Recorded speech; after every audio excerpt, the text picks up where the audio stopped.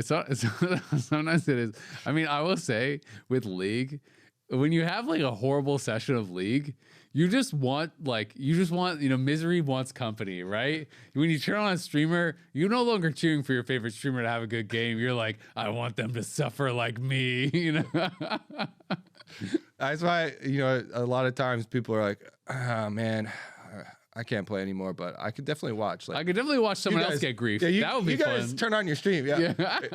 In our Discord, they're always like, all right, you guys jump into solo queue. I'll just watch, turn on your stream. Whatever. You got the cooldown. Yeah. Your friends are hate watching you right there. They're cheering against you. It's kind of messed up. All right, Dignitas played against Sentinels. That match happened as well. What was your guys kind of like read on this one? Dignitas for Sentinels. Yeah. Well, Sentinels did better. I thought so. Dignitas had their bot lane this week, and I thought initially it was looking pretty promising. Like Ignore was going around making plays, but I don't know. At some point, it just sort of fell apart for them, and it felt like you're just watching Dignitas, the team we've seen be in last place for pretty much the whole time. I love these intros. Are like, that's a series that happened, and then you just find yourself watching Dignitas. But I understand what you're saying, though. And everybody at home does too. And it is kind of unfortunate, because it's, especially after like the opening weekend, and then they're going on the podcast and they're like, oh, there's only a few things that we need to clean up. But you also have to feel, a bit for this team, because they're the ones that actually had to do the full emergency sub bottom lane.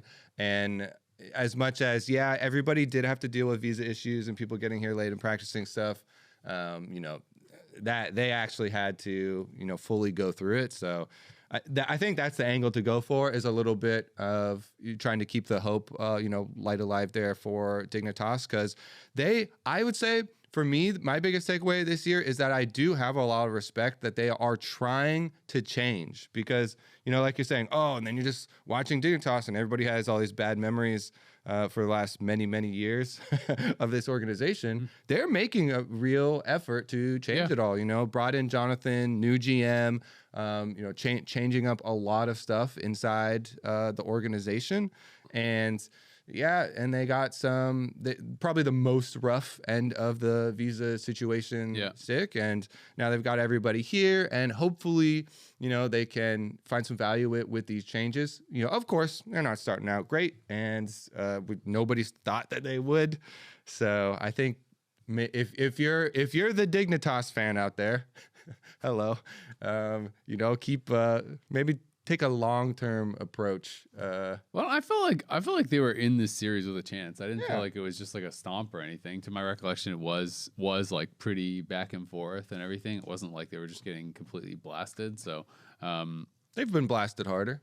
It wasn't that bad. You were casting this one, weren't you? Yeah. This one was like relatively competitive. I know it was 2-0, but wasn't it? Am I crazy?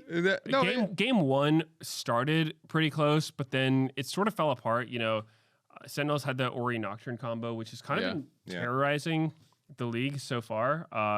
It feels really hard to play against. And there was one point where Dignitas was kind of like walking around mid, and they just got a little bit careless with their formation, and they had 3 people stacked on top of each other, and then, Nocturne Ori just immediate punish. And that was one of those ones where Doublelift and Pabelta were discussing it, and they were like, oh yeah, big misplay to group so much. And then we were like, that can happen to you at any point in time, right? It's like you can't just never be grouped with people. And that's part of what makes playing as Ori Nocturne so hard, is that it's not like, okay, there's this small window where Nocturne can ult you. It's like he can kind of do it any time, and you will have no warning that it's coming. It's like the screen goes dark, and then you're immediately Ori ulted, and there's not really anything you can do about it. It's there's no timing where you can flash it. If you have Zonia, you can do that, but you don't necessarily know it's going for you because you can't see anything. So while it is bad for that to happen, I kind of understand how it can, right? It's like, at some points you will be near your teammates, and Yeah, it sucks if that's when he goes on you. Yeah, I think to me the thing that just felt bad was like, oh, even though there's like, oh, the early game or for game number 1 is totally fine, and it felt like, all right, they're in a capable spot. Then maybe it was like kind of like a domino effect of like, then they just like lost several team fights in a row, and I was like, well. Never mind. If you just can't win the team fights, then I actually did like how they adapted after game number 1 when they couldn't win the team fights and weren't having great coordination in them. Then in game number 2, they did go into a lot more like globals and some split pushing and making attempts at making picks and stuff, but. Yeah, I mean, game 2 was kind of a stomp. But that one, but I like at least the idea of like, hey, we recognize we weren't able to team fight, and so let's try a different strategy. It's not like it's gonna lose in the same way. Yeah, I will say. That if the best thing you say about a team is at least they tried and they didn't lose in the same way, that's I would say looking good. Photon, I think, is actually really good. Yeah. I think Photon has impressed me quite a bit. I feel like he is looking pretty damn good. I like that he's actually doing combat sums as well. I feel like it totally makes sense, especially like given the situation. If your team is struggling a bit more and he's having really good success in a lot of the lanes. The Ignite Gwen, I think, was kind of cool that he brought out against Renekton. He did Ignite Kennen before. He did Ignite Renekton as well, if I'm recalling correctly. But he's done it a few times. I think he's looked individually really good. But obviously, yeah, the team is struggling. They have had the visa issues though too. That is also very true. But yeah, hopefully they can kind of get things going. As far as the Nocturne Ori thing though, I will say I feel like it is strong, but I feel like it falls off pretty hard later once like luxury items and stuff come through. Like it is really strong for a long time, but it feels more mid game focused. So it's like, yeah, you can't just not go anywhere. Like the range is crazy, right? But if you can kind of keep the game more steady and slow and give up some stuff and farm, when it gets to the point in the game where it's like, oh, the mage has Zhonya's, the AD carry has GA, and it's like, all right, who do we ult? Like it does get a little bit weird where it's not true of 100% of compositions. Obviously, it depends on what you build around it. But some of the games I've felt that way where I'm watching it, where I'm like, okay, it's looking really good, really good, really good, and then they have these luxury items, and you're like, all right, how do you play the fight now? Like, do you just try to like one shot the GA and then hope you can win after? But like they have an Azir on their team too, so you're kind of like ignoring the Azir and he's hitting you. Do you go on the Azir and try to like force Zhonya's, but then like the 80 carry's killing you? Like I do think it can get really tough late game. Yeah, I think we saw. I don't remember exactly what game it was, but there was some. I believe Inspired loss with it. Yeah. So that was actually the game as well, where it was in bot lane, where there's a little bit of mind games when Azir has Zhonya's and ult between Nocturne and Azir, because it's like Azir's probably going to Zhonya as soon as he sees Nocturne flying in at him, right? Because the Ori ult is always going to happen at that timing. But, you can mind game it. You can have Nocturne just go in and hold the Ori ult so you can get him after Zhonya's. And then there's also the like spell shield with the Azir ult interaction where Nocturne's going to try to react spell shield to the Azir ult, which I think you can do it on reaction, but, Inspired did it like, what, 3 times? That was crazy. Yeah, but at the same time, I think it is something you could like maybe flinch on if Azir like does his ulti at a weird timing. So, yeah, there's some gameplay there, but ultimately I think it is...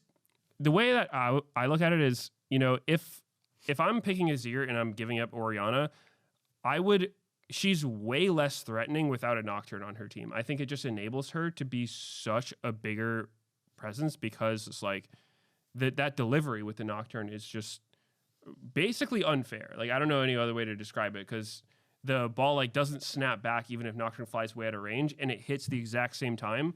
And because he flies in so quickly, it's just like you're guaranteed getting Ori ulted with a Nocturne on you. So I don't know. When I see 80 carries playing against that, I'm just like, good luck, bro. Yeah. Hope is in the meta or something, because like what else can you do? I was gonna say that they actually deserve a matching skin line for Nocturne and Orianna, because it's one of those combos. Nocturne just becomes a ball. That's iconic. Like they definitely need to have some matching skin line where like you can duo with your friend as the mid jungle, and you'll be looking good with Nocturne and Orianna. I actually in this series was focused a lot on the Sentinels side because Sentinels also started 0-1, and this is a team that tried to take a lot of like value picks and take a lot of picks directly from Disguised, which in the opener was not successful. But specifically looking at Dark Wings and Hambach I thought had a really good Pantheon game in the second one, especially. You could see some of the moments where the language difference was very apparent, like the first gank towards mid, where they've got like a basic like counter gank set up, and they're like, oh, bait them over to this brush. We're Talia Pantheon. Like that, speaking of combos, like, yeah, Nocturne Orianna is scary later, but like early on, Talia Pantheon, flash stun into seismic shove, unraveled earth, like that's a 2v2 win right there. And like Hambach goes in and he flash stuns, but Dark Wings is running away, and so he's not in range for the seismic shove combo. And I'm like, that is just a pure, language diff, and also maybe you haven't played together enough. Dude, that combo's it does take some practice because Pantheon stun is so short. It's like a 1 second stun. And Talia's W is like you basically have to throw it as soon as Pantheon starts jumping to actually get the connect. Otherwise, it's going to be late. Yeah, and that's why the big difference is he's running away, he's running in. You got to be able to either be like, we're still going for this, kill, kill, kill, because if you're not, then it doesn't work. So that's why it's such an apparent, like, they're not on the same page. Because if they are, I think they do win that 2v2. I think it was a good call for Hambach to go for the flash stun. But if you're running out of the direction and you're not in range, and who he was talking about it, he was saying how for Dark Wings it's kind of tough because like everyone else is just speaking Korean and he doesn't really speak Korean, right? So he's saying that they're going to try to do more like communication in English and stuff and move more towards it. But if like you have 4 players who all speak Korean fluently on a team with one guy who doesn't, so it's going to be that situation. Shame on Dark Wings speaking English in a North American league. Oh well, I mean it's definitely it's tough for him. So who he saying that they're going to try to change that, so they are going to be doing more English. And Hambach, I think he was saying was learning English and doing a lot of classes and stuff. So I think that'll probably get better over time. But yeah, they obviously can be pretty happy about their win. We are going to go to a quick break, and then we'll be right back after this. Dude, this lobby is kind of comfy. It feels different. If this is different, I like different. I'm staying right here. Are you guys serious? We're about to get into game. Emily, let us enjoy it. You guys need to lock in. Maybe this'll help. Oh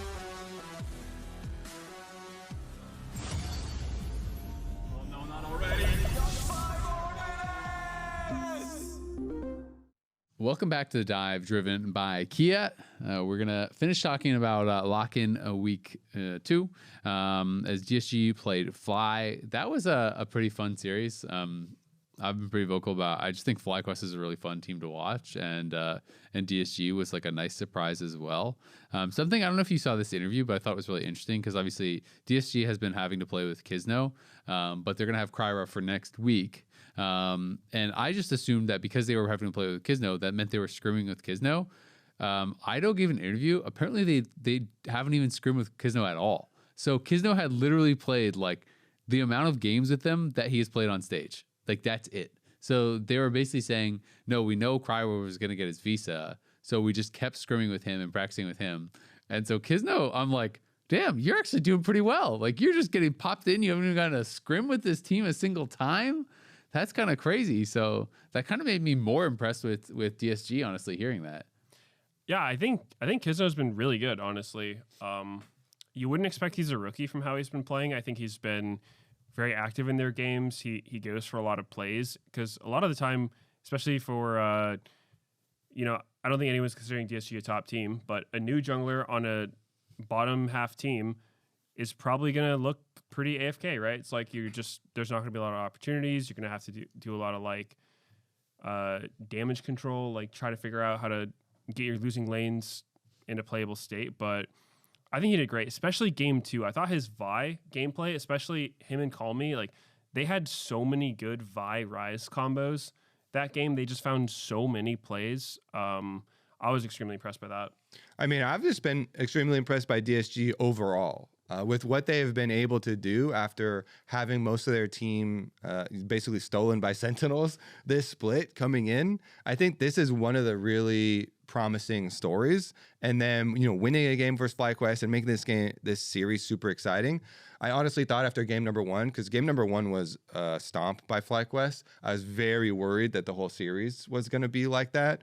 But DSG bounced back really nicely in game number 2 to push it to full 3-game series, and I think props to them all around. Even if weren't considering you've literally never played any scrims with this team and you're just throwing them in as a solo queue, I thought DSG were looking better than expectations and doing quite well. Call Me especially, I'm glad you mentioned him, because I think individually. The Azir game wasn't great, but the other games were quite good. And then last weekend as well, or the first weekend, I thought he had some really big moments. So I think overall this team is really fun to watch. Their team fighting, I think, is going to be one of the biggest strengths for this squad, because even though bottom lane did lose out on a decent amount of lane phases, Sajed was quite good when it came to the team fights. He's really good. And especially his Kai'Sa. Yeah. He has had multiple now very good Kai'Sa games that have been in big carries positions. So I'm actually quite excited for this DSG lineup. I'm honestly going to be a little sad that Kisno is going back on the bench here. And of course, he was just an emergency sub, but he might get another spot. Fan. So he's done well. He definitely has. He's done well, and like hearing that he didn't even get to scrim with the team, I feel like that's so hard. Like you haven't even gotten to play with these people at all, and you're just like popped on stage for your first tier 1 games with 0 practice, and you're looking pretty good on a team that's not expected to be a top team. I'm like, damn, somebody give this guy a chance, right? So I do think I wouldn't be surprised at all if some team is having some jungle struggles. Maybe they're going to try out Kisno, right? So I think he's definitely done a good job kind of proving himself. My understanding is that going forward, it's going to be Kryra, because they released a video last week saying, oh, we just need one more week, and Kryra was going to be here. So Kryra should be coming in for this coming week, which is pretty exciting for them. But yeah, DSG has been, I think, a pleasant surprise, especially given the fact that they lost all their roster, and then Ido's like, yeah, we're building this whole team around Kryra, and then they don't have them. So I'm excited to see what they can actually do with him arriving, how the team is actually going to look. But they've been a lot of fun. FlyQuest on the other side, I've just been so impressed by Masu and Cryogen. They have looked like way better, way faster than I expected as a duo. They are looking really, really strong. They've had like a lot of lanes where they were just completely blowing out their opponents. Cryogen is like the prospect coming in that, talking to a lot of the guys in tier 2 and even the coaches and stuff, people had the least faith in being good out the gate. And he's been really good. So I feel like FlyQuest really is kind of like hitting that high roll point where you're like, okay, this could actually just be a top team right from the get-go. Griffin, I think, is like super impressive. I knew from watching him some on Loud, like he was obviously good, had potential, but like I thought this team was going to look like even more rough around the edges. Gatghost has been really solid, and when I think back to like he did have that one playoff series where he played and Inspired just like chain ganked for him and he looked pretty good, but like the other games he played during the regular seasons for FlyQuest, he looked rough, and he was really struggling, I had thought. So like him as well, I thought it was going to need more time to actually get to a good point. I feel like the team looks good. Honestly, I think Quad looks like the weakest part of FlyQuest. I don't know if that's a hot take at all, but I don't even mean it necessarily as Flame, because I think the team looks good. But like, yeah, I was expecting, Quad and Masu to have to do a ton of the heavy carrying. I think Quad looks like the weak point on the team. Huh, interesting. I mean, it is a hot take, but I think it's pretty valid. This team is very easy to root for. I mentioned it last week, but I mean, who doesn't love the story of like a bunch, like most of them are NA players, right? That actually, well, I guess Griffin, Masu, Cryogen. Mm-hmm. Gatghost is young. He didn't play in other leagues, so we can kind of adopt him. We claim him. He can be an NA player. But yeah, it's really cool. Especially Griffin, Griffin and Kisno, and then also Cryo once he gets in. They're all like, homegrown NA junglers, which, NA has had a lot of good junglers, to be fair. Yeah. Since the very beginning. Yeah, I agree. Yeah. Surprised that you guys would agree, but Yeah. That's been really cool. It's always easy to root for them. And yeah, it's fun. He's playing the Volibear. He played it again. And Our boy right there.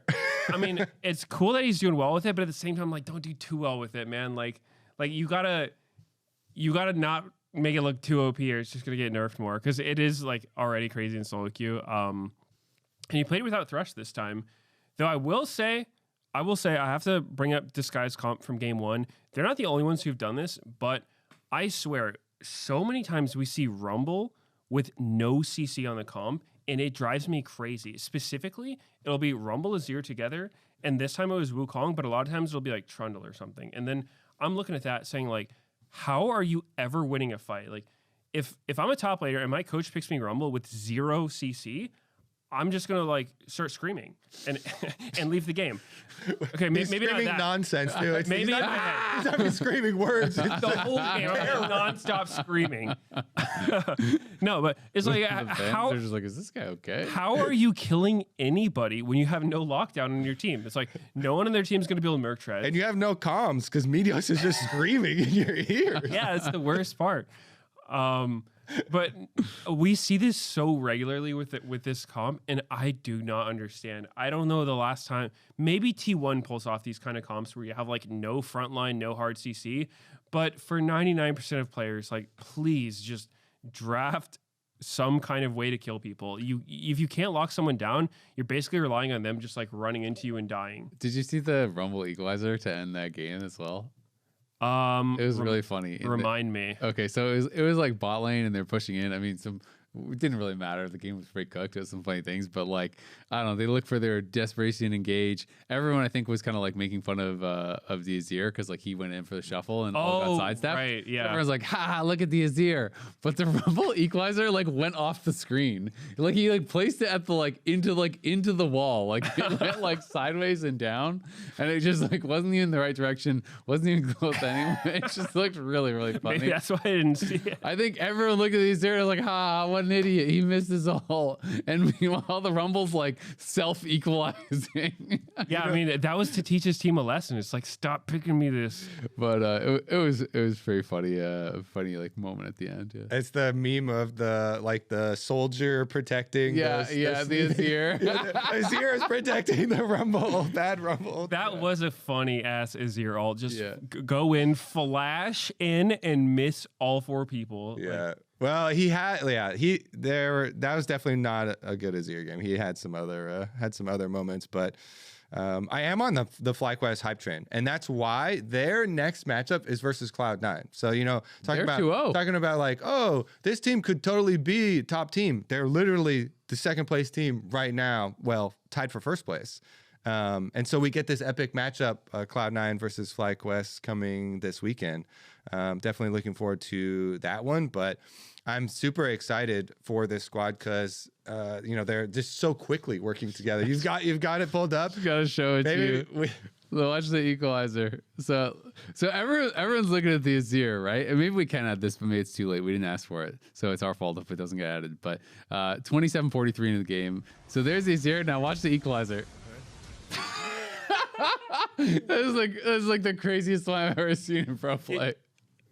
Only half of it is on the map. It's all off the map. It's literally off the screen. That was either a misclick or he had already been like, okay, I'm following up the Azir ult. Like, I'm going to ult where they're going to be scooped to. Well, it's still off the screen. It's not even by the Azir It was ult. bad. It was bad. It's the funniest one I think I've ever seen. Like, again, it totally didn't matter, but it's just one of those moments that was really funny. Yeah, that's good. That's a good one to bring up. Yep. I totally missed that. Oh yeah, we've got a new request, by the way. One more play to show. We'll see if we can get it added. But yeah, no, that was a fun series. FlyQuest looking really good. Like you said, they're going to be playing C9. We did have one more matchup. We had TL going up against Shopify. That was kind of the final series that we haven't talked about. TL did get a win. They were able to 2-0. That was TL from scrims right there, especially game 2. Mm-hmm. My lord, that was a dominant performance. And I don't know. I'm very much questioning the Zinni stonks so far because this guy was like the most promising prospect. There was the most hype around Zinni that I've heard from like an import in a while, right? It's like Thanatos level of hype. And I think it was more hype than that. Probably. Yeah, I mean it was real hyped. And he has not looked good. He has been struggling real bad. That's why, before the season, when I asked them after their little boot camp, I asked the actual other teammates, the players, how do you feel about the Zinni hype? Because like Chronicler was saying he's gonna come smurf your league, and they were all answering like, "Whoa, slow down, he's young," and that's code for like, we're not going to start out super strong. It's not just a Chronicler take. This guy won like LCKCL like Finals MVP. Like he was, from what I've been told by multiple people, he had like up to 4 LCK main team offers. Yeah, like this is a guy that was looked at as like the next big thing coming out of challengers for mid lane. So, but I agree. I think it's like. He's played now 2 series of Tier 1 League of Legends, right? And he just moved across the world. And, I don't want to like pass judgment and say, he's never going to be good or anything like that. Quid, obviously, his first split was horrible. People were up in arms that 100 Thieves was even going to keep Quid on their team after his first year. And then he won MVP. So we don't know where Zinni is going to be. But I will say Zinni is the worst mid laner in the league right now. And I don't think it's like particularly close. I think he has looked really bad. It is only 2 series, but he has really struggled. And I mean, Quid was dunking on him. And I mean, it was kind of like, obviously it didn't matter, but the game 2 with Quid on Orianna, where he was like Omega fed. Filthy, absolutely filthy game. This dude's like, I remember looking at the items at one point. He had like Luden's Sork boots, Magi's Storm Surge, and he has like an Asher's too or something. He had 48 flat pen. He was dealing true damage to their carries. Both the Azir and the Xayah had 44 MLR. He had 48 flat pen. That was like the kill at the end of that game was one of the fastest kills I've ever seen. Like he got like knockwaved and insta-died. It was like a 0.1 second from full to dead. It is a crazy kill. But I was like, well, yeah, that's kind of what the series has looked like. And he was dying a lot in the Anivia game, but I also kind of felt like in the Anivia game, he was the only one really doing that much. So I felt like the Anivia game wasn't that bad, even though he was dying a lot. I saw him getting flamed a lot for it, but I was like, yeah, but he was doing some stuff and his team was getting kind of owned and like. So I don't think Zinni's looked good. I will defend him in the sense that like his team is not doing him any favors whatsoever.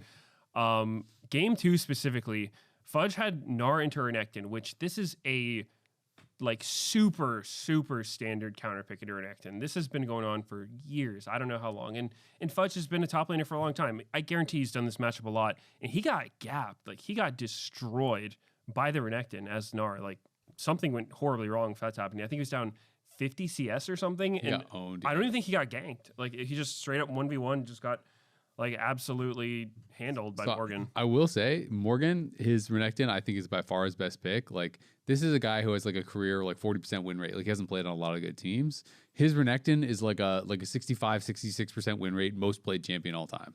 Like that is his champion. So maybe Morgan's just built diff on Renekton. I don't know. This is the first time he got to play it. Like, but yeah, that was surprising for sure. It's because Fudge is a really good top laner, and normally plays it really well. And he got slammed by Morgan. Well, I also felt like this series TL had something to prove because losing to Cloud9 in the opener after they were speaking of hype.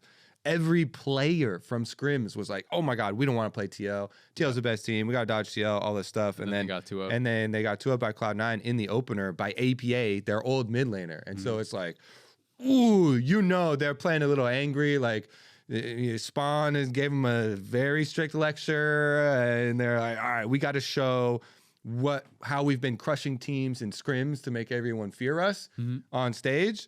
And it felt like they, took it out a little bit on some of the Shopify squad here, because this looked like TL. I was like, all right, good. It's not just scrim bucks and all fluff or anything. You know, this is actually a good team too. So we have like a lot of good teams in the league. Jose played really well, I thought. Yeah, I thought Jose played well. I was expecting an FF from Shopify. Not gonna lie. I think I'm playing so much solo queue. Like as soon as I hit 15 minutes game 2, I'm like, yeah. Why haven't they FF'd yet? Dude, the Azir play like was so funny where Core got caught out. And then Core tries to like self ult himself on Bard. Yeah. And Zinni Azir ults him over the wall. Run! And Get out of here, Core! Exactly. And then the Azir ult lands on Zinni and whoever else it was on top of him. I can't even remember. Maybe it was the Wukong or whatever, but it lands on them. And then TL just like arrived like Avengers and like everyone on Shopify gets wiped and Core just gets completely saved, scooped over the wall. It just looks so funny. Yeah, that was like the 4-man Oriole. Yeah, they got insta 4-man ulted, Crazy. all die. Quid was just so fed that game. Yeah. Quid, I don't know if you saw the pros, but Quid was talking about Core JJ being a big reason why he joined the team in the very beginning, and him giving him feedback. You could tell like he really appreciated it. He's like, I've never received like, you know, macro feedback like that from someone. And just talking about how, you know, happy he is to play with Core and be on TL and feel like he's growing as a player. All seemed really good. And this series also backed up the like Morgan has been our best performer, you know, type thing from some of these plays, and Morgan playing really well too. So I feel like the TL needed this one to get back in, and they got it. Some of the hype, and I think the hype has been reestablished. I think the hype's going to continue because they're playing against Sentinels this week. I think that is going to be really tough for Sentinels. I do think they had a good series, but yeah, Impact versus TL. That's going to be really, really exciting having him get to go up against his former team. Of course, Impact has played on a lot of different rosters, you know, at this point in NA. For a while TL, though. He was on TL for quite a while. And I feel like this is the first one where it was like, all right, old man, we're kicking you. Yeah. Usually when Impact leaves a team, it's like, I got a better offer. See you guys. Yeah. type thing. So I think this one might be a little bit extra. A little personal. No, I agree completely. I mean, he did feel like he really just got let go, right? He got replaced, and rightfully so. He had a very bad year. He had the worst year of his career, I think, by far. And, you know, I think he's going to be really hungry to prove something against TL.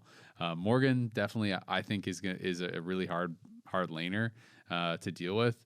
And I don't know. I mean, I guess I feel like it feels hard to build the way in which I expect Sentinels to win this, because I just think like individually TL looks so strong. But of course, you know, we did see them kind of like have some collapses when they played against C9, like in week 1, right? Even when they were in a really commanding position in game 1, they did still lose that. So of course, you know, there are going to be opportunities for Sentinels, but I think it's going to be really, really tough. Yeah, I agree. It's also, this is another one where it feels like Sentinels, they're going to have a little bit, like they need an extra time, maybe work on some synergy for the team. This is one of the teams where I thought it was going to click quicker, but it was kind of weird to see these players that have already been, you know, played together not have as much synergy as some of the teams that just got slapped together. And then like, you know, like DSG, who you took all these players from, and they're literally playing with Kizno, who they never even scrimmed together. And I was like, wow, their synergy looks better already, you know, in like, you know, first couple of weeks. I thought that was a worrying thing a little bit. At least Sentinels are coming in on a higher note. Yeah. And I think we'll have some confidence. So it will be a fun matchup. I think probably most people are going to favor Team Liquid, especially with how much hype a lot of the other players are saying from not only the games that we saw on stage, but also, you know, just dumping on scrims. I feel like one thing that maybe you can give to Sentinels is that it's like Hanbok has had some really good early games. And it's like, if they can work on their coordination and be really on point. I know he had like Kiana game week 1 where he was like monstrously ahead. His Pantheon game was really good. Like there are these moments where it's like you're kind of questioning what he's going for. Like, is it a communication issue or whatever else is going on? But like he has had some really explosive early games. And if you can try to create like a really big lead, hey, you never know what can actually happen, because they do have some talented individual players. I think Darkwings has kind of like really surpassed a lot of people's expectations. Like I think he's been pretty solid. Coming into a league where there's 5 LCK mid laners, LCK mid laners that you're going up against. It's not easy. And he's playing on a team that we're all speaking Korean. Yep. I was gonna say that. So it's like he's a North American prospect that's on a team that doesn't really have comms for him. Yeah, I think considering that, he's doing great. Mm-hmm.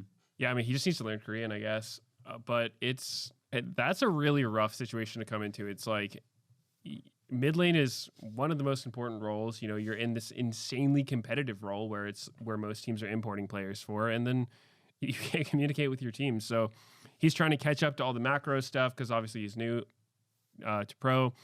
But I think he's been doing well, all things considered. Not perfect, obviously. Has had some sus games for sure, but I think this team could be really solid though once they get it together and like figure out a way where they can communicate and work well together. But I think definitely this matchup, like TL's heavy favorite, it would be a massive upset.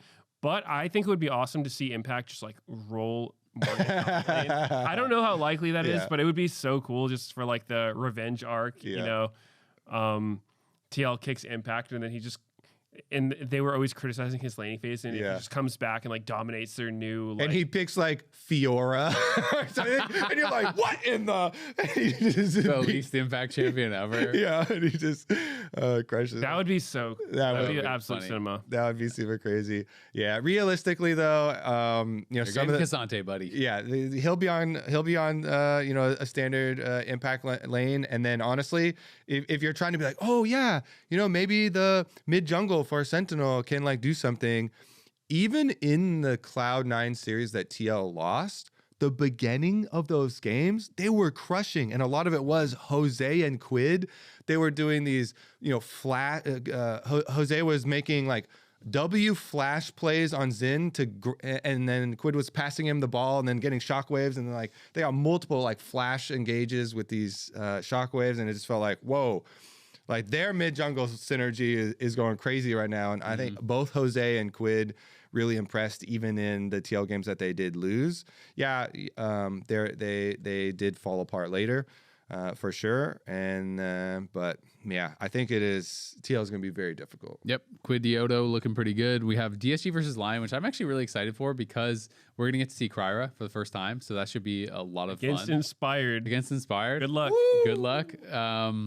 And we'll get to see, some more kind of info here on Lyon. And these matches are really important because if you are in that like 1-2, you can be in the last chance match or last chance bracket, whatever it's called. But like there's a last chance qualifier.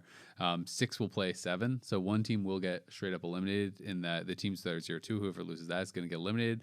But, whoever does end up 6th, 7th, will have that final chance, and that's going to be played next week as well. So we'll have that one extra game to see who our final playoff qualifier will be. So everyone's trying to dodge that and wanting to get the 2 wins to guarantee that they're going to be in. I think Lion's going to win this game pretty handily. There is the chance of like ego plays and stuff, especially because we did see they almost lost against Dig. We already saw them versus Dig do a lot of ego plays, and it looked like, especially a lot of these Berserker ones, it looked like Berserker had zero respect, and he's like, I'm so much better than you. and he would just like walk up and try and crit him and flash on people, and at least that's purely conjecture. That's what it looked like to me. They looked way more locked in against C9. Yeah, they look way more locked in versus C9. So yeah, maybe this is a series where that might happen again. The ego might happen again, and they're like, we're way better. But honestly, I do think, Lions should be favored coming into this. For DSG though, like we said, after losing the first game to Fly and getting blasted, their mental was fine. Mm-hmm. They were joking afterwards about how hard they got blasted, and they're like, "Whoa, you got our 1 kill on the whole team, Kisno. You're a beast." But they were like, "What was the score?" It was like 1-17 or something like that. And they're like, "Dang, Kisno, 100% of the kills." And then they go into game number 2. Like they have strong mental. They're able to like play it out until they get to some mid game team fights, and then win the mid game team fights. And and they like kept focus. So that's something I really admired about that DSG roster. And now that they have Kryra, you were talking in the opening episode how the coach was telling you that we're supposed to be a Kryra team and built for him to carry and stuff. So maybe they'll look completely different, and like all the game plans they've been scrimming and practicing will unfold before us. And maybe it's like, oh, he's spam ganking Saint or something, and we're like Operation Tilt Saint or something like that. But at the end of the day, it's your first ever tier 1 game. You get to play against Inspired. Yeah, I'm wondering, is DSG going to feel more pressure, specifically Kryra, because the team was pretty good. Good. From Kryra's perspective, it would have looked better if the team just crash and burn did awful and Kisno was just like the biggest liability of all time, right?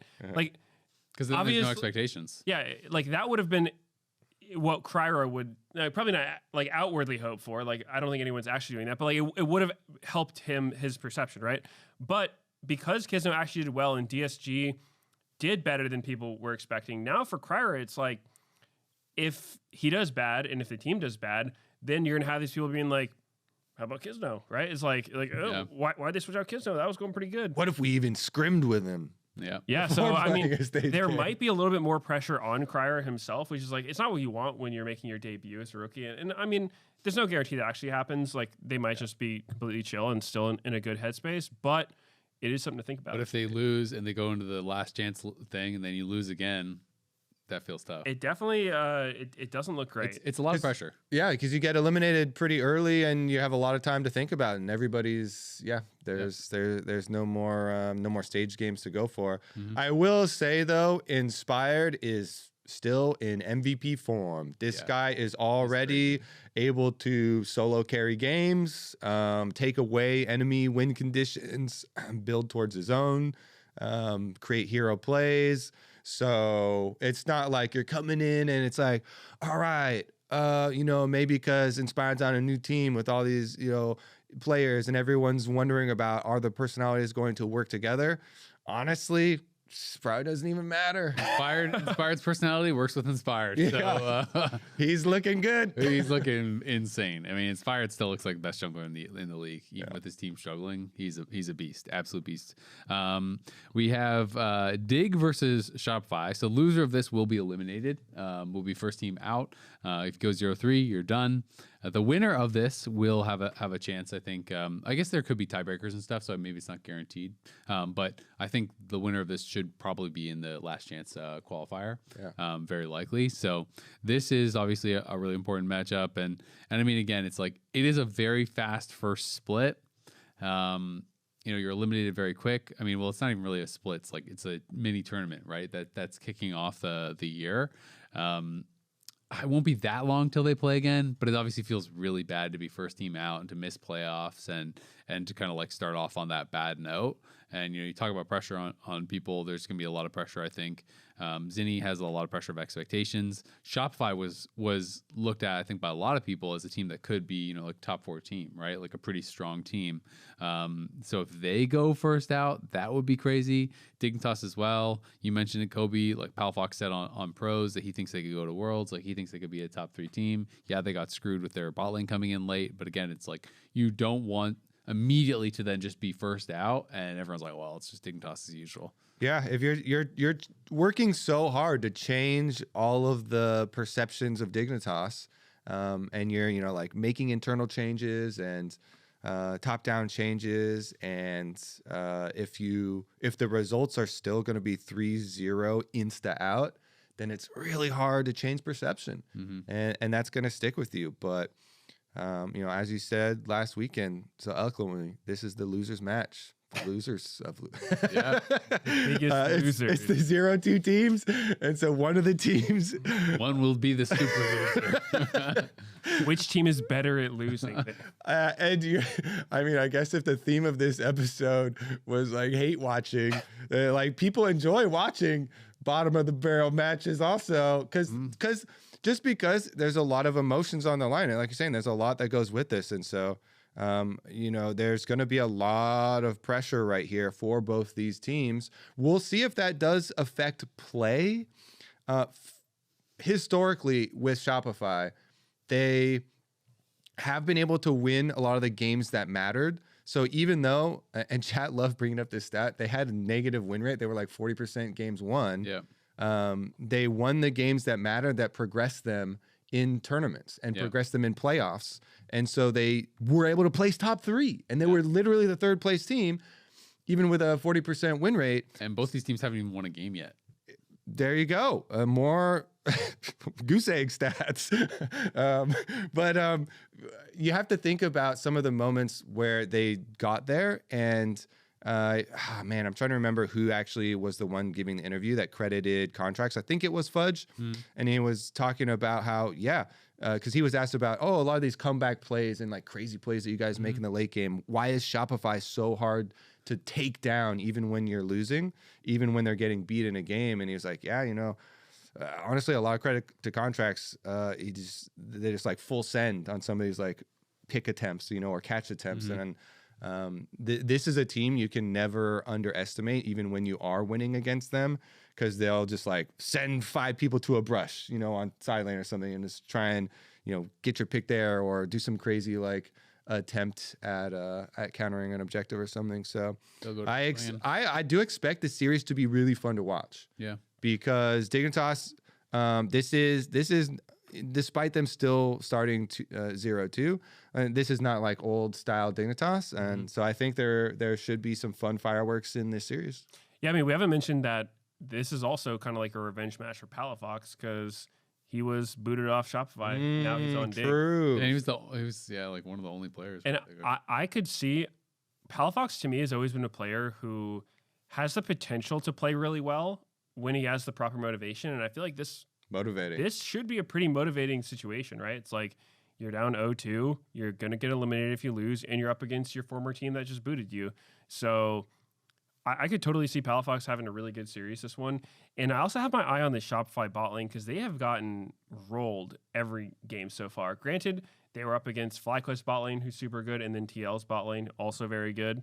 So maybe it was just hard matchups, but like they've had some rough lanes. And so even when they've had counter pick at times, I think. Oh yeah, I mean they've really gotten blasted badly. Which part of it is tough matchups, but again, they're up against FBI Ignar, who they had the visa issues last week, but I think historically they're a pretty solid lane. So we'll see. Can they bounce back, or is Shopify's bot lane just kind of like a weak point for them? Yeah, and it is like that old energy team, because the 3 of them that are on Dignitas, plus Jonathan, the GM, who was coach, are playing verse contracts.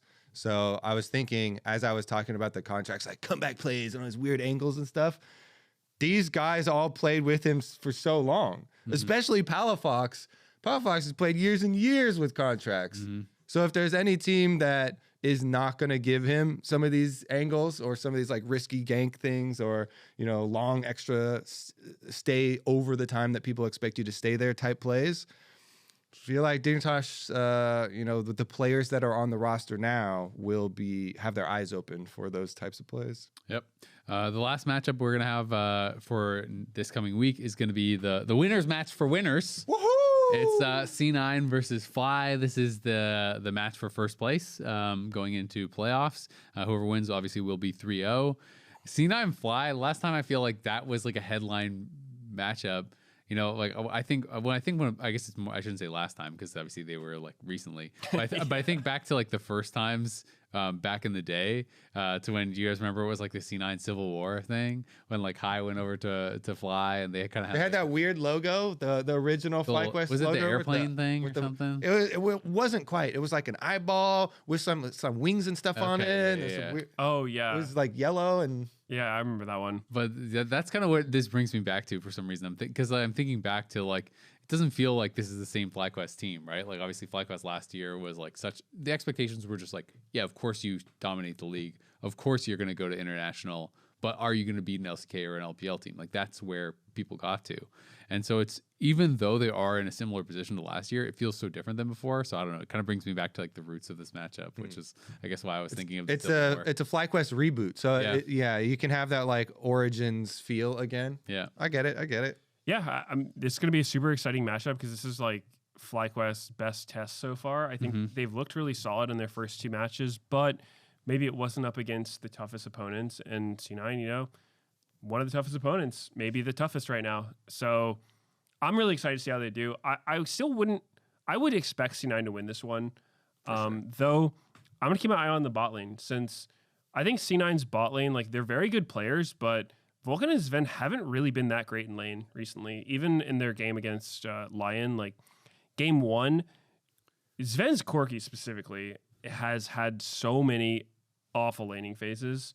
Obviously, he can play the champion, but for some reason, just on stage, his Corki has just not done well at all. He'll fall down like a ton of CS in lane. They did get some kills to even it out against Berserker, but up until that point, like, they were down so much farm and just perma-pressured. So I don't know. Masu and Cryogen have just absolutely dominated every lane so far. So I actually think that's an area where, like, you know, C9 might struggle. Yeah, I mean, Sven on average is down at 10 minutes, like 100 gold, and Masu's up 500 at 10 minutes on average. The only one he doesn't have as big of a lead as is Berserker, and I think that's mostly because of the Lion versus Dig series, I mean, where he was up like 10 trillion gold. Yeah, that was crazy stat padding. Yeah. Yeah, I mean, it's going to be awesome matchup, though. Griffin versus Blabber as well, you know. It's like now Blabber is like the Unk in a jungler, right? He used to be like he was the guy. GOAT, and now he's been on C9 for like 8 years or something. Yeah. The Unk can still be the GOAT, you know? True. You got to True. It's like a faker. True, but it's just like, you know, old versus new in a way gunk. where I don't think most people would want to be called that. The Oat.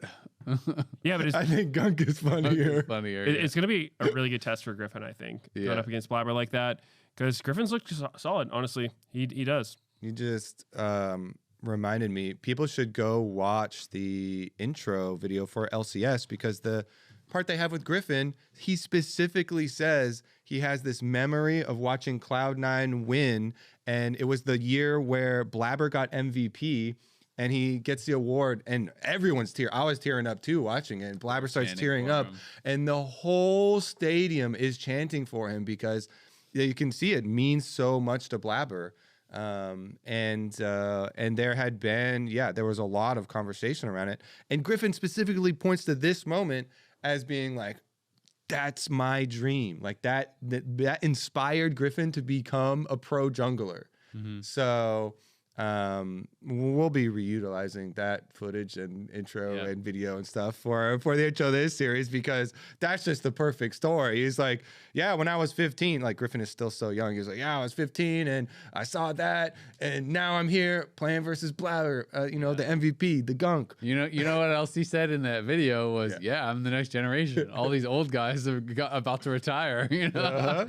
So the perfect spice, we'll maybe. see the if he can hurry that along, you know? And it also is, if Cloud9 win this one, then they've beaten TL, they've beaten Lyon, they beat FlyQuest. Like, these are the best teams in the league. So Cloud9 could, I don't think, have a stronger start. Take it. This is basically like bounty hunting all the top teams, all the other top teams in the league. And so DSG had a way easier path to get here for sure. Yeah, no, I agree. I mean, C9 can fully, like, I mean, they are the de facto best team right now. I think everyone's going to be looking at it like that. And it would have to be a big upset from FlyQuest. You mean FlyQuest? You said DSG? Oh, had an easier path to get here. Oh, sorry. I meant okay. Because they play. I was thinking because they played DSG. Okay. I meant like against DSG. Yes, FlyQuest. FlyQuest had an easier path to get here because they played DSG and then they played Shopify. Those are their wins, right? Compared to TL and Lyon, it's obviously a lot easier. Right? Yeah, it is. It does always remind me how, like, this isn't a full round robin, obviously, because it's a lock-in tournament, but. A lot of times people will overreact to, like, you know, week 1, week 2 starts for teams, where then you look at their strength of schedule, you're like, hold up, like that's not the same kind of 2-0, right? It's like beating DSG Shopify compared to beating TL Lyon. So yeah, I mean, I would say Cloud9 hasn't looked completely untouchable. Like, a lot of their games, like, they can be a little bit messy, but they're beating really strong opponents. So Yeah, I mean, they're heavy favorites for yeah, sure. they're absolutely favored for this one. Yeah, but it's going to be really exciting. I mean, it's a great test for FlyQuest, and you could argue that it's like their first like really big test because it's the first time they're playing against a team that is an expected like championship contender. You know, I don't think they are going to be there just yet, but it'll be cool to see like, okay, like can you compete? If you can upset them and win, that's crazy. Like, oh my God, are you just like a championship caliber team, like just randomly from the word go? So And our Los Raton story over there here. you go. The bad news bears, the underdogs, the there kids. you go. I mean, that would be hype. But if they're even competitive with C9, I think that is such a promising start for this team because this team did not even think they would be good at the start, right? Like Masu said it from the draw show. You know, ThinkCard told me it's going to take a while when I was interviewing before the season started. So I think they have already kind of like surpassed their own expectations for their start. So now it's just a question of like, all right, like how high can you go? Fly. Yeah. How high can How high can you fly? So it should be really fun. It's going to be an exciting weekend. Our producers also came up with a game that they want you guys to participate in. They're calling it literal word.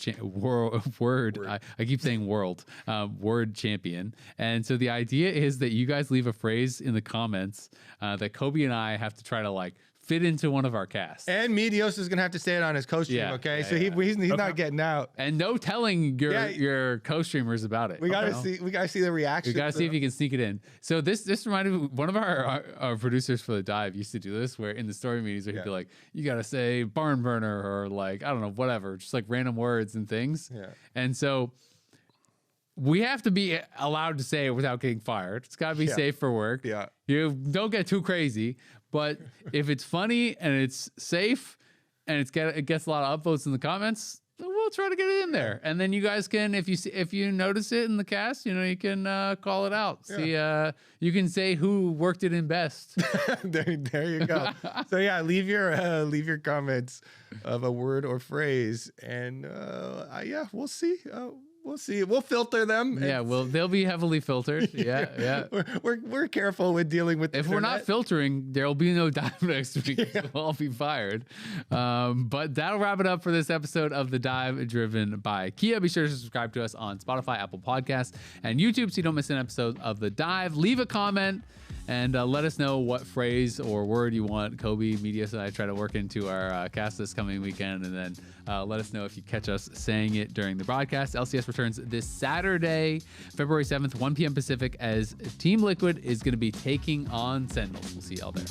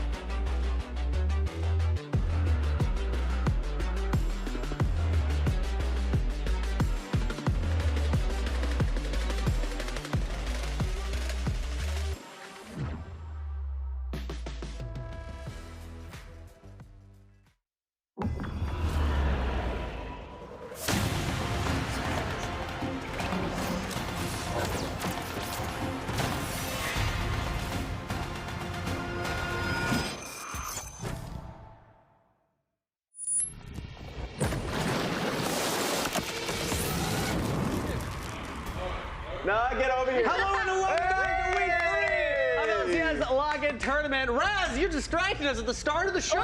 They were counting down. What are you doing? No, that can't be what you wrote. What's the other thing that you wrote? Oh, Boston sucks. It's just an actual fact. Boston does not suck. Yeah, it's Okay, an well, actual what fact. specifically about Boston sucks, though? Well, there is an inhabitant that calls Boston their home. The maybe name. And we love her, LA! The random fandom is thriving. That's all I know. Boston All doesn't suck. I agree. Best city ever. I agree. We got a fun weekend of games ahead of us. Let's take a look at the schedule to kick things off here so we know what is ahead of us today. And then also, oh, hey, that was my shot, Raz. Okay, my bad. I'm invading. All right, today we got all the 1-and-1 matches. This is the last week of the Swiss stage. So winners will be qualifying for playoffs. We'll talk more about that later. Losers will be going on to kind of like a last shot here. But Sentinels versus T-Law, baby, to kick things off. Yes. It's really fun to see. Just like both teams, all of them, in the same position, fighting to get into playoffs. There's one chance of them not making it to the playoffs. They don't want that to happen. And for DSG Lyon, I mean, that's a big one for them because it would be the first time either of them would actually make it into like an LCS playoffs. Obviously, Lyon, they've won a lot of championships throughout the years in the South, but this would be their first time, qualifying for playoffs in the LCS, which would be pretty cool for them. So, and actually to kind of break it down, because it is Swiss stage, sometimes it can get a little confusing. We actually have a handy dandy board that we're going to be updating throughout the entire weekend. So here, I'm going to stand on this side so that way you can see the board itself. This is how everything's played out so far throughout the Swiss stage. This is what we're at today. If we can get a zoom in right there, boom. And then tomorrow we'll have the 2-0 and the 0-2. Loser here is out of playoff contention. Winner here will be undefeated, and already both these teams have qualified. This is the really interesting one for me, and actually I asked for production to blow it up for everybody because the 1-and-1 teams, the losers, will go into this 1-and-2 group, along with the winner of the 0-2 Shopify Rebellion versus Dignitas. So we're gonna actually have 3 teams that go into this little bit here, and this is what it looks like when it's big. The top team will automatically go into the playoff bracket. That's determined by things like how many game wins, strength of wins, things like that. But then the 2 teams that are here have to play a best of 1 at the end of day on Sunday. So we're gonna try and fill this out a little bit with predictions because we actually have amazing magnets. I'm just going to go ahead and slap on the teams that I think are going 1-2, and I want to get both of your thoughts. Boom. This is what I got. What do you think, Raz? You know what? We're changing that up. What? I'm taking my auto pack with me. Emily, defend me. Do you agree? Those 3? You have. I have Sentinels making it in. Yeah. And then actually, you know what? Is going to beat Shopify, Raz? I think it would be this, because with number of game wins, DSG's won more games than their losses. So it's probably them. Sentinels. Get this out of here. Get this out of here. You know, I'm putting it on top of it. I'm putting it on top of it. So you think Dignitas So you actually think Dig are going to do it? We just don't know, all right? I'm just putting it out into the ether. There are some the Digamaniacs out there are going to be behind their team that didn't really get much of a chance. The Digamaniacs, is this an official term? That's the official term. Yeah? That's the Dignitas I think it's telling that was the one that you attacked because Sentinels and DSG are playing today. True. And so that means that you automatically think, no question, Lyon and TL are going to win. No question. Okay. That was a big warm-up. I was like waiting for him to flip flop. I actually agree with you on that. So then the big contentious one then is Shopify. So Emily, you can be the tiebreaker. So we actually have like little magnets here. Oh, sorry, I just ran away from the camera. We got the little magnets that we'll be updating throughout the weekend. So I still think it's going to be something like this. Emily, are you the tiebreaker? Do you agree, or do you think that Raz is right and Dignitas can take down? I tentatively agree, but it's tough. It is tough. Shopify look very, very uncoordinated. I gotta make an admission. Okay, I gotta make an admission. We're all running up to the board right now. It's like, show and tell. I just make an admission. I just gotta make an admission. Look, the split Wait, you sucks. just flip-flopped immediately. Look, I just wanted to put it out there so there's not just a one-sided. The fans out there want Dig to be represented properly. You're actually making a really solid point though, because last week Emily already called it out that DeMonte put his hand on my shoulder and said, "You gotta stop rooting for us, bud." Have you stopped rooting for them? No, and that's not me. I should put Dignitas winning actually. That means that Dig are going on ahead, and you are continuing to curse Shopify. These are good points. Good points being made. But obviously, we're going to be updating this throughout the weekend. So everybody, I'm awesome. Shout out to the props department for making all these little magnets. Yeah. This thing's super cool. But today it's just going to be those 1-and-1s. We all think Sentinels versus T-Law. Probably T-Law favored there. Sentinels. It is, kind of a bit of a rematch, though, right? What are your thoughts? What are your thoughts, Golden Gloom? Say that. What are your thoughts? Wait, do we have a microphone? Do we have a microphone for Golden Gloom? We have a coach. No, just relay ganking us his right message. now. Relay All right, your give us a message. message for the fans. We'll relay it. Here, boom, microphone. We're gonna win. Hey! Okay, there it is. There it is. Says they're gonna win. Yeah. Right there from the man himself. A real believer, and maybe someone who's cursing his own team. We're gonna have him accountable after the fact. Could be, but it's also time to check in. This is something I'm super invested in. I don't know how invested Raz is based on the current points on the leaderboard right now. But LCS Fantasy is back, everybody. If you haven't yet made a team, you can still hop in and join. But I wanted to take some time to show off the top performers. So we have an internal league. This is the Production Fantasy League standings, right, Emily? Yeah, and Liam is crushing everyone. Shout out Liam, the stats guy. As you can see. Where the hell is Emily?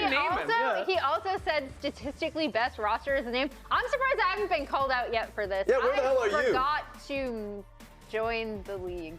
Oh. Yeah. Which also you and I both did last year. I feel like that does mean that I need some sort of punishment that, I don't know, maybe Jack We are going to do a loser punishment for like 24 hours in the office playing League or something like that. We haven't fully determined what it's going to be. That would be very fun for me because I just 23 don't minutes sleep. left, by the way. 23 minutes to get your team in. I have not gotten my team in. I'm doing it right. Oh, you're doing it right now? I did it this morning during the meeting. Anyway. A reminder, though, that you can still get your set your LCS fantasy roster over at lcsofficial.gg, and you might want to lock in some of these players. It's very FlyQuest favored for our top performers of all roles. I asked for this graphic. I was like, just show me the top scoring points. I didn't actually look into it myself. I didn't expect it to be all FlyQuest. You know what it is? They're currently the bloodiest team in the league. Yeah. They're literally just the bloodiest team in the league, and they're winning, so it's like a combination that you need to look into. Maybe not this week because of the team they're facing. Yeah, it also is like, I remember last year, Shopify players gave me a ton of points because they were bloody and their games were long. So even if they were losing a lot of the times, even if they had like less than optimal stat lines, their games would just go like close to 40 minutes and there'd be a lot of kills. And if you got the champion correct, it was like, oh, okay, I'm getting a lot of points out of it. You can get a lot of points out of it if you get the multipliers. But Raz makes a good point that that's FlyQuest against the strength of schedule they've had. They're against C9. So if you're still locked into your roster, how many FlyQuest players you putting on, Raz? I just put on FlyQuest. None. I took them all off. It's a tough matchup. It's going to be a tough matchup for them this week. So thanks everybody for playing along. Top 5 for me. Hopefully I can maintain that position, push for a podium finish. But also the new patch is here this week. So we're going to take a look at the biggest changes with a catch. We need to reveal which player we think each change will affect the most. Starting with a jungle champion. Used to be a solo laner, but Jace. We're going to talk about Jace because there were a lot of Jace changes. Emily, what were the big Jace changes? Can I have a thing? Oh, yeah. Go for it. So the big thing for me is that the monster, the bonus monster damage is nerfed in both forms. It went down from 25 to 10. And I think that was to kind of attack jungle Jace, which we had not seen in the LCS because it was so strong it was just permabanned. Okay, interesting. So the great breakdown of that. Now we got to put the player that we think it's going to affect the most. I got one. Okay, let me. So I'm not erasing the back. What? So we're just going to keep that there. It's just still Boston. It's just going to be the backdrop. But I will say that it will positively benefit, even though it is strictly a nerf. Griffin, because now it's going to be like off the ban list. While before it was just banned constantly. Okay. Now Griffin's going to be able to pick it. He is a carry jungler, and he's going to be able to run. How do you spell Griffin? I spelt it. Maybe the Y should be in. I think maybe you the Y have and those the I swapped. change spots. I think so. Yeah. Maybe, it's okay. You know, we hire you for other things other my than good spelling. looks. Exactly. Yeah. You got it. All Emily, right. what you got? So I was also going to say Griffin, but I'll cross it off. So, but I also think contracts. Whenever I think of junglers that are a little bit more unique, I feel like he is always willing to try them out, at least. I do think there's an asterisk to this in that it would require the way you play to be a little different around your team, just based on the way Jace plays. It's not like this huge engager, like, for example, the Malphite, which we saw from him. Yeah. But yeah, I still think it's something that he would play. I mean, I think Jace is still strong enough that we could see it from a lot of junglers. I went the opposite way. I went a mid laner. I went Quid because jungle Jace is nerfed, so now it might show up in solo lanes more. I think Quid's somebody that would pull this out, especially as potential blind pick for the team. All right, makes sense. That's for Jace. Now let's talk about Ryze. There were also Ryze changes. Emily, you got me on that one too? Yeah, I mean, it's just basically scaling nerf on Rune Prison. Another thing, Phase Rush was dinged a little bit. I think that's something that you also kind of want to take into consideration. Like, even though the nerf on Ryze's Rune Prison you think is like not really that much at all, but then you think about the nerfs to actualize. You already mentioned Phase Rush. Like, it basically they just attacked Ryze on all fronts. On all fronts. So I have it impacting Quad. I know Quad was already the answer prior to it, but I think Quad worked in both situations. Hey, he played Cassio, like a really strong Cassio and counter picks into the Ryze when it was being picked up frequently from the opposing mid, but also he is a great Ryze himself. Fair enough. I think he was thriving in that. He can still thrive in the meta, but like that's something that hurts him a little bit. Okay, I went for one that's a benefactor of it. I went Zinni. He doesn't have to try and play Anivia into it anymore. Yeah. That did not look great last time around. If less people are playing the Ryze, then now Zinni won't have to worry about it. Is another champion like this, where if you have really rough side laning, you use Ryze as a crutch to be able to be like, I can get to side lanes quickly. I can get to team fights quickly. And I feel like a lot of teams were doing that, and quite honestly, a lot of teams in LCS have rough. That's why you can name just calling us out as a region. So, Use one example. Who's hurting? I want to. Valid point. You know what? I think that just means that no one's coming to mind. Yeah. We got one more though. Ari. There were some buffs to Ari. One kind of small one, but still could be impactful, right? All right, I want to take this first. So okay, you go for doesn't steal mine because I feel like we keep having the same answers, and I need to come up with something different. So my big thing before talking about the Ari buffs is, like, she was already good. Yep. Like, she already has a 57.6% win rate globally, but in LCP, 72.7%, LPL 68.8%, LCK 66.7%. This is not a champion that was bad in the first place. Yeah. I see Quid absolutely owning people on this. I think he is really, really good. I think she has so many options to pair with junglers still to do that 1-2 kind of CC combo. And I can definitely see a game where we just see Quid absolutely popping off on Ari. Raz, let's reveal at the same time. No, same time, because we have the same one. Okay? I do want to make them Boston. All right, 3, 2, 1, boom. Boom, Pala Faker. Nice. I even got a nice little onion Dignitas logo in there. Beautiful. He's a great assassin player. I mean, so far I think he's been doing well this split. I think first week was a little tough because bot lane getting ran through a little bit, but he was performing well within his lone lane. So, hey, Ari works well for him. I do want to say quickly to you, Mr. Yakamoto in the chat's very distraught by the fact that you're cheating. So, like... What? How am I I'm not cheating. You go first. I have the same answers. I have to say something else. That is the magic of being on live TV if you go second. But Raz, you had brought up that TL did some kind of cool VOD reviews. Let's check it out. And then here, I actually, if this was Scrim and I was reviewing, I'll be very upset with you. This guy, on the wrong side of the map, no flash, exhausted, nah. Run up, hit Baron, where are you going? You have no TP. I want you, say, if this guy pushed this way, we hit Baron. And you just walk to here, then if he teleport, you go back bot. If he doesn't teleport, we fight. If I am Renekton 2 item, if I am Renekton 2 item with flash, hit Baron. I will kill everyone. Yeah, you're right. Yeah. No flash Wukong, no flash nah. I'm going to eat them all.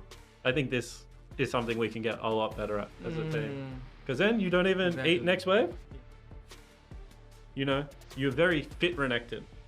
You have good step count. You know what night? I go, walk on treadmill. I do lots of steps. Look, 8,000 steps today. Your Renekton does the same amount of steps as me. Walking around Summoner's Rift. I thought this time. Yeah, I get a red and just hit the burn. Oh, you want red, yeah. But no time. Just hit the burn this time. But what? Is red. Oh, this is mine, man. Why yeah, okay, yeah. This is mine. But you just hit the burn this time. I can prank and another, Yes, yeah. Young man, youngs come. It's a shame. That was incredible. That was great. That was just a Super Cup basically of like, it's Spawn. It's funny. Last week, Spawn talked about how he was going to be the nice guy, right? Or at least Quid specifically talked about, I thought he was going to be like an angry coach or anything. I was a little afraid that wasn't happening. Yeah. Spawn was like, no, we're going back to being angry. Yeah. That game, by the way, 8K gold ahead.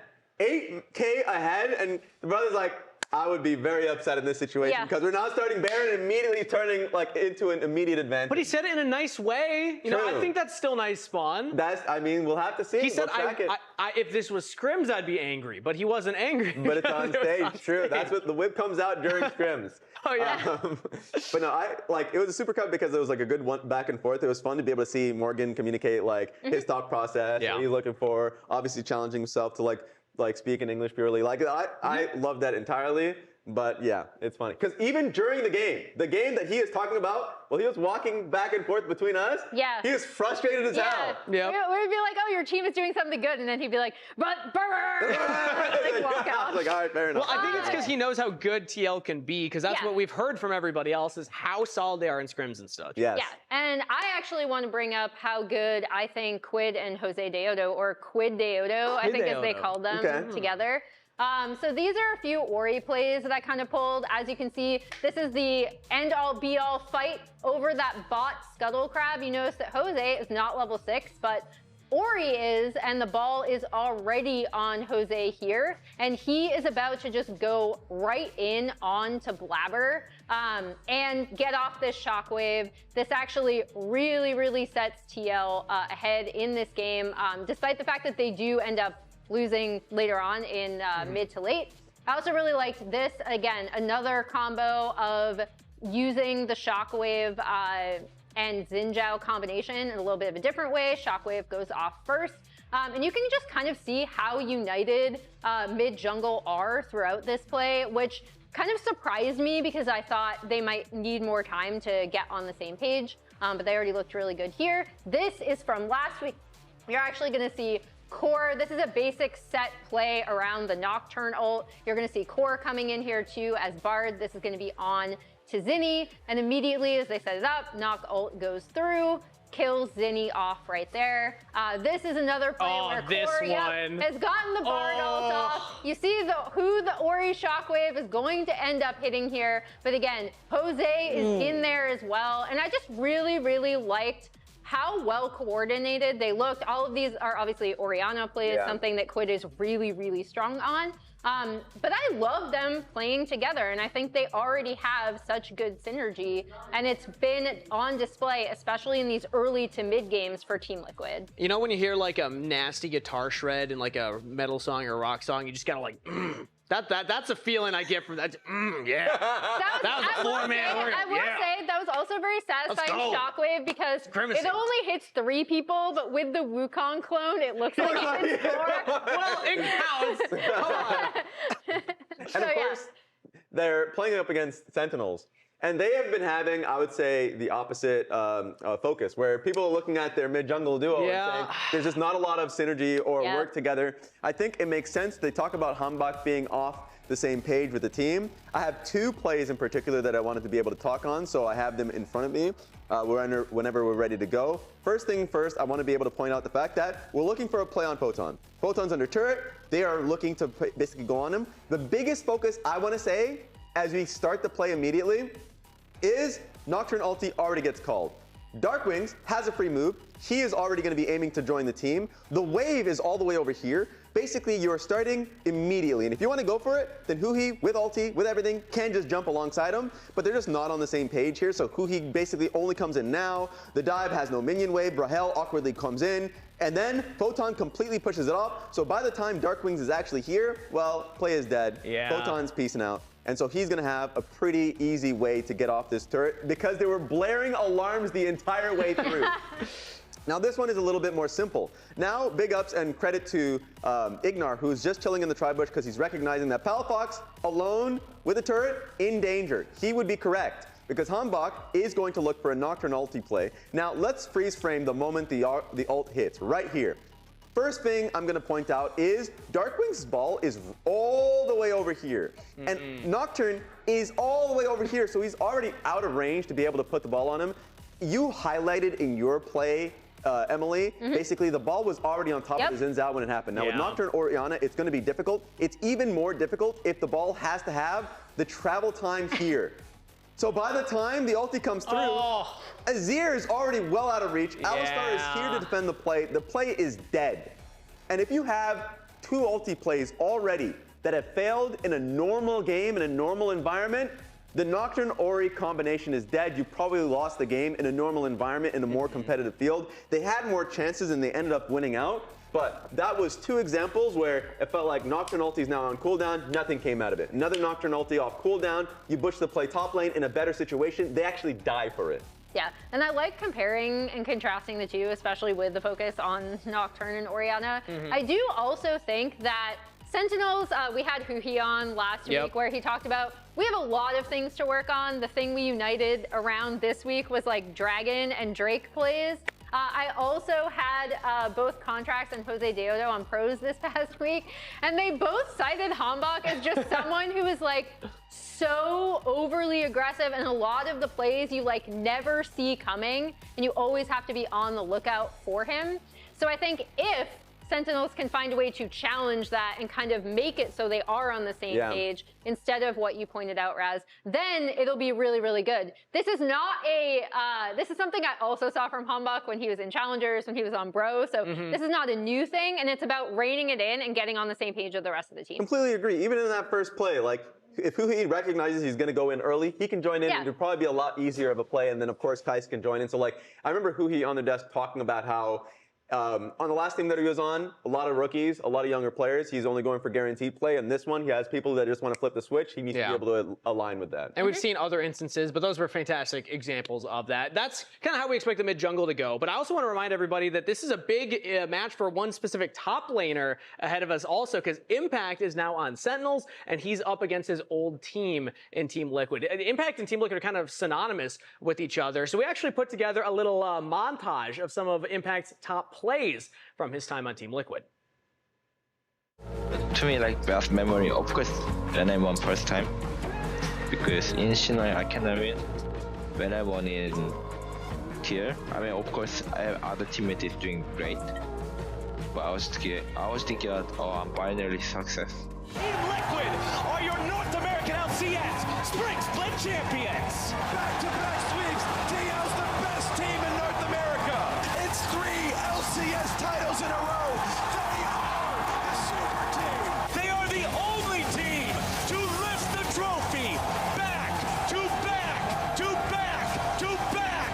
Having good memory, like you guys who know, maybe I'm back. Some point like, oh, we missed the Impact, and like come back and like, oh, we won again. For the first time since 2019, Team Liquid is the best team in the LCS. Now I played 12 years. In my whole career, like, I didn't get anything about like MVP or like this kind of thing. So thanks to guys to give this MVP. I appreciate it.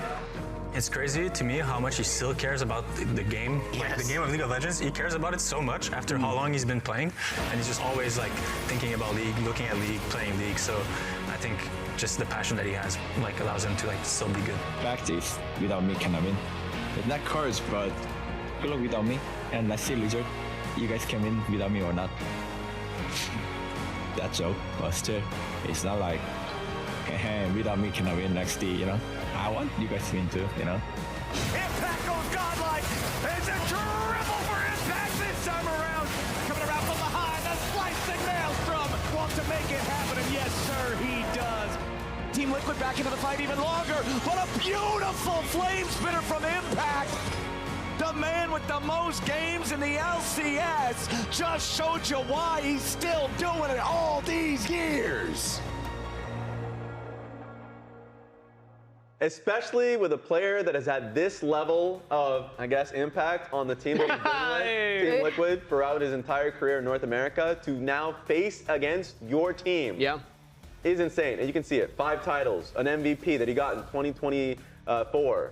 Like, he is somebody that has such a lasting legacy on this organization. And I love that he was even saying in some of those quotes there, like, wasn't able to do it on C9. If you remember, he was a part of another legendary roster, then went to Team Liquid, had the back-to-back run, had a lot of success, and he's been kind of perennially their top laner. So, Emily, that brings up an interesting question that we wanted to get Twitch chat's thoughts on. Yeah. What's the question? What's the question, I believe Emily? the question is, according to teleprompter, can TL win without impact? Can TL win without impact? Yeah, This is impossible, right? Yeah, no. Spam yes or no. I mean, I do think they can, and I don't think it undermines how much Impact has done. I do want to talk about, because Impact kind of had a really rough split last year, right? Or last season. Yeah. And that is the other thing, is I feel like not only is he now going against this org that he has had several stints on now, but also he's really looking to prove that he's still one of the best, right? After having a really down split, after having a complete career resurgence, phenomenal MVP year the year before. Yeah. And I think that his performance so far, week 1, even though the last game through, I felt like he individually performed well. You asked other players, and they were like, especially in pros, they were like, if my top laner is performing like this and we lose, we have some questions to answer for.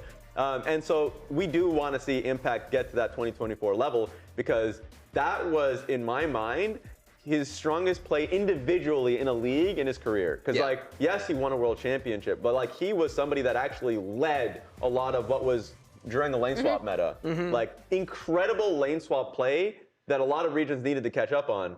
So can they win without Impact? So this is the thing, is like, I think that is a reflection of just how good we think TL are, and not necessarily a slight against Impact. But I mean, I guess it underlines the Grud match, and if Sentinels managed to pull off this upset, and 41% are saying no, they cannot. That's a big number. That's a large percentage of people saying that Team Liquid cannot win without Impact. Another question we would have asked you guys is, like, is Impact the TL GOAT?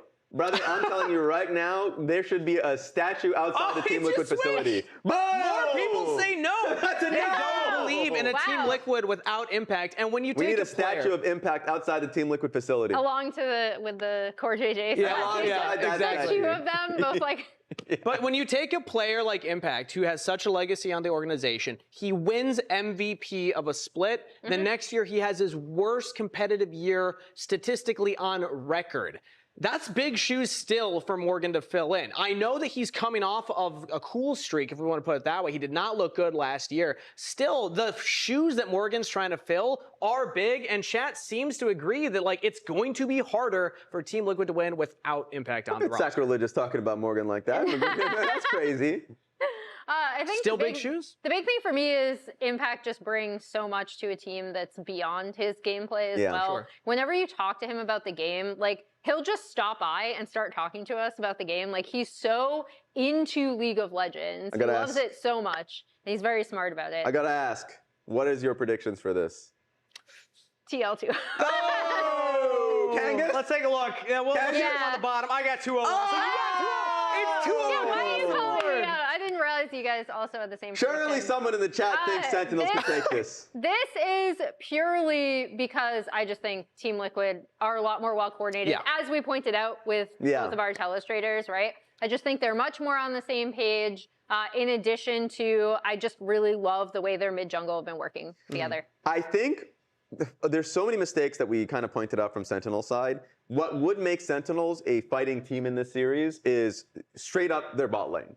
Rahel and Hui must perform better. I think they had a series in the first week in which they were stomping, but then it didn't materialize. And then in week 2, it materialized with stronger Drake play, so they were starting to get their macro a lot better off in order. So, like, if we can combine the two, stronger landing phase, great play around objectives, then Sentinels can take this to 3. I agree with both of your statements. For me, it's not about the impact lane. It's about the rest of the map, the mid jungle and the bot lane. I actually also favor Team Liquid's bot lane. I think Jan is playing exceptionally so far to kick off the year, and Rahel Hui have not shown as much synergy in the 2v2 or in those later game plays. So, wow, 2-0s across the board. I guess we disagree with chat. They had 51%. Yes, like that? yes. I think we disagree with chat a little bit. I think chat was also doing broader. Maybe. And they But you know what we all agree on? What do we agree on, Raz? What do we all agree on? That we should shut up and start the damn show. Let's do it. Hey! Throw things.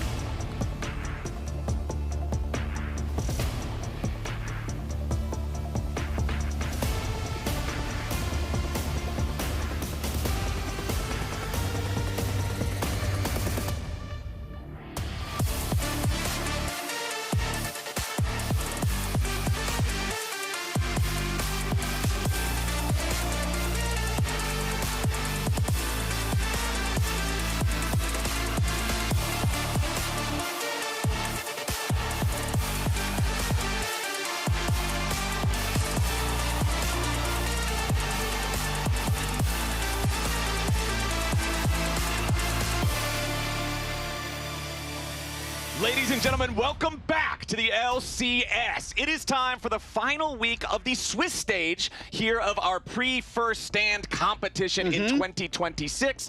One of our teams will be eliminated this week. That's not going to happen until tomorrow. Today, though, we've still got a lot of the rest of the standings to shake out before we determine how that bracket stage is going to play. And first up, it's Team Liquid Alienware going up against Sentinels. And the quickest way to describe the stakes for this match is win, and you're into the bracket stage, lose, and you might have to play a last chance qualifier at the end of tomorrow for best of one, because the Swiss stage will ultimately eliminate 2 teams, whoever goes winless, and then one of the 1 and 2 teams. Well, I'm ready to see if we can find who was right and who was wrong in that conversation between our analysts and the Twitch chat. Impact going up against his old org here, I think, will be a lot of fun. Obviously, it's much easier breathing going through the rest of the weekend if you just win here and you know for a fact, like you were saying, you're into that bracket stage, you're ready to keep going with the competition. Because the reality is, if you miss out on bracket stage, you're not playing again till April. For sure, it would be 2 full months off. So there's a decent chance both of these teams still make it to the bracket stage. A lot of league is yet to be played. But I love the long conversation that the Lounge had about Impact, because he's had 2 very successful stints on Team Liquid here. And bit of a funny story that I, for some reason, just thought of now. Okay, what do you got? So the last time Impact left Team Liquid, I remember his first game back against Team Liquid in the spring split. I was there on Team Liquid. He went like 0-4 in laning phase because everyone on TL just wanted to kill him over and over again. But then he won the game. So it was such classic Impact because he scaled on Gnar and managed to out team fight and make enough good plays. It was when he was on EG. Alfari was just destroying him on Camille, but then everyone tunnel visioned really hard on killing Impact over and over again through the game. So I wonder if we're going to see a similar story. With how close at least Jan and Core were with Impact and how long they've played together, if there's going to be that like extra grudge to try and really beat Impact, and then Impact might have the last laugh. Where you can just absorb all of the pressure. Sure, you could play the weak side. Go for it. Scale up. Win the game anyway. I'm excited to see where we get on this one. Sentinels, of course, bringing themselves up to 1-1 after starting off with the loss here earlier just a couple weeks ago. Team Liquid also, they kicked off the split in the TL versus C9 head-to-head. That one a lot of us, myself included, were very excited for because these were the 2 teams that played in Kespa Cup. They were the ones that had the extra stage practice. C9 ultimately came out victorious in that, as we all know. But then Team Liquid able to bounce back again this past weekend, bringing themselves to 1-1. So just want to keep the momentum going, I think, if you're on either side. Team Liquid obviously has a lot to redeem themselves for, I think, after last year's performance where they kind of crashed out, missed worlds, didn't really have the performance that an org with all these titles you would expect them to have. And Sentinels, when you're the new guys in town, you want to make a good first impression. They really do. Team Liquid finished last split of last year in 6th of 8 teams. That is not what Team Liquid is shooting for. Technically, Sentinels was worse. They were 0 of 0, so you never really, I feel like that's worse than 6 of 8, not sure. But they also ended up bringing over 3 of the players from DSG who actually did, weirdly enough, finish better than Team Liquid last year. So a lot of unknowns coming into this matchup, especially because the teams change so much from week to week. So we had the C9 TL matchup at the start where TL lost, but then they really dominated against Shopify. Yeah. And then Sentinels looked completely out of sorts against DSG in week 1, but was way more coordinated and getting Dragon Soul in both games 1 and 2 last week. So they clearly found a workaround for not being on the same page. All right, so getting into draft here for the first game of our best of 3. It's first pick selected by Team Liquid. Sentinels then going to respond by choosing to go to the blue side. It's Sentinels banning out the Rumble, the Azir, and the Renekton. Meanwhile, Team Liquid takes out the Orianna. They get rid of the Cassante. They get rid of the Jarvan. That early Cassante ban, I feel like you don't see a lot of times, but in a time where you're going up against a dude who played over 300 games with your org and won a lot of Cassante games, I like the respect here from TL. I like it as well. Mid lane bans are traded. There's an 80% ban rate against Hambach of Jarvan, so it is a relatively banned champion anyway, but I'm looking forward to seeing when Hambach does play Jarvan. It's not a champion he's got like huge historic stats on, but I do imagine it's something he's probably a demon on in scrims, so going to want to track that as the series progresses if they end up letting that through. Nothing too surprising with the first pack Ambessa because that's set up by the Cassante ban for Team Liquid. Yep. Going to go ahead and pick that one up there for Morgan. Meanwhile, back over to Sentinels. Still plenty of OPs left to go. The Varus is going to be the instant lock-in here. A lot of times throughout the history of League of Legends, Varus goes one place and one place only. He lanes bot as the marksman. But there have been a couple of times, including recent history, where he can be flexed to the top lane here too.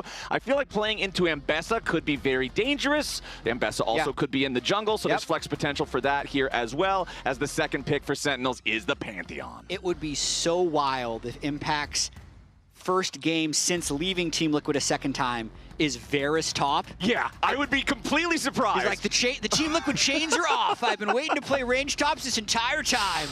I doubt it. I think it's the AD carry Varus. Most likely as well, but I had to at least bring it up in case we do get the 1% chance. In case we do, but we're going to get Ryze locked in here on the side of Team Liquid, most likely for Quid. Excited to see how that one works out. The champ is very powerful with mana stacking being as strong as it's ever been with the of Actualizer to the game.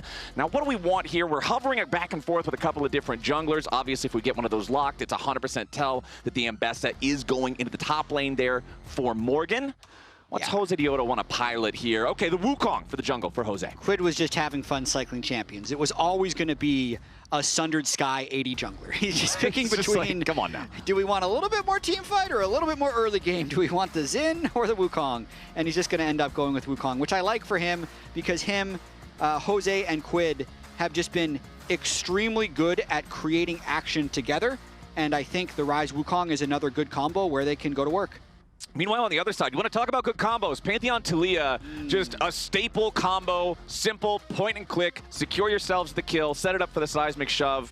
And this also not just has that micro combo potential, but the macro combo potential. Grand Starfall plus the Weaver's Wall, working together, targeting side lanes, making plays around objectives. I need to see coordination between these ults. Good globals. We'll see if they can make plays happen, not just at Drake. Because actually, if you have a team with a lot of globals like this, you do actually pay a power cost for that. So if you just end up grouping around singular objectives without utilizing the globals, you're going to be weaker. So Sentinels is going to have a bit of a challenge here since they haven't actually shown good map coordination outside of just grouping for Drake so far this split.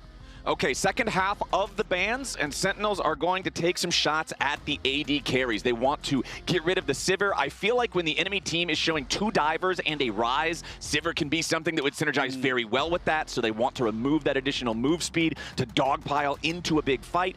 Gwen is going to be the ban for Team Liquid. They do want to try to prevent that from being picked top lane into the Ambessa, as Ezreal will be the next ban for Sentinels. I already mentioned the Taliyah and the Pantheon being able to combo out a carry and find that pick. As long as Ezreal is paying attention and you're playing on land ping, you can just arcane shift out of the way of Pantheon's stun and you're not going to get hit by the seismic shove follow-up right next to it. For sure. I think Yon's just going to play Jhin. I think that's what's left for him. They've gotten rid of the Spell Shield Sivir. They've gotten rid of the safe Ezreal. They have a lot of damage in both Ryze, Wukong, and Bessa, so just getting more utility from the AD carry would make sense. That's if Team Liquid is down to play like this, because we know they've been absolutely dominating people in scrims. Jhin is one of those picks that AD carries love playing, but oftentimes their teams don't let them play it. Here's where I think it actually makes a lot of sense. Okay. So we'll see. Obviously, they might have something cooking. And it's Sentinel's pick right now, which is still something we're adjusting to. They're on the left side, but they're second pick, so they're actually the ones picking after the second ban phase. But Impact's likely picking his champion now since he's up against Dembessa. Okay, he's going to go ahead and lock the Aatrox here. This is one of those standard, just like it's a solid laner. It can contribute to team fights. It can have some threat on its own in a side lane later on in the game. Kind of checks every box, I feel like, a little bit. I do worry a little more for drain tank style champions as we've moved into this new season. More so for solo queue, but also sometimes if you have a top laner who's really willing to put the pressure on you, if they opt to take the ignite instead of the teleport, drain tank champions can seriously have a lot of their points of strength completely turned on against them. Jan doesn't want to play Jhin. No. He wants to play Lucian Nami and Let's go for the lane kingdom. This will be interesting, actually, because every lane on Team Liquid wants to push, which can work really well if you're really on point, but it can be dangerous. Oftentimes, you want to have the lanes that you're specifically playing around and the lanes that you're specifically playing weak side with. But now, the Lucian Nami is going to be going hard for trades. The Ryze Taliyah is a matchup we see a lot of, and then Ambessa Aatrox is another one where any type of jungle attention can swing the matchup. So a very aggressive pick there by Yannick or JJ. The other thing I'm looking at, chat, we've got a lot of limited range here on Team Liquid, right? You've got two melee divers up there in top and jungle. Ryze is a very limited mid lane mage in terms of his range. Yeah. Lucian has shorter range than other marksmen, and you're fighting into a Rel. You're fighting into Varus with Chains of Corruption. You have the Unraveled Earth from the Taliyah, point-and-click CC from Pantheon. So when everybody in this short-range team goes in, it's kind of what you're saying with you want to see the lanes be coordinated in how they push and move forward and back. Everybody's got to have that same cohesion on the team fight level too, because otherwise you're just going to be running into a whole bunch of stuff that they are very happy to have you run into. Yeah, I really wish I could go run and grab Spooks or Spawn and ask why they're doing Lucian Nami. It's probably because they've just been destroying people with it in scrims all week. Okay. So if it's ever up, it's just a combo they should pick because it's good in the game. Because I'd want to ask, like, why not Jhin Rakan? Like, that to me, with all the damage they have on the top side, just pack the bot lane with utility and go for it. But we'll see. If they're super confident, they're going to just try and run this game and blow Sentinels out early.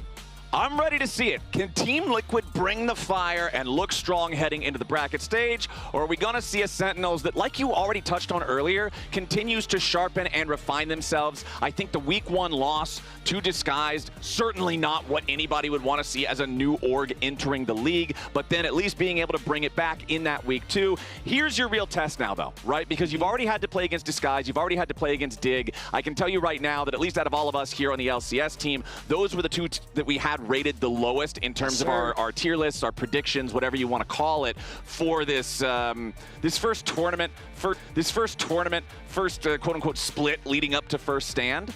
So now that you've fought the two lowest rungs on the ladder, let's see how you stack up against the higher rated teams, and I think Team Liquid is certainly one of those squads. They really are. Based on the scrim power rankings, they're already champions. But they need to be able to show it. Bucks. Yeah, they need to show it on stage. A little bit of banter happening in all chat between the two teams because Impact has paused. There is a claim that his runes changed at the conclusion of Champ Select, so they need to investigate this because if it's player error, they don't let you remake Champ Select. If it ends up being client bug, which they're going to check with the shadow play, then they'd end up doing the remake. Right. Impact, if you've been following the LCS on, TikTok, YouTube Shorts, Instagram, Impact has not had a good go the last 2 weeks. Have you been following? No, I'm not on TikTok or Instagram. Yeah, well, are YouTube Shorts? You just got to pick one. I'm barely on social media, bro. It's true. It's true. Anyway. I'm 35. So they had, week 1, they had Impact do a math problem. Okay. Where he had to do, in Canada we called it bed mass. But there's like a different name for it in American. But it's essentially just like, what order of operations do you do math in? Oh, the PIMDOS, yeah. Parentheses, exponents, multiplication, division, addition, subtraction. Brackets, exponents. Yeah. Yeah, anyway, Impact couldn't do it. He was the only pro. He just messed it up. Oh, no. Okay. Yeah. So, and then last week, they did the reaction time test with a couple players from his team and like 6 or so, and he also finished last. So he's just not. And then now he messed up his runes. Like, come on, man. Well, let's see, because I think, if I remember right, week number 1, we had a similar problem to this, and when they investigated, the problem did actually come from the client trolled the player, and the runes weren't, like, the guy picked the right thing, and then the client yeeted it back to what it was. So listen, it would be dishonest if I said the client never has bugs. In fact, the client in which I'm trying to use to spectate the game keeps failing the patch. So I am also not in Spectator, but they're not going to remake for me. We're going to remake for Impact. Let's see. Cassante runes, support Cassante. No, I changed 100%. Impact, tough it out. WTHJ. Let's Observers, check. Show me Impact's actual runes, if you can. The chat is amazing, but I wanted to see the players lined up. They're having some good how bad is it? How bad right? is it exactly? Is it like I wanted to take Grasp and it gave me Conqueror? Because then it's like, that's still good. You're just going to have more scaling versus laning. Or is it like I wanted to take Grasp and now I have Airy? Exactly. Does he Airy Aatrox? Is it just completely GG here? Oh, no. They might be telling him that he just has the wrong runes if they're checking the shadow play. Oh, it has just been confirmed in our ear that this is player error for Impact. So whatever these runes end up being, we will show you guys as soon as we have the graphic prepared. That is what Impact will be playing this Aatrox with. I almost want to have, like, Scout's Honor. Hey, Morgan, let me remake, please. And if, like, everyone in the game agrees, we just, like, old school, like... just let him do it, sort of thing. Just like back in the days when it was like the ladder tournaments and stuff. Yeah, it's just like, okay, so I brought the wrong thing. I don't want to dishonorably beat you in the first game back because you messed up your runes. Like, I want to beat you because I'm better. Beat the real you. Yeah, but that's not how this works. No. So I need to see what he has. You can see there's the life drained out of him. Guardian Aatrox. Yeah, it's Guardian, okay. So I imagine everything is right except the Guardian. He probably was clicking his No, Demolish as well. Yeah. I never see people bring Demolish. Yeah, at least he does have Revitalize. He's got Second Wind, but and then he has free boots and he has cookies. So that's okay. So the Demolish is a little weird, maybe intentional. Second Wind is real. The Guardian's gonna be rough. Yeah, that does nothing for him in the actual lane for the actual trades. Grasp also taken for Morgan Zambessa, so you have the actual good laning green rune. Yeah, of all things to have in his first game back against Team Liquid for the second time, he has had such an incredible history. He really on this team, has. which is why he really wants to win this game. Look at this, 374 games on Team Liquid, an unbelievable amount. 5 titles. In fact, Team Liquid doesn't win titles without Impact, and 1 MVP, which he got in 2024. So such an incredible career, again, across 2 different stints on Team Liquid, and now up against them here.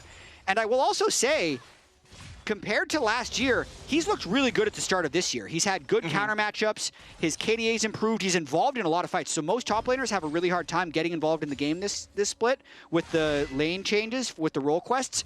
Impact, not so. Also up in solo kills. So the early signs of this year in Impact, notwithstanding taking Guardian Aatrox, have been really good. You know what I'm going to be really impressed by? If that 2 in solo kills goes up to a 3 while piloting Guardian Aatrox. Bro, if you get solo killed by Guardian Aatrox, that's going to mental boom you more than Grasp Aatrox. Maybe that's what he's playing for the entire time. Mental warfare from the veteran of over a decade of League of Legends play here. Is there a worse rune to have as your keystone on Aatrox top lane than Guardian? Like, it's the most support rune possible. Yeah, it legit just doesn't do I'll take anything Electrocute, in this lane. Dark Harvest, Fleet. I'll press the attack. All of that stuff at least does something. As bottom lane, hold on now, CoreJJ might be in a little bit of trouble. And yes, he is. He's out of there. Hambach just jumps in, auto attack, first blood. They decide to give the money over to the Pantheon instead of to Rahel on the Varus. So we'll see how much more Hambach can get accomplished now that he's further accelerated. I love it. Hambach skips Krugs, goes for an early gank. Team Liquid was so heavily prioritizing the lane, they used their wards in the lane. They didn't ward the river, so he gets an easy ramp around and gets first blood. And I feel like this is exactly what you were talking to us about. Now, hold on. Jose Dioto jumping into the mid lane here. Does find a lot of damage onto Dark Wings. Quid ghosted Dark Wings. Barely gets away on that one. But yeah, what you mentioned back in draft, talking about the Lucian and Nami, I'd love to ask the coaches because all 3 lanes always want to push, and that could be dangerous. Well, Hambach says, all right, if you want to have this Lucian Nami pushing for some some reason, I'll happily pick up the free gold. For sure. A lot of pros have said Hambach's one of the more difficult junglers to play against in scrims because he goes for a lot of plays that you wouldn't necessarily expect. Makes it happen on stage here as well. With that being said, not like it really gave his bottom lane that big of an advantage. You can see the gold for both players is still even. It will only give Hambach that slight gold lead over Jose. Exactly. That's why I was a little bit surprised to see the fact that they wanted to give the kill over to Hambach. You could have just let him get the stun for the assist and then have Rahel take the last hit. Sure. But no, they wanted to give it to the Pantheon. Hambach's going to be the one with the extra money in his pocket. The 400 gold from First Blood just means for Pantheon, most likely an extra longsword. So what can 10 AD accomplish? Yeah, That's the question. Speaking of the rarity of Guardian Aatrox, our stats man has done a poll. So according to Lolalytics, in Emerald plus solo queue on this patch, no one has taken Guardian, even accidentally. So yeah, 0 games with Guardian currently reported on the new patch. So that's something. That's pretty impressive stuff. Yeah. Okay. Breaking new ground here. Yeah, he's a trendsetter. He's continually forging new opportunities up here in the top lane with the Guardian Aatrox. 20 seconds on the clock until the first dragon spawns in this game. We'll see who has the bot lane control to be able to lead the charge on that one. Morgan up about 300 gold up here in the top lane is the largest individual gold lead besides that First Blood for Hambach so far on the scoreboard, as Hambach does seek to invade the jungle now with Jose Diodo. Yeah, trying to make something happen, get some early control over this Drake, and I wonder if they're going to have the same type of Drake pile they had last week. So really interestingly, I mentioned how Sentinels didn't know what they were doing week 1, but was really coordinated in week 2. It's about this play around Drake. Specifically look in game 1, after they took that first Drake, Drake was only live for 19 seconds, 18 seconds, and then 14 seconds on their way to Soul. And then in game 2, even though there's slightly slower Drakes, they still got a pre-26-minute Soul. That was with Baron between 3rd and 4th Drake. So they were so focused around securing that objective, which I think worked last week when they were better than their opponents in lane, or at least even. It's harder to do against Team Liquid when Team Liquid is constantly trying to push both of these lanes. But you can see Hambach still trying to set things up, just not really able to get it because Rahel and Huhi are getting pushed in. Rahel and Huhi are getting pushed in, and this time around, Jose Diodo is shadowing as Jan and Core complete that push. They know that Hambach is likely wanting to look at this bottom lane here yet again. If nothing else, just for the dragon control that you're talking about that Sentinels was able to express in their previous series. But as long as Jose was ready to be here, in case there was a 3v2 that would need to be turned into a 3v3, Jan and Core will crash the wave. Yeah, and last thing on the Drake control, I think bot lane's really important in that as well. And last week against Dignitas, you can see the CSD for Rahel was positive in both game 1 and 2, compared to last week, or the week before against DSG, where it was really variable. And Impact's still going for some of these all-ins. Imagine if the man had grasp what he'd be able to accomplish. Well, he popped World Ender, he stabbed Morgan once, and then hit him with Q1 once. Yeah. That was the most value that he got out of World Ender there. So Getting the wave in. Yeah, okay, he's got control over the way, well, actually, no, the Cannon Minion's still alive for Morgan. So World Ender, I don't think accomplished everything you would have hoped for it to accomplish there, as Morgan can now just back away, does have a 13 CS lead, so just about 2 waves that is going to shrink a little bit as Impact farms up these extra minions that are still left alive. Morgan's going to take his recall, teleport back into lane now with Caulfield's Warhammer, pickaxe, and refillable, so a nice strong buy for the first recall. Yeah, Morgan is likely going to be a problem. Immediately ults him as well, as Impact is trying to hold the wave. Might get the solo kill. Yeah, this one's looking rough. Morgan comes back to lane, and no mercy for the misplaced Keystone. Just 100 to 0's Impact right there with the fresh purchase of all the new damage. Solo kill Morgan. Jeez, I'd love to see how he got the angle for that ultimate there. I feel like Impact was trying to hold the wave in front of his turret to actually play safe, but ended up getting surprised by Morgan ulting. Morgan has so much tempo now on Impact and can look to make a play on the rest of the map. So he just straight up teleports right onto a minion. Impact was just trying to get one more CS before probably resetting. It's got to be tilting to take Guardian in the first place, but I felt like he was holding on pretty well. That moment might push it over the top because that's going to accelerate Morgan towards Eclipse, and then that lane's going to be unplayable. towards Eclipse. He's got the EXP advantage now. 800 gold individual lead for Morgan over Impact because of that kill that he achieved.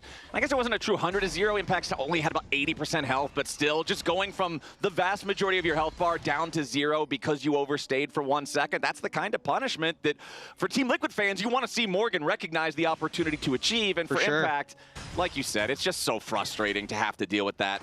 Morgan knows how strong he is. He, however, also knows public execution is still down for the last 1/4 of the cooldown. Impact does now have World Ender back up, so it's not like Morgan can put a ton of pressure onto Guardian Aatrox until that ulti is ready to cast again. Looks like Team Liquid might be going for that first Drake right now, as Morgan was looking to reset to give them even more pressure, but it seems like we're just going to have a trade here of the Grubbies for that Drake. So here's my problem with taking Grubs from the Sentinels' perspective in a game like this. Guardian Aatrox. Because Grubs require something else to give you any sort of reward, and if you can't get pressure in the side lanes, it's much harder to get the payoff from the additional damage to the turrets. Yeah, I mean, take a look at those plates, man. 5, 5, 5 all across the lanes. They've been holding pressure in these lanes, warding River aggressively on the bottom side since that first blood gank by Hambach, and they're going to continue to do that. So I understand. I think Hambach did what he could. You're not contesting Drake when mid and bot are pushed in and your top laner is down teleport and also pressure in lane. So take what you can get. I think that's all that play was. It's just sometimes what you can get doesn't feel great considering the state of the game. It is, however, a very low turret plate game between both teams. Yes, there's 0 taken by Sentinels so far, but on the other side, Team Liquid has taken 2 in the top lane and 1 in the bottom lane. The 2 from top side also occurring because Morgan got the solo kill. So just really low damage to turrets in the first 10 minutes overall. Yeah, I am secretly hoping for some montage moment where Impact flashes next to Rahel to proc Guardian and save his life in a crucial late game team fight, so we have a payoff for this tragic moment in Impact's game against Team Liquid when he brings the worst possible keystone onto Aatrox. I want to hear if chat can think of a worse rune for Aatrox to have, because I currently... And he means keystone, by the way. Don't think of something random some junk little minor rune. Like, what is the worst possible Aatrox rune? It is... Unsealed Spellbook is better. Yeah, First Strike is better. Is way better because you can get Exhaust and Ignite from that, Yeah, everything has a use. Guardian is the worst rune for a solo laner, surely. Yeah, it just doesn't seem like They're saying Airy. Airy is better. No, dude, Airy's way better. It'll do damage. Yeah. Lethal Tempo is better, You can at least poke the guy with Q1, Q2. You can get value out of Airy. Yeah. Yeah, so the chat is saying Airy, Phase Rush, Lethal Tempo.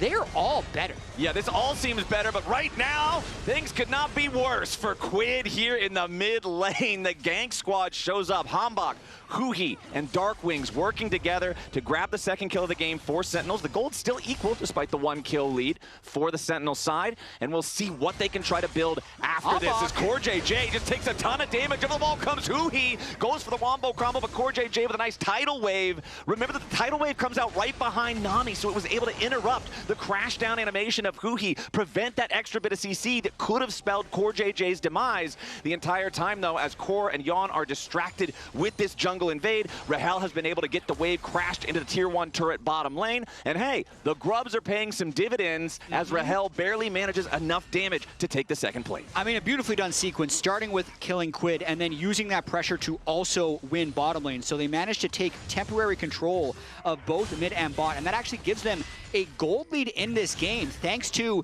the kill they got mid, as well as completely denying Yon a wave, as well as really farming some of those plates. So Sentinels definitely staying in this game. That was a really nice sequence. And honestly, the only gold advantage for TL now is the top lane. You can see here your MasterCard power spike for Hambach as he secures the Sundered Sky on that jungle Pantheon. Sundered Sky also secured in the top lane for impact on that Aatrox, give him a little bit of extra snappy trading power and healing. And we are hitting those first spikes, pretty much across the board for both sides. Hambach gonna go ahead, continue clearing through the jungle here. And Jat, I am yet to see either the Weaver's Wall or the Grand Starfall come in to make a big play for the side of Sentinels. But considering we've got the next Drake here in about 90 seconds, maybe some playmaking, some setup before that, like you mentioned back in Champ Select, right? Make the fight unfair before it's time for the objective.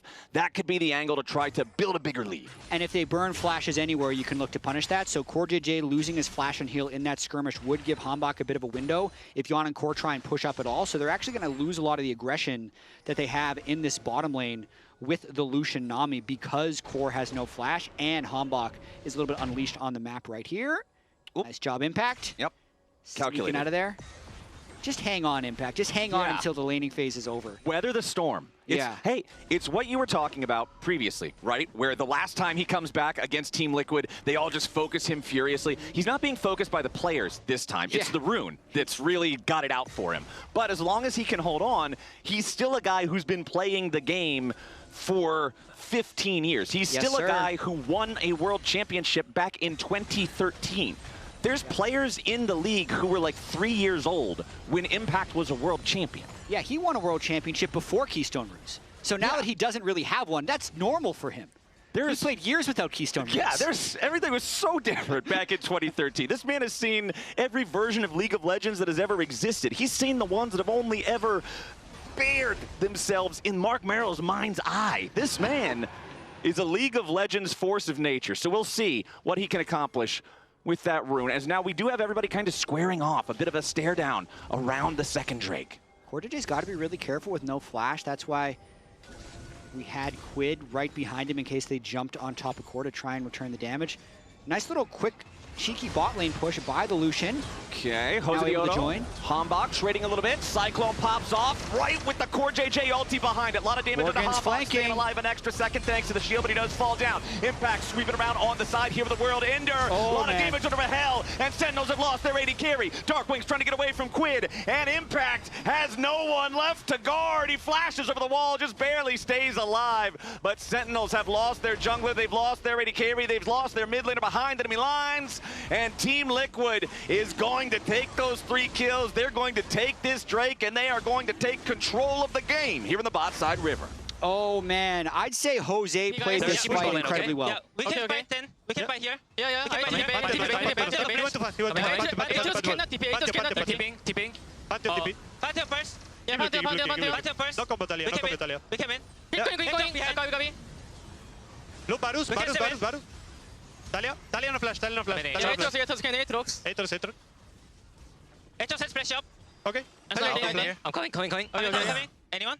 No flash, Talia. I will chase. Good job. Well played, guys. Good TP. Yeah. Always very hectic comms for Team Liquid, I will say. There's always Core JJ is incredibly loud in team fights, but sometimes that can be very beneficial. In that fight, to me, Jose, both with the engage, but then later on, managing to reach Rahel as Morgan had the flank TP, really gave Sentinels no way to play that fight, and the game's kind of been blown open here unless Team Liquid lose something quick. Yeah, 2 Drakes, 3,000 gold ahead. As Sentinels try to defend the entryway into their jungle, it's Team Liquid looking to make this map smaller for their opponents, placing down control wards past the midline here of the river, wanting to control this topside river area to be prepared to take the Rift Herald. And then that's just going to give you more fuel for the fire to snowball the game even further away from Sentinels. You can see gold leads in every single role except support now for Team Liquid, which really doesn't matter that much anyway. The biggest of which is the nearly 2,000 gold individual lead for Morgan Zambessa here in the top lane. Weaver's Wall coming in. Whoa, Yon. Trying to make the play. Yon gets caught out. Wombo combo shut down on the Team Liquid 80 carry. Sentinels finds a critical piece as now Hambach's going to head over to the Rift Herald, and all that preparation Team Liquid was doing might have just been for naught. Yeah, really nicely done there by Sentinels. It looked to me like Darkwings managed to sneak through a hole in Team Liquid's vision, since Team Liquid was really aggressively holding the river with 3, but then they realized there were 4, and everyone just had to back away. Now they're looking to make a play on Impact, though. Goodbye. Yeah, Impact, he at least heals. Oh, yeah, he gets himself the passive auto attack, which gives you a massive spike of healing, especially when it procs in the same auto as Sundered Sky. So quick surge to the health bar, but as soon as the next wave arrives, there's still more than enough firepower to knock him down. Wave crashes into the tier 1. Team Liquid's going to take this turret now. That will be their second turret take of the game. So even though the Herald exists on the other side of the rift, TL is still pretty happy about the state of turrets. Yeah, it goes from bad to worse for Impact. They need to stop killing him, though, because he's not going to be worth that much gold. Don't over-index on it. I mean, weirdly enough, I think this is one of the reasons the game feels a bit weird in some cases. Is once you've died once or twice, you're worth very little gold that decelerates quickly. The patch notes made it so your bounty decreases not quite as much as last patch, but I believe you still devalue very quickly. So the next skill on Impact is going to be like 170 gold. Had a thought. Okay. I wonder if Guardian Wukong is better, because it probably procs off your own clone. It probably does, because the clones can eat ash arrows and stuff like that. So they generally count as champions for every other interaction. Something to think about. Yeah, okay, when I go to sleep tonight and I'm just wondering whatever's going to lull me into dreamland, I will contemplate the meta applications of Guardian Wukong. Like Nico, maybe Shaco, and Wukong might be able to self-proc Guardian? Okay, sure. Well, if I see Guardian Wukong in the future, I'll know that somebody found out that this has legs. I might try it.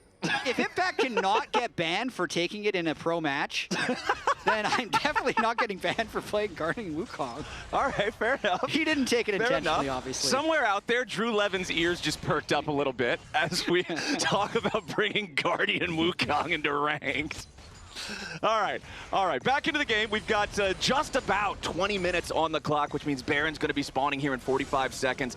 I don't really think either squad is at a point where they would want to try to rush that objective down, but the next Drake is spawning in less than 60 seconds here, too, as who he walks up, goes for the Shattering Strike onto Quid, who's not really concerned about what Sentinels has to bring to bear against him. He's going to go ahead and take his recall. This will be Soul Point if Team Liquid grabs it, and going back to what you were talking about earlier, Sentinels looking good in Week 2 with Dragon Control. Obviously, they have not been able to execute on that here in Game 1. For sure. And then also a little bit bigger picture, how these teams have been playing. I've been looking at a lot of kill participation lately, and specifically look at Team Liquid on the left here. Jose and Quid have really high kill participations, which is true in this game as well. They're both at 80%. As Jose is looking for some damage. But specifically, Jan and Morgan haven't been able to be as involved in the game. I'm imagining it's something they want to improve on, but again, this game is kind of that story. Jan with 1 kill participation of 5 so far, and Jose and Quid both 4 out of 5. And up there top lane, critically, you can see Morgan forcing out the World Ender from Impact. As soon as he sees the wings come out on the Aatrox, he immediately backs away, because that's all he needed to get. Because now they're going to be able to force this team fight around the Drake. Yes, even if you have teleports on both Morgan and Impact, Aatrox without World Ender does not have nearly the amount of threat and presence that Aatrox with that ultimate does. So Herald's going to be summoned up in mid lane by Rahel. It gets the charge into the tier 1, but they critically won't even get the full structure by the time Team Liquid is able to rotate over to defend after securing the Drake. Yeah, nice TP there by Morgan to hold the turret. And I think that was correct by Sentinels to not contest that Drake. You're pretty much in last-ditch effort to salvage the game here, where on third Drake, you just try and trade Team Liquid's map investment for as much gold as possible. Ooh. Really cheeky play there by Morgan, but Impact is able to sidestep the ultimate and get some of that crystalline overgrowth off of the turret. But yeah, Sentinels just needs to get as close in gold as possible before the eventual soul fight to have a puncher's chance in this game. All right, so top left is a doomsday clock for Sentinels right now, counting down from 4.5 minutes or so. They've got to be ready. They've got to be able to answer this. And despite the fact that we did get to see the one really good play out of the Weaver's Wall that got the kill on Yawn back in the mid lane a few minutes ago, I still feel like I haven't been seeing enough of the Pantheon Talia macro playmaking to really want these picks on your team, for this to be what you go with in the Game 1.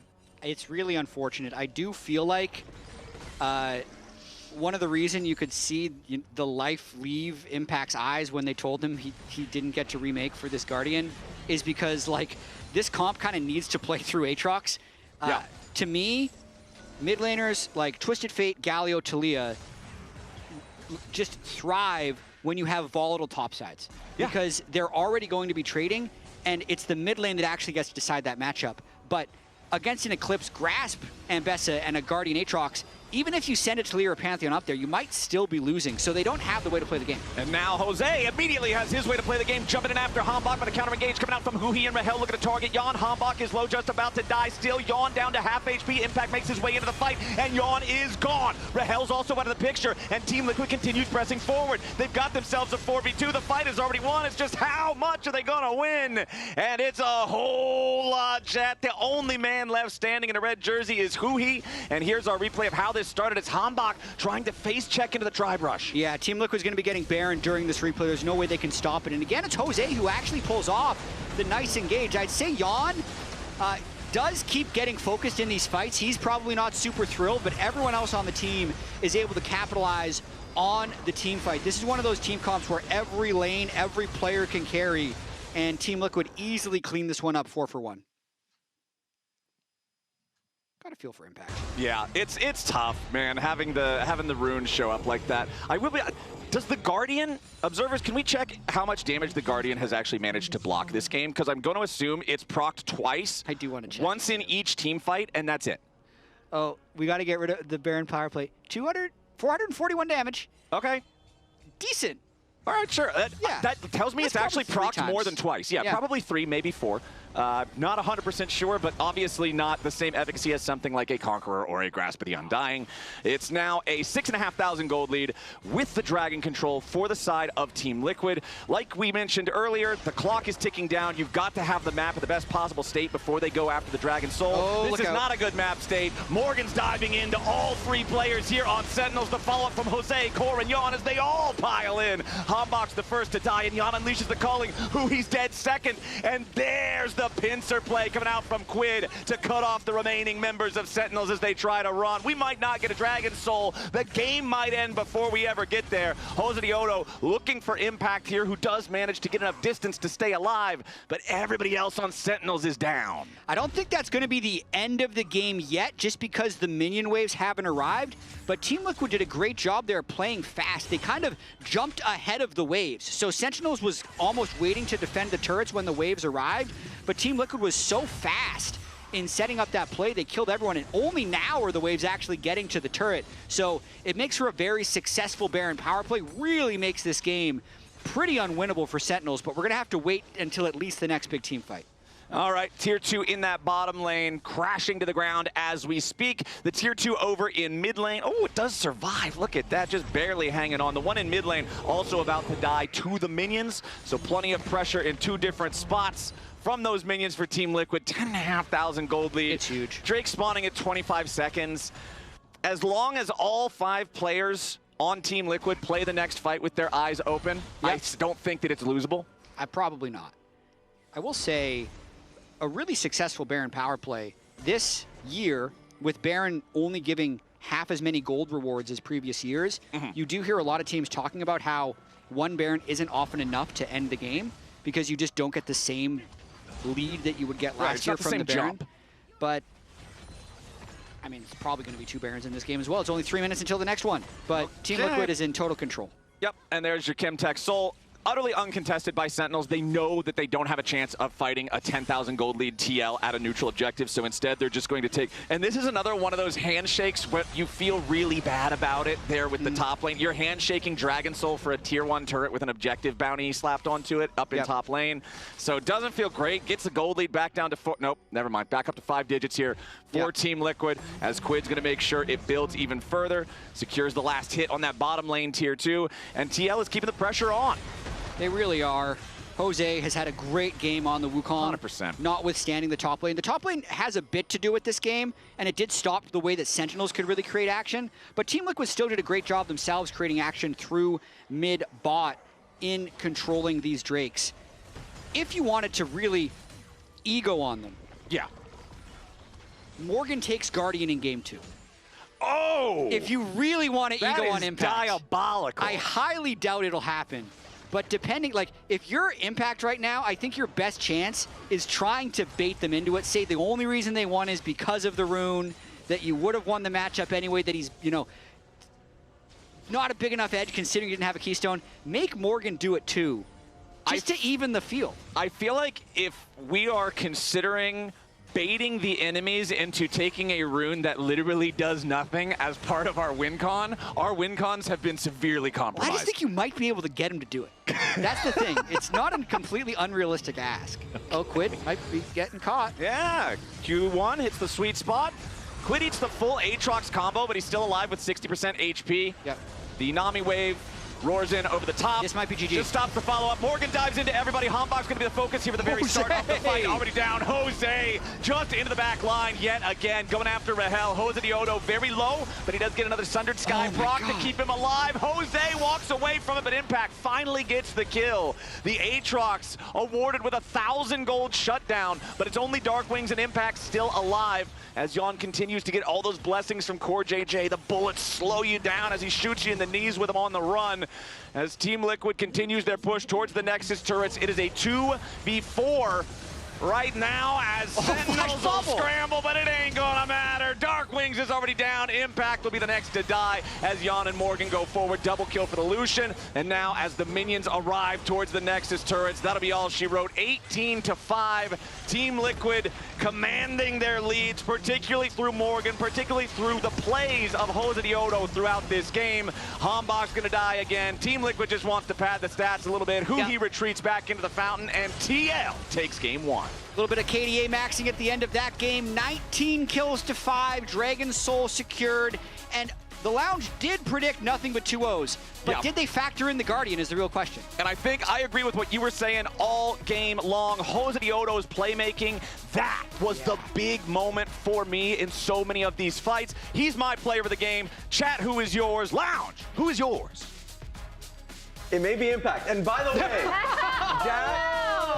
Jao was asking a question. Did I factor in Guardian? You might be surprised I did. You did? Maybe You predicted it. Picked Guardian for him. Oh, I don't think you should admit to that live on broadcast, Brad. I think that comes Impact into is then the gonna plan. come We're not in. replaying that game. My plan succeeded. Okay. All right. We can talk Can we about. just make the case that they did not lose the game because Impact picked Guardian Aatrox? Impact probably believes that. Yeah.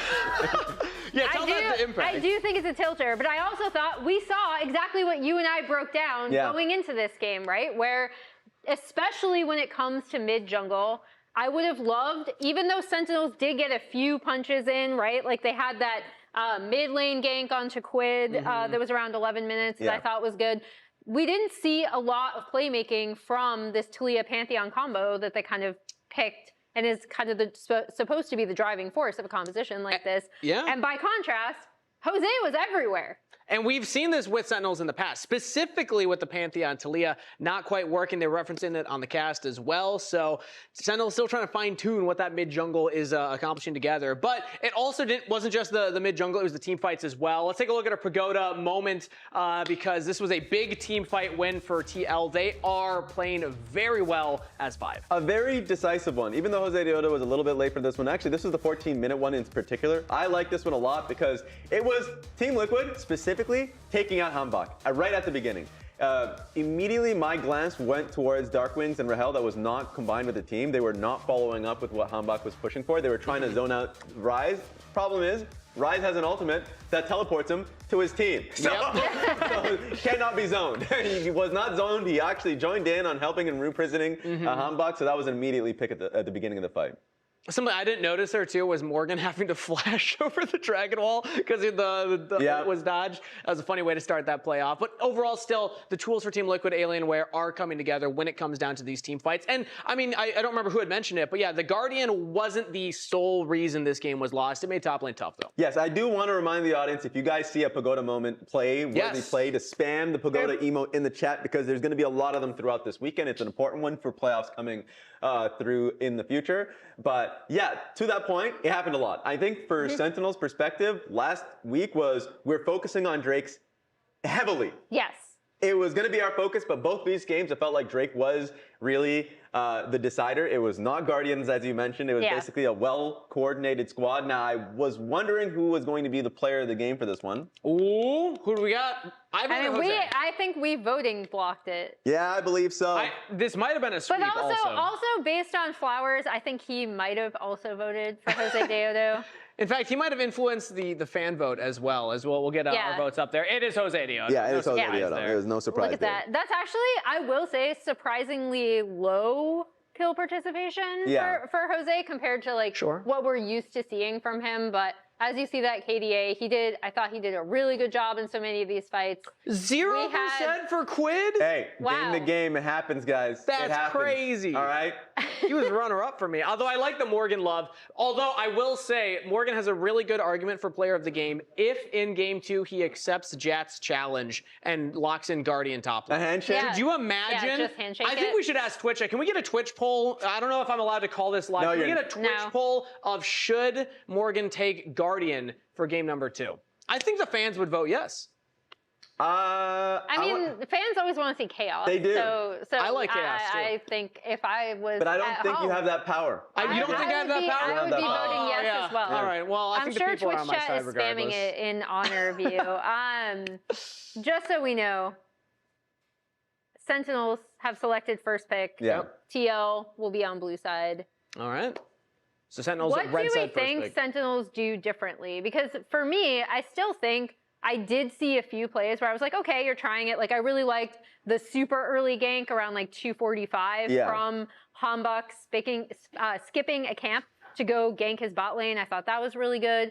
But what do you think they have to do to be able to come back? Because from where I see it, I see what we exactly set up, which is that TL are just a much more well-coordinated team. They're just going to look at, and there's not a lot of time in between games to do it, so they're probably going to focus at the 2 points in dragon fights, the 13-minute dragon fight, the 23-minute dragon fight, both of which where they got control and then just weren't really coordinated or on the same page. That's going to be a constant, so they need to be able to focus on that because you're going up against a really objective-focused team in Team Liquid. And Impact, don't tilt. Please don't tilt Impact because that's a tough one when you lock in Guardian. But as long as he doesn't tilt and he's able to bounce back, I think that can also be how Sentinels win. But that's for game number 2 to decide. We're going to throw a short break before we're back for the rest of the series. See you there.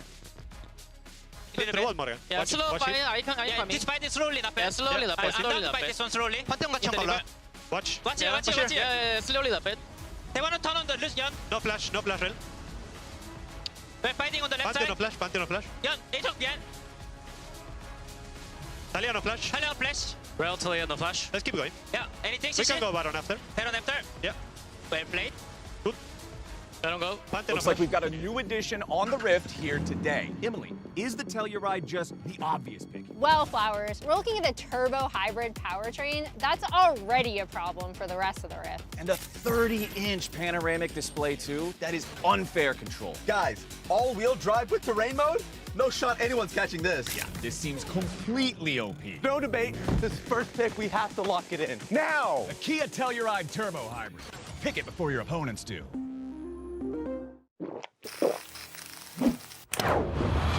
Red Bull gives you wings. Rich in the ground before Dub can even get there. In time to try to knock out as Impact gets bursted. Don't feed. Knocks him down. Get fed. Scan the QR code for deals only on Uber Eats.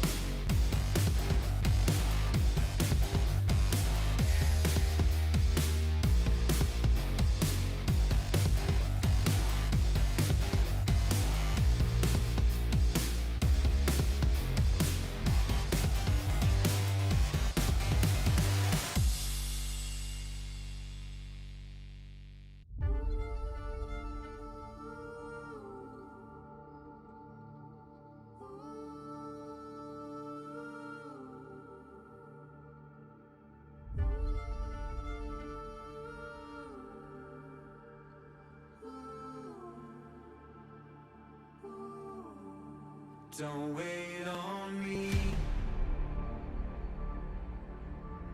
I'm already gone.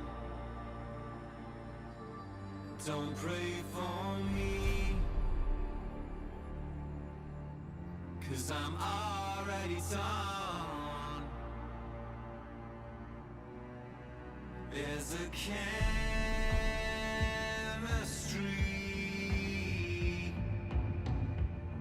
I see it in her eyes. Don't follow me tonight. That way madness lies.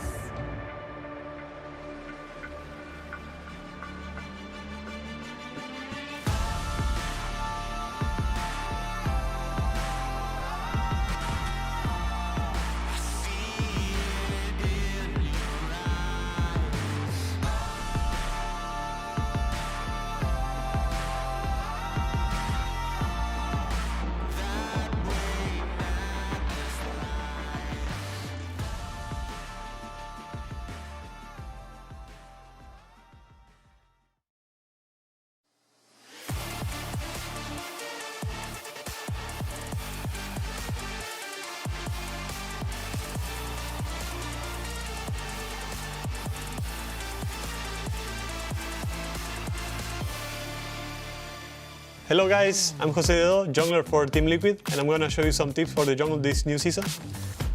Since there is some new champions in the jungle, and I think Malphite is a very interesting one because he's a jungler now, you can do a fast ulti if you ult near the wall. So you can do like a super fast ulti if you're in a small wall.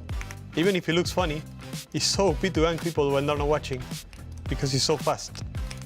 But not many people know this, that you can ult the big walls. But if it is a small wall, you can do like a super fast ulti. And the more range you like cut in, the faster it will be. So like this one is faster because you can ult like on the edges of the walls. So it's a fun way to gank people when they're not paying attention and you just like a fast rock in their face. So it's a good way to kill noobs too. That's my favorite advice for when you're trying to climb in solo queue, the good way to kill noobs. Yeah. Because I never played pro, but I liked playing solo queue. And one of the best ladder techniques was always find the guy with the most vulnerable mental and spam gank him, ulti on CD. And if you can do a hyper fast Malphite ulti to make that happen, hey, why not? Jose Deodo with some good advice. Welcome back, everybody. My name's Captain Flowers, casting here with Jack for this first series. Sentinels versus TL. Dominating game for TL in game number 1. But of course, some tragedy for Sentinels. Impact picking the wrong rune, getting Guardian, which is the most worthless sack of junk you could possibly have for a top laner, it feels like. So Impact's going to just have to write that one off, reset mental. Sentinels go next here in game 2. Hopefully they can reset their mental. There were a few positive takeaways in the early game. For Sentinels, I thought Hambach had a good early gank bot. I thought they did get a little hands checked in that big dragon fight that blew the game open, but that was also when both top laners teleported in. One Ambessa had Eclipse and Grasp, the other Aatrox didn't have good items and a Guardian. So a lot of things that could mentally tilt you in that one. Just reset.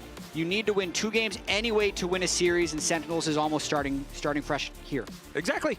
Reminder to everybody watching from home as well, or maybe if you missed it at the start of game number 1, if you win here, you are automatically guaranteed to play in bracket stage. Brackets start next week. This week is the end of our Swiss stage leading into first stand. So obviously most teams will be able to qualify for the bracket. Out of our 8 teams, only 2 will be eliminated in Swiss. One of them will be determined tomorrow because only one team will end up going 0-3 in this format. That team, of course, will not be able to move forward. But then one of the many teams who kind of end up in the soup, as we've called it in the past, at 1 and 2 will also have to be eliminated. That's not to say that if you lose here, you're going to be in a really bad spot, but it's obviously way better to just take the win, be one of the 2-1 teams, know you're playing in brackets next week. Yeah, so when you play 3 rounds of Swiss with 8 teams, you're going to have 1 3-0 team. They're going to be our number 1 seed. Yep. I blanked a little bit because I should know all of it. You're then going to have 3 2-1 teams. Yep.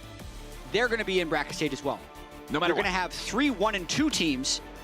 The best team of those 3, based on the tiebreaker rules, will also go through automatically. The other 1 and 2 teams will be playing a best of 1 tiebreaker at the end of show tomorrow. Exactly. to decide who goes and who goes home. And then obviously the 0-3 team is out. Yeah, tomorrow we've got a really exciting schedule because it's the 0-2 teams playing in the elimination match for 0-3. Yeah. It's the 2-0 teams playing in the 3-0 match for who gets to be the first seed, like who's the best team in Swiss. And then it's the BO1 to determine the secondary elimination. So a lot of stuff on the line tomorrow, but we've got to finish our festivities here today to see how that's going to shake out. So getting into the second game here, Sentinels have elected for first pick, and Team Liquid has chosen the blue side. TL banning out Cassante, Nocturne, and Rumble, so 2 out of 3 of their bans being spent on their former teammate there in the top lane. Meanwhile, Sentinels will ban away Akali, Aurora, and Gwen. A lot of AP solo lane threat here taken out. As let's see what Sentinels wants to go with for the first pick, the Azir being up. I just feel like this champion is mid lane. He kind of fits into the same bucket for me as like Orianna, where he can just fit into any comp and it'll have presence and pressure. Speaking of Orianna, I think it's going to be one of Team Liquid's picks in the next 3. Depends how much they want to style, though. This could also be a Quid Yone angle, so I'm not sure what they're going to do in 1-2. But when you leave Azir Orianna up, you're probably picking one of the 2. It's a little bit interesting because Team Liquid banned the Nocturne, so the Knock Wave combo is going to be nerfed. But Morgan, when Renekton is up, picks Renekton a lot of the time. It's his best champion. He's got it again. Yeah, the Renekton's locked in here with the Cassante already banned away during this first phase as well, because I feel like that's another one of those things where it's just very easy to see Cassante Renekton be the top lane matchup once one of them is chosen.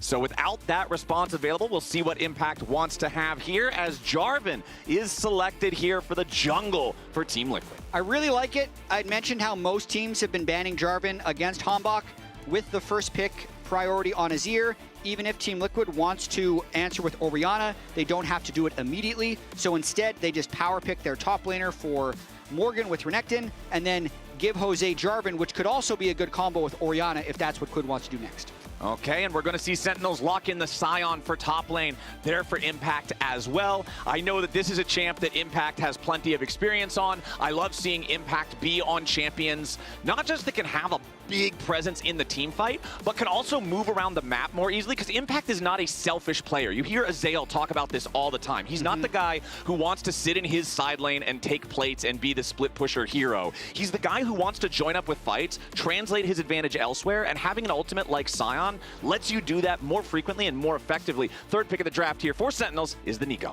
And if Impact does well in lane, he can also start not having threat on him from the Renekton, but it'll be a really interesting early game with Morgan playing, I imagine, a very aggressive Renekton to try and get push and first move the entire game. I think that's what we're going to see if Team Liquid can pull off. Morgan just constantly having lane prio, because I've heard that he's an incredibly good laner in scrims, and I'm also going to say I doubt we're seeing Guardian Renekton in this game.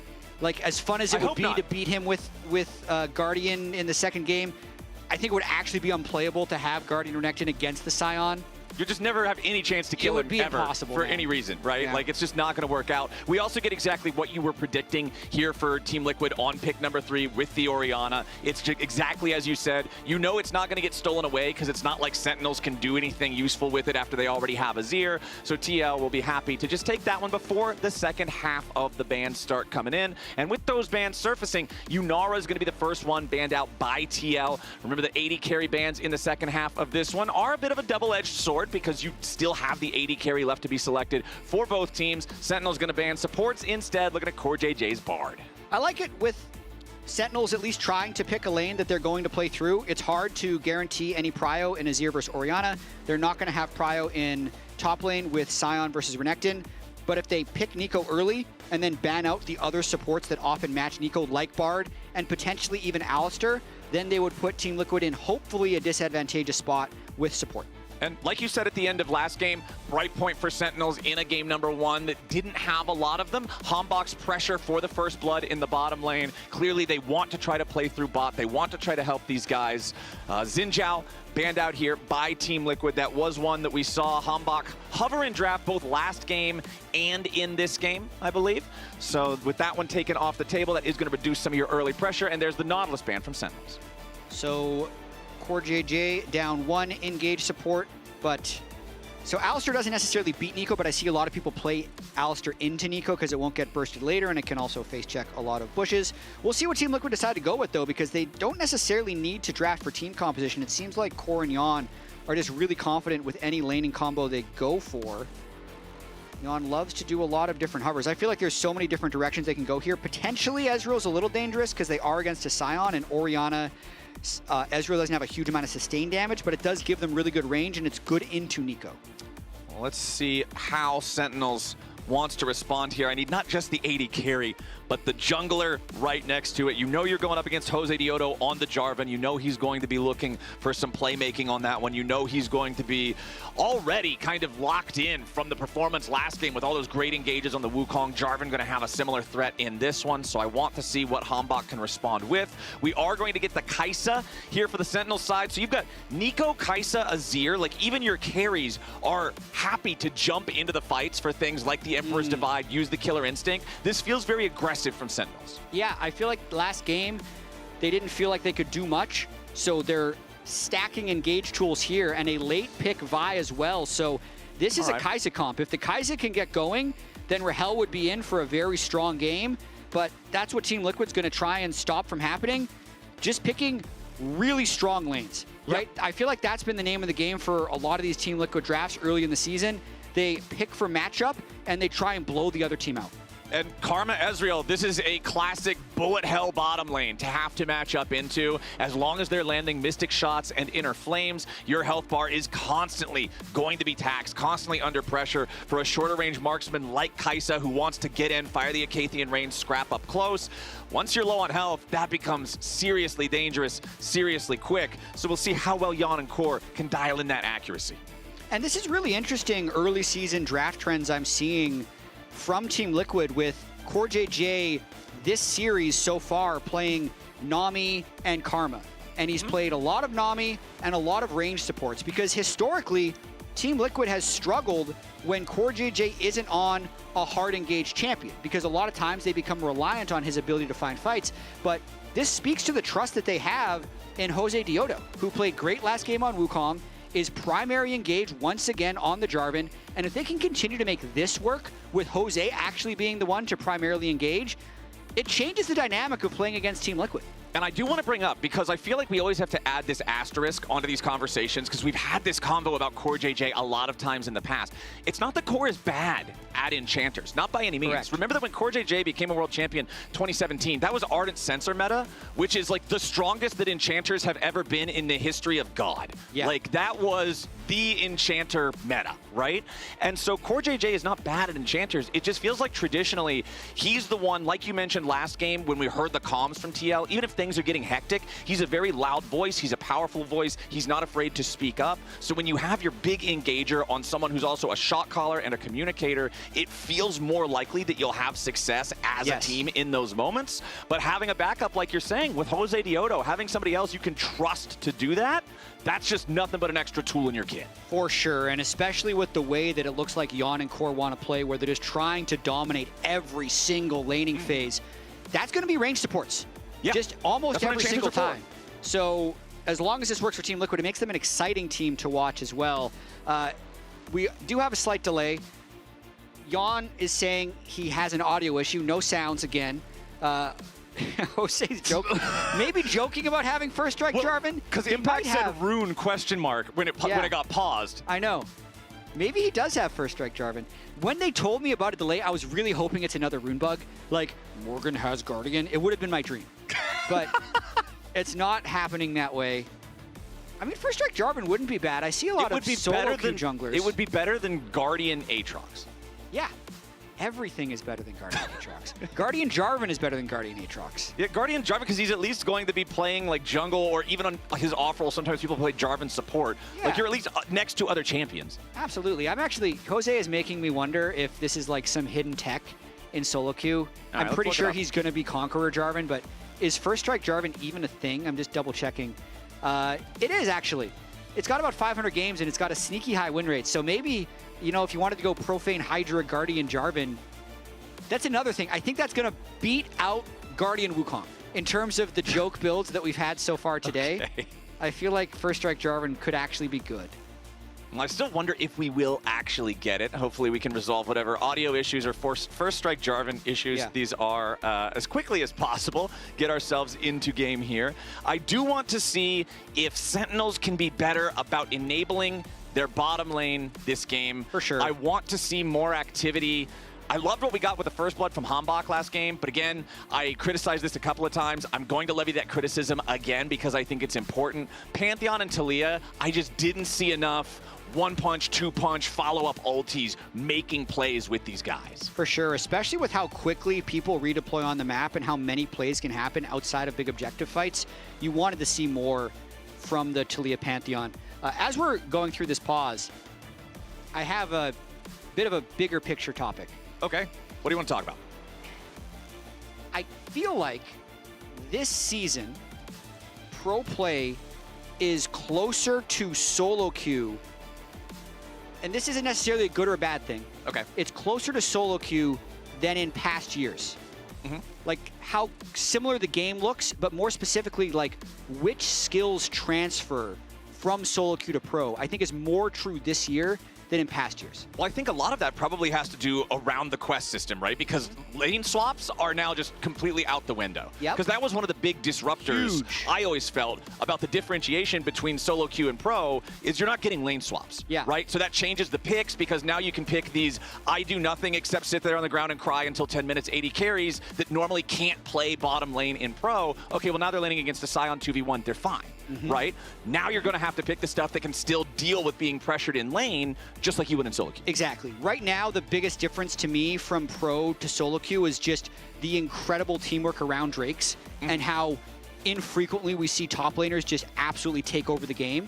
I think that could change, but like another thing I'm noticing is a lot of these rookie junglers across the league. So Griffin here, I'm going to mess up his name, like Rylik or something in the LEC, that are able to play the more damage-heavy carry junglers. Maybe Kryra will be like this as well. Like the junglers that are playing Ambessa, Aatrox, Volibear, these like high-farm solo queue carry junglers, that's just more workable in pro now because they're not having to like completely sacrifice their jungle pathing to deal with lane swaps. And I just feel like that might end up being rewarded more as we progress into this year. As we're getting into game, I feel like the rest of this topic will be reserved for a podcast. But he's trolling us. It's Conqueror Jarvan. Yeah, he's just messing, man. First Strike Jarvan actually seems legit, by the way. It doesn't seem as legit as Conqueror Jarvan. I'm just going to go on record saying that. Yeah, I'm going to try it. Okay, are they playing it in jungle or are they playing it as a support cheese? Jungle. Jungle, 54% win rate in 800 games. Compared to 52% win rate in 350,000 games, sample size notwithstanding, if you ignore it seems the word fine. 1,000 and only compare the hundreds of games part. It's only 350 times more likely to be brought. Yeah, it's only a multiple of 1,000 times as many games. I don't see the issue here. Might be good. Okay, First strike, it's the same as First Strike Jace, right? You're just trying to farm gold, and you burst hard. Yeah, Accelerated Shock Blast is the same thing as Flag. And drag. Don't forget the second part of the combo. True. All right, well, since Jose Dioto will not be enlightening us with any of these new age Jarvan builds today, he will be on the standard stuff, starting on the top side of the map, and you'll see in the mirror there, Hambach doing the same thing. As right now, Jan and Core are doing exactly what I kind of expected them to do on this Ezreal Karma duo. You use your range, you use your pressure early, and you just make these guys constantly sweat versus the projectile volley. I mean, I want to see if they do exactly what they did last game, though, because last game, they pushed up really hard, they used their wards in lane to control the bush, and then they got almost cheese ganked by Hambach, which gave Hambach a kill and didn't really hurt their lane. So I feel like they're saying that was actually completely fine. We don't care if you gank us and get a kill, because they're not warding currently. Core does have a trinket. He may go and use it soon, because this would be the timing that Hambach would do a gank if he goes early. But for the most part, this is what we saw from draft. Team Liquid said they're just going to try and push every wave, and you just have to pick the lane that you decide to gank. Okay, let's see what they've got. I mean, Jan is Ezreal. You've got Flash built into the kit. Core JJ on Karma also has his tether and his shield for the extra evasiveness. Aggressive tether here, and who he absorbs a lot of the damage there for Rahel, but absorbing it means it's still landing on somebody, and this Kai'Sa and Nico are struggling to find legs to stand on. Here in the bottom lane, 2v2, you can see the clone walked into the brush there, and it did see the Jarvan moving through the bottom side river of Jose Dioto, so as long as they were paying attention, they got that brief flash of vision there. Hambach is going to take the top side crab because he knows bottom side crab is not contestable when your bottom lane is trapped underneath this turret. But look at what they're doing now. Jose, instead of recalling, is just helping to zone Rahel and Huhi off that wave. Really good ward, though, that is going to be able to interrupt this recall if they want. Core blocks it for him. Perfect. See, I love it when the support gives back to the jungler because that could have completely ruined his tempo as he was helping the bot lane with that move,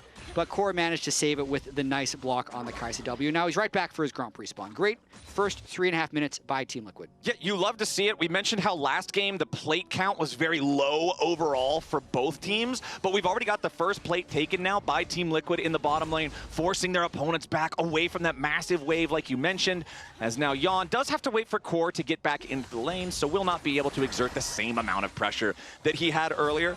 Hambach still not able to really find a lot of anything just yet. Obviously, Jose Dioto hasn't ganked, but I still feel like, you know, that's one of the differences that I still feel you're going to see a lot more of in pro compared to solo queue is the junglers successfully being able to have a large impact on lanes that they don't truly gank, as Rahel and Huhi, again, just constantly on the receiving end of these trades. Yeah, Core and Jan are landing all their skill shots. The way Core weaved that Karma Q around the clone directly into Huhi, making them reset again as the wave was actually temporarily frozen. So they're going to deny a lot of golden experience, who Core almost gets a recall as well.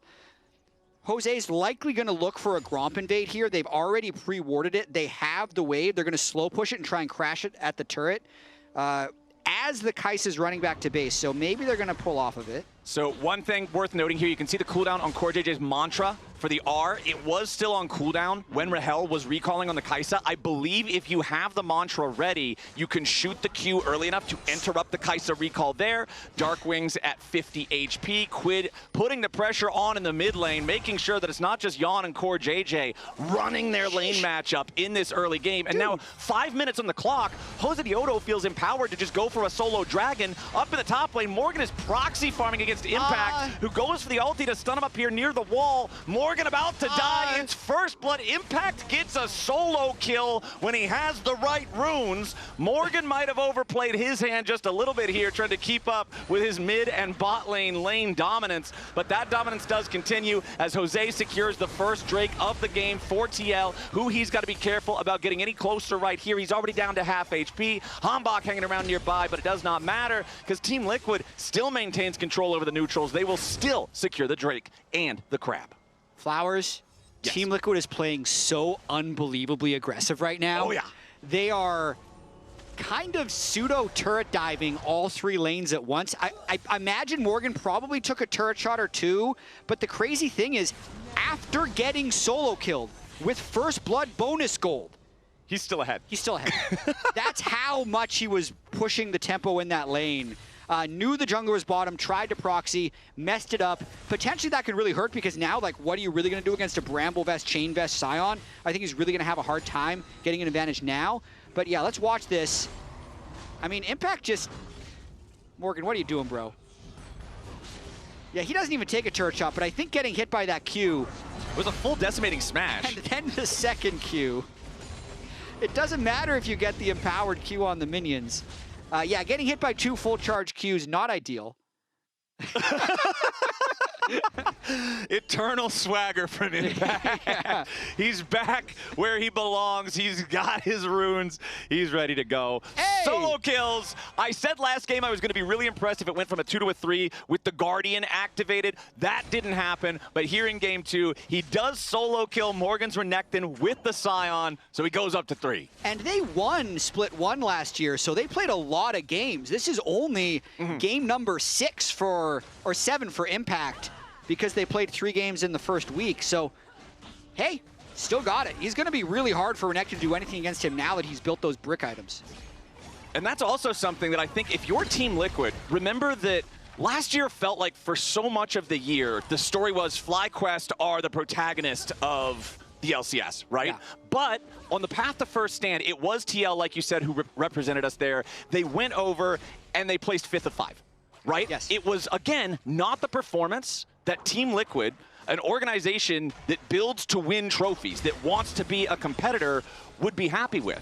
So I think you've got all the more motivation to try to get back to first stand and say, no, no, no, that's not what Team Liquid is made of. We can put up a better performance than that. We got Hambach snuck through vision, is behind Core and Jan. I just wonder if Huhi and Rahel have enough health to follow up. So Rahel will have ult. Hambach will look to see who he engages on. All summoners there for Team Liquid. This has got to be clean. Huhi has a minion. They got to count the minions on the Team Liquid side. Flash away from Core JJ, who he already tried to use the Tangle Barbs, and they're going to send their attention over to Jan. Nice use of the Vault Breaker to cut off the escape. Combined with the Flash, they knock Jan down. Sentinels gets a kill bottom side. And great job getting the kill onto the carry as well, because now they get to deny him this entire wave. It lowers the threat. It allows Rahel to get that plate. Actually gives him an advantage in gold in this game, which is crazy considering it feels like he's just been fighting for his life this entire time. Not to mention, he's gone Cull. Jan hasn't, so he's going to have that cash in 43 more CS. So Sentinels, despite getting really blitzed by Team Liquid's early lane pressure, is set up completely fine as we approach the mid game. And, you know, we've talked about the top lane because there was a kill there. We just talked about the bottom lane because of the pressure and the kill down there. But back over in mid, that's quietly the biggest individual gold lead so far in this game. Quid nearly getting the solo on Darkwings earlier, not quite having enough damage to make it happen. Now Core JJ tries to go in to put the pressure onto Darkwings, but the Emperor's Divide is ready. Darkwings sees the opportunity to instantly turn the play around with his bot lane roaming up. And for Sentinels, that's an easy alley-oop into a third kill, and they'll tie this gold lead up. Core JJ not respecting when he's a flashless Karma, and also generally not respecting how decisive Darkwings could be.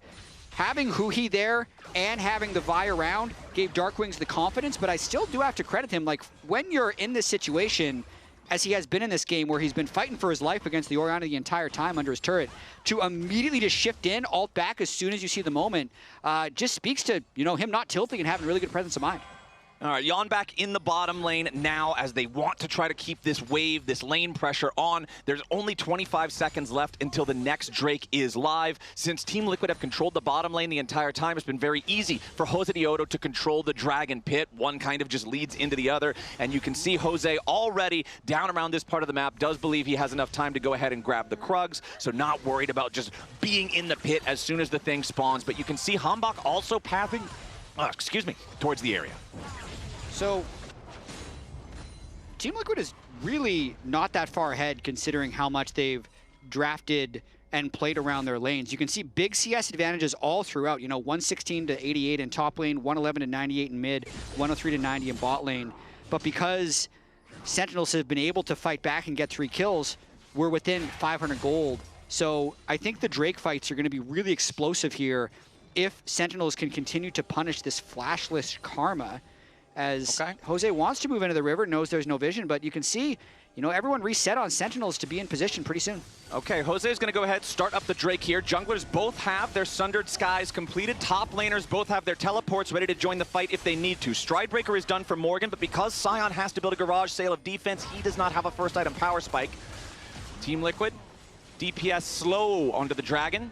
Got it down below 3,000. Morgan wrapping around from behind, going in for the pincer attack. Huhi wants the pop blossom. He finds it onto 2. Hambach ready to follow up. Rahel needs more damage if they want to try to kill Jose Diodo, but Huhi's already gone. Core JJ under pressure, but Team Liquid is finding so many kills. Quid knocks down Hambach. Morgan is ready and waiting with an open maw for impact here in the bottom lane. The Mystic shot can barely not catch up to the Sion, but it's Core JJ traded for 3 players on the Sentinel side. Team Liquid, just like last game, chat, once you have both teams handshake for a duel, for a fight here at the Dragon, it's Team Liquid who have the faster hands. Wow from Jan and Jose. I also said wow, so I'm wondering what they're wowing here.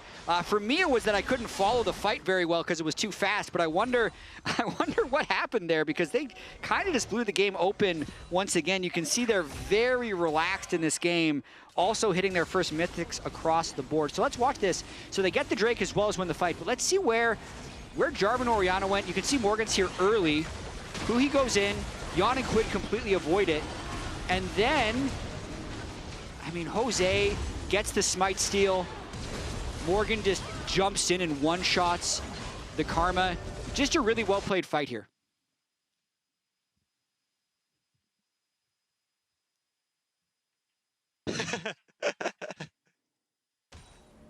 Yeah, I feel like if I'm on the Team Liquid side, that's about how I feel about that team fight too. Also just worked out so well that Jan's True Shot Barrage firing through the middle of everybody was also enough to kill off Huhi's Nico for the last hit, so you even get more money on your AD carry. Trinity Force done for him now, tier stacking up even further. Rahel is about to get that cash in on the call that you mentioned earlier that's going to equalize most of that gold lead for Jan, but that's the gold lead of one of the 5 roles, and honestly, everybody that's not support has a meaningful gold lead 13 minutes into the game. Team Liquid's looking pretty strong these last 2 weeks. They're set against Shopify as well as the 2 games here.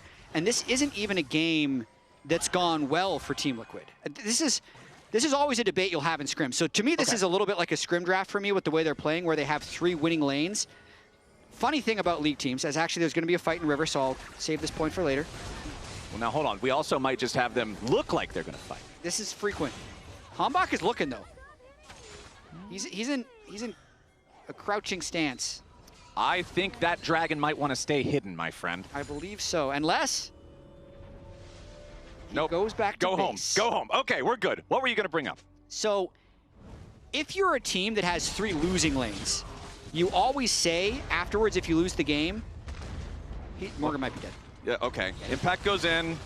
Stops him from being able to get away. Morgan does pop the Dominus, slices out of the way of the decimating smash. He wanted to try to heal up with the call to Miko the minions, but nope, not going to happen. Rahel bursts him down in time. Now, so game's too fast. Morgan. They want to keep diving. Okay, True Shot Barrage. Trying to make some space. Hambach gets all the way back. He knows if Jan's positioning like this, they've probably got the squad nearby to try to make something even worse happen. Yeah, Huhi's going to walk right through the Hex Gate. Immediately eats a Dragon Strike plus Mantra Inner Flame combo to lose 30-40% of his HP, something around there. Darkwing's ready to join up though. This is a really weird game with how fast it is and how close the goal still is, despite it looking like Team Liquid has just been running the whole server. I mean, Rahel's going to get fed off this bot turret. His call cashed in. He got the kill. He's also going to be not first turret gold, but still solo turret gold, so he's pulling ahead of Jan. I ran into Spooks before the game talking about tempo, and he said any scrim where Hex Gates are up end up being this like 80 kill game, because not only do you have home guards, you also have the Hex Gates, so people are just on the map that you are unable to track, and you just end up skirmishing a lot, which is kind of what this game might devolve into, as they're going to fight over this Rift Herald as well. Yeah, the Herald's down to 5,000 HP. It's Team Liquid with control over the river, but Sentinels are ready to challenge that. Impact wants to be the front line here for the team. Does not have the ulti ready to go. Hambach goes in for the play onto Quid, but he flashes away from the pop. Rahel into the back line here with the Killer Instinct. Finishes the job, and the Team Liquid mid laner is down. However, they do accomplish what they came for. They get themselves the Herald. They should be able to pick up that eye hose that Iodo does secure it. So Quid traded for the Herald here in the top side. This is a Rahel carry angle. 1,500 gold on the Kai'Sa, and everyone in the team comp sets up the Kai'Sa. Not to mention, not really tanky backliners are good ways of peeling the Kai'Sa in team fights. So Sentinels absolutely in this game, incredible ways of just being scrappy to get gold onto Rahel, and now actually have a decent chance to win this game, in my opinion, as Darkwings, with Impact, just poking, decides not to do more. Did have the Azir ultimate, didn't flip him back because Drake is up, so Team Liquid probably going to get Soul Point here, you would imagine. Yeah, considering, okay, the Azir's just now making his recall, but he does have teleport to try to join up with the rest of Sentinels. Quid putting the pressure onto the tier 1 here in the bottom lane, has a big wave crashing into that one. Darkwings has already arrived. Jose Iodo going in. Hambach going to be the target, but there's no damage here to follow it up just yet. Quid's now going to be in massive danger. Goes golden, but he'll die as soon as he gets out of that statue form. They kill Rahel in trade, though. There's that Kai'Sa. There's that win condition you were talking about out of the picture now, as Hambach is down to 50 HP. Team Liquid trying to get out of the enemy jungle now, as both top laners have arrived for the fight. Morgan trying to make sure that his team can get control over this Scuttle Crab now, as you're going to see Jose Iodo summon up the Rift Herald over in mid lane, then go ahead and take his recall, look for the reset. Herald secures the tier 1 turret, And ultimately, we just have a couple of kills traded here, but critically one of those is Rahel, that very powerful Kai'Sa on the Sentinel side. Also, power spike there from Darkwings with his Gnasher's Tooth, making play after play. 2-0-2 now. Does a nice little tempo gank in the top lane to then teleporting bot lane to get the scoop onto Quid. Now turning towards this Drake, which isn't necessarily free. Team Liquid decide to give it away. And Soul Point denied by Sentinels as they look to make a play bottom now. I feel like that is huge for Sentinels denying that Soul Point. There as Morgan flashes away from the Pop Blossom, but the Tangle Barbs still lock him up, and Sentinels should have enough damage here. You gotta be kidding me. You gotta be kidding me. Morgan gets away with 100 HP on the Renekton. Lord Morgan, but yes, absolutely anyone's game, and Sentinels has got to be so happy with how this goes. I think I have a quick window to get my point across. In games, when you have 3 losing lanes, the team is going to say it feels like it's unplayable, which it does if you lose. But I'll also say on the other side, when you have 3 winning lanes, it's kind of hard to win because you end up being too exposed. If you're pushing all 3 lanes at once, you can never really protect all 3 lanes at once, so you're always vulnerable to things like Vi ganks, and I feel like that's what's happened here. Team Liquid tried to crush all 3 lanes, and they made these little mistakes along the way where Core dies, and then Morgan dies while proxying, and then Quid dies to a gank, and suddenly you're in this mid-game state where it's even again. 1 HP. It was unironically 1 HP at the lowest. He lived with 1. That is crazy work that he gets away like that. And you can see the whole roller coaster of emotions there on Golden Glue's face as he thought, yeah, we have the pick here. This is great. Good job, guys. And then the Renekton just barely walks away from it. Sentinels now looking to put on some pressure of their own. They've got Darkwings back up here in this top lane looking for the tier 1 turret that he was seeking after earlier. This time should be able to find it considering he has teammates in the neighborhood. As Morgan will take the chance to now trade for the tier 2 in the bottom lane. Team Liquid do have more turrets overall this game. They have had more control over more of the map for more of the game. Darkwings wants to try to let this turret eat as many minions as it can before it falls down. And it looks like right as we're about at the end here, there we go. Tag it, take it away. Team Liquid still with about a 1,000 gold lead, but since the game is this close, I think stopping that soul stack matters that much more because now one bad fight doesn't mean they get the soul and all of a sudden the gold lead doesn't matter because the soul is such an impactful buff, right? Just gives so much time for the Azir and the Kai'Sa to keep scaling as well. Right now is Morgan's time though. He completed the second full item on his Renekton. This was one of the points that Spawn was actually bringing up with Morgan in their VOD review. When he's this strong of a Renekton, like, stop doing cardio running back and forth between lanes and, like, go find fights. So right now, it's really hard to do much to this Scion. So I imagine after he pushes this lane, Morgan might go click on Baron and try and make something happen in River here. Speaking of Baron, we do have that topside Scuttle Crab secured just now for Sentinels, thanks to Hambach and Darkwings, so they'll have some vision control over the area. Team Liquid going to step up and try to fight back for some of that themselves. 3 turrets to 2 turrets, considering it was not a full tier 1 for tier 2 trade across the map when Darkwings took that tier 1, and you were seeing Morgan try to respond in the bottom lane against the Sentinels tier 2. Core JJ placing some control wards in the Baron pit right now. Team Liquid gold lead staying exactly where it has been. Darkwings now with an individual gold lead alongside Rahel. Jet, if I'm playing this composition with Scion and Vi in top lane and jungle, and it's my Azir and Kai'Sa that have the gold leads, I could not be happier. Yeah, they're they're chilling at this point. Impact completely neutralizing Morgan. Morgan on a ward as well with a potential Nico gank, which wouldn't have done much. Now recalling on a control ward. Interesting choice. Okay, is this very interesting? No, okay. Was he was just outside the bush. He didn't see it. Oh, that is actually a big problem potentially as Impact storms in right over top of his bottom lane combo and they take Morgan out. Ah, he wasn't inside the bush when he was recalling. I thought it was super strange that he'd be on a control ward. It's also weird that he didn't step in the bush. Just a misclick, I'd imagine, on that recall, but with that big of a lead, not being able to make anything happen and actually being the one that gets picked really hurts Team Liquid's momentum. It's not a Guardian Aatrox, but it's a very impactful mistake that could have some serious ramifications. Impact now has all the pressure in the world here in the bottom lane. He's made his way onto the tier 2 turret. The wave is crashing into that one. Sentinels is looking to secure even more gold for their side. Yeah, you got that cannon minion alive, but look at this massive minion wave that's now going to be eaten up by Quid, who does need to use his TP to go answer Impact down here. Sentinels might win this game. Rahel just keeps getting gold. 5 kills now. Looks like Dusk and Dawn is on the way. Kaisa has a new build every single patch. You do so much she's damage. One of those types of champs. You have so much damage with Dusk and Dawn, like pseudo AP attack speed Kaisa. No way to build resists against it. You proc your passive constantly, have great poke. So he's going to be very strong. And there's not great ways for Team Liquid to actually get on top of Kaisa.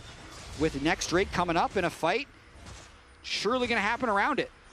Yeah, people think about, ooh, hold on now. Impact going into the middle of everybody as Morgan tries to do the same and immediately rethinks that decision. Yeah. So, yeah. All right, both top laners throw themselves into a 1v4. Sion's pretty much always going to outperform in that situation. Getting value out of the TP shield. They just really wanted to make sure they were maxing it. All right, Sentinels starting up the Drake. Keep your eyes on Rahel, on that Kaisa. Impact still full HP here with the Sion as well. He goes in for the Pop Blossom. Finds it, but it's only onto Hosedioto as the Shockwave counterattack seals the fate of Huhi. One dead on either side, but considering it's the jungler for TL, it means Sentinel secures the Drake. Easy peasy. Morgan dies now too, and Sentinels are not done yet. Quid tries to get away from the Sion, but Impact is cutting off the escape route for CoreJJ and Quid. He has to back away now as Yon finds some DPS opportunity to open up here a little bit, but Sentinels, Jat, now commanding a 1,000 gold lead and a tied Drake game. Perfect fight for them. Both kills went to the Kaisa. They killed enemy jungler. Hambach secured the smite. This is their style of game. Double Hextech Drake now. Watching it one more time. He sacrifices his life. They get Yon out of the fight. They burst a bunch of damage onto Jose so that when Jose tries to go back in, they can kill him. And then just nice discipline here. Everyone turning for Morgan, who was already in the pit, and no one on Team Liquid could get through this Sion. Good mid-game from Sentinels here so far, defending, fighting their way back into this game. There's that Dusk and Dawn that you were talking about. And what I was going to say before we got the last fight is you feel like Kaisa with the AP evolution, you always think of the value of the poke. You think of like the ARAM style of Kaisa with Void Seeker. It's also just a super low cooldown, so you're always getting those Dusk and Dawn procs off of the Sheen like you're talking about. So let's see, Team Liquid, how do you stabilize now that Sentinels are the ones putting on the pressure? I think it's hard. They don't have great disengage. They're trying to take space with Karma, but CoreJJ is incredibly squishy. I mean, look at that. Impact not really taking damage, and Morgan not yet level 16, only 500 gold ahead of Impact. Waiting for Huhi to try and find another engage. He's really been the one that starts things.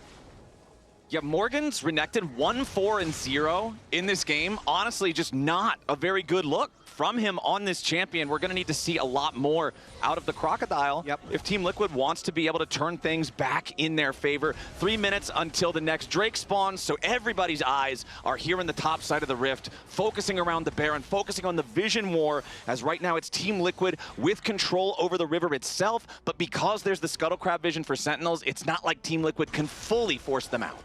Yeah, I feel like it's just a matter of a little bit of farming until the next Drake. It's still a little bit early to really hard force the Baron unless they do get a nice pick. Oh, that is huge. Hambach!